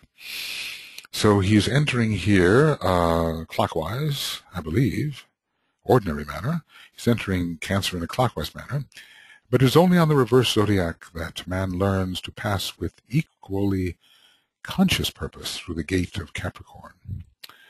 So he can enter the hierarchy, he can leave the body, he can go on to the higher mental plane. Eventually, as a member of the hierarchy, he can enter the ashram on the Buddhic plane. He can have Buddhic consciousness. And interestingly enough, then, Cancer is related to that very Buddhic consciousness through Neptune. So always the opposites kind of meet each other. But under that magnetism of the elemental life, with the fourth sign, Cancer, ruling in a way the four elementals as a whole, ruling in a way the elementals as they are aggregated into a personality, and with Leo representing the kind of expressiveness of the personality and the domination of the personality by the personality of its surroundings. But Cancer is definitely related to the integrated personality, bringing all those four elementals together. So Cancer, the constellation under which the law of rebirth is applied and administered, is only on the reverse zodiac, when the energy is moving upward in the energy system rather than just downward, that man learns to pass with equally conscious purpose through the gate of Capricorn, and this as an initiate, and also, yes, as an initiate, and in the 5 initiations. 5 times he has to pass through the gate in full waking consciousness, I would say, on the causal plane. Yes? Let's say within the causal body, because so much is forgotten. You know, it seemed that even Roberto Assagioli, who had been, it looks like, an initiate disciple, or a true initiate, a third-degree initiate, even he had forgotten some of the happenings, not necessarily the third initiation, but he seemed to have forgotten his interview with the Master KH in the Master's ashram, about which Master DK had to remind him or refresh him on certain points. So the brain can be not totally responsive to all that goes on in the inner worlds, even for a high individual. 5 times he had to pass through that gate in full waking consciousness, and these 5 happenings are frequently called the 5 major initiations, and there we go with that word major, okay? The sense in which the third initiation is called the first major initiation is different from the way 5 major initiations is here used. Sense in which the third initiation is called the first major is different from the sense in which the 5 major initiations is here mentioned. And I discussed this earlier in relation to at least the 2 minor initiations, which precede the first monastic initiation called the birth of the Christ in the heart. So Capricorn is so important for 5 major initiations, but from another point of view, you wonder whether it couldn't also start at the first major and rule the 3rd, 4th, 5th, 6th, and 7th in a generic sense. But definitely the birth of the Christ is connected with Capricorn, definitely, because Christ is born in Capricorn. Master Jesus and the Christ consciousness born in Capricorn. And this is the case for so many people. So Capricorn is definitely connected with that birth initiation, definitely. And even with the second initiation as the one who crosses the water and gains control over the astral plane, because it is, after all, the fish goat or the goat fish. You know, it's the torso, the head of the goat, and the tail is the fish of Capricorn.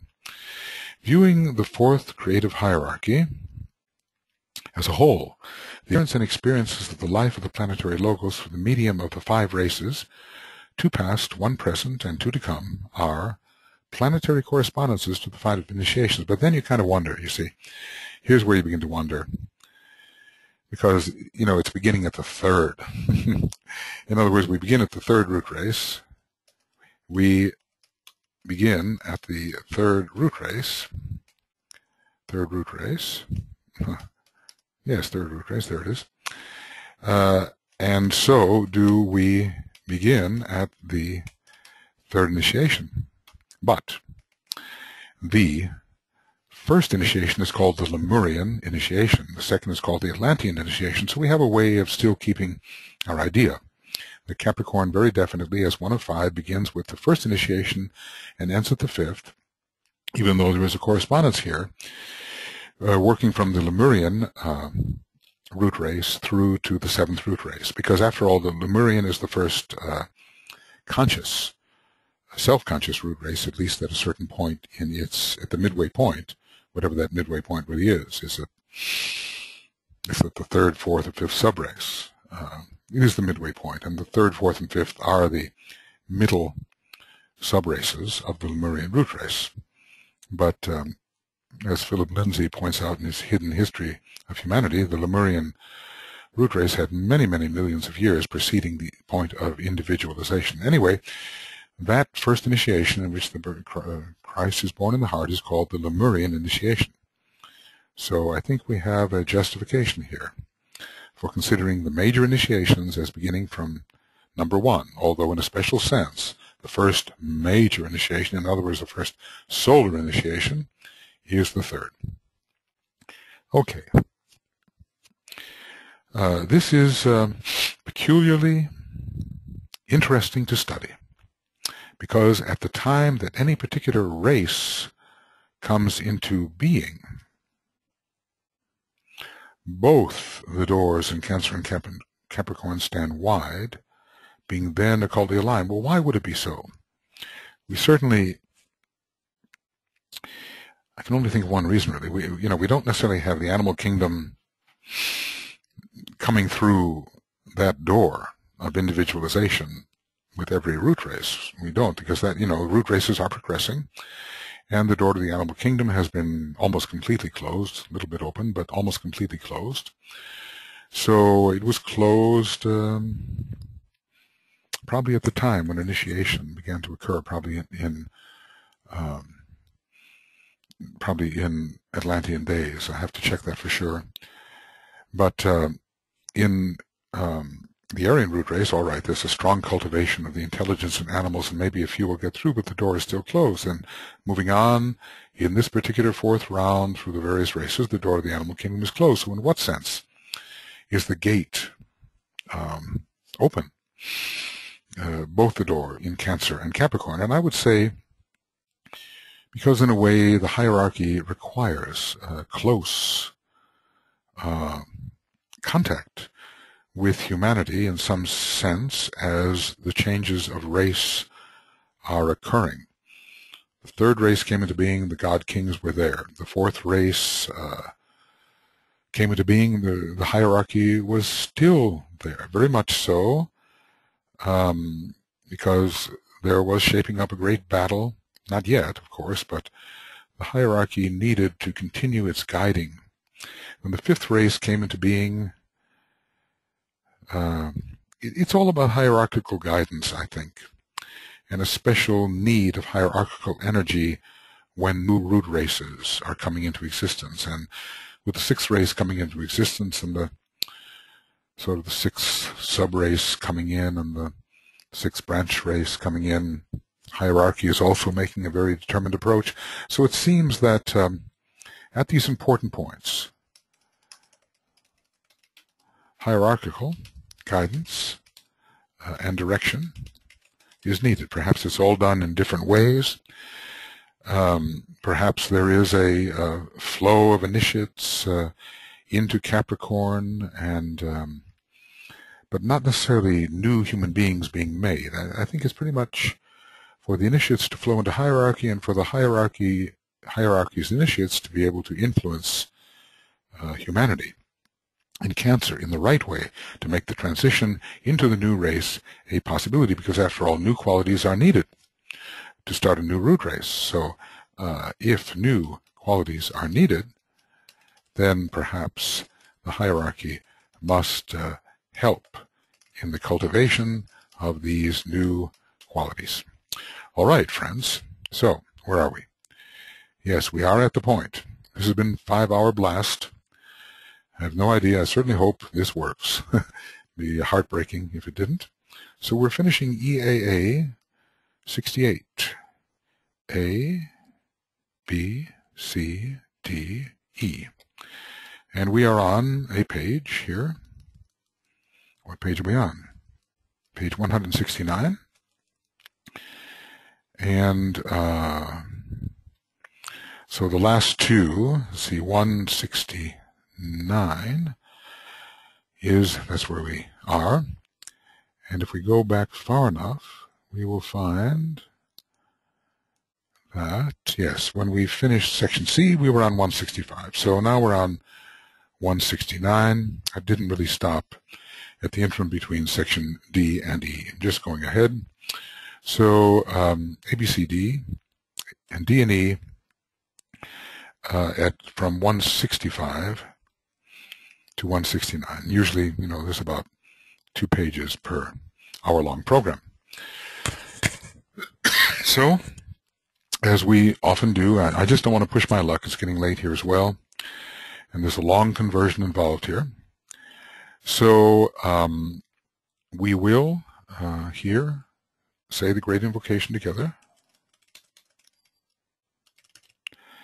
and then send this out to you after it is converted into a usable form. It'll be a long download, I realize, but maybe I'll have our technical department break it up into sections we can see. All right, the great invocation.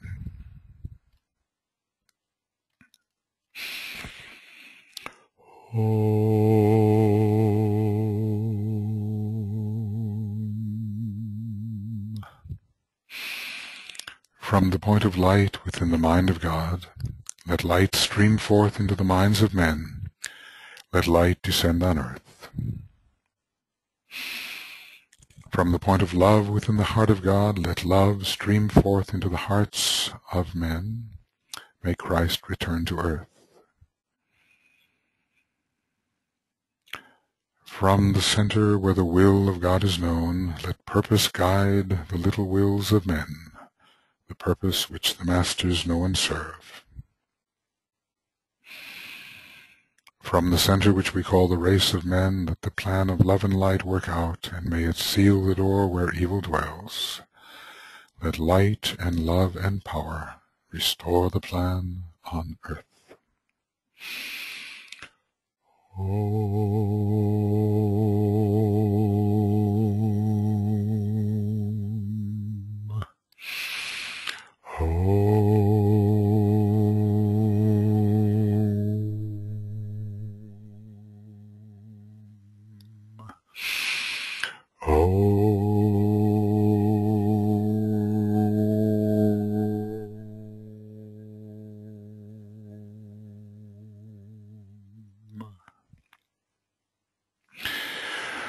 All right, friends, it's been a bit of a marathon. I'd like to keep going, but it's getting late, and I want to convert this in the right manner. So we will go on to Esoteric Astrology Adventure number 69. This is a 5-part one. We've done well over 70 programs, of course, and I hope you're able to, forge ahead with this. And, as I say, I'll get this into some sort of package so that you're not troubled with the downloading. Forever downloading, you'll have it all right there in one solid item. Okay, so it's an interesting chapter on Capricorn, and we will continue with it. Until then, I'll talk to you later.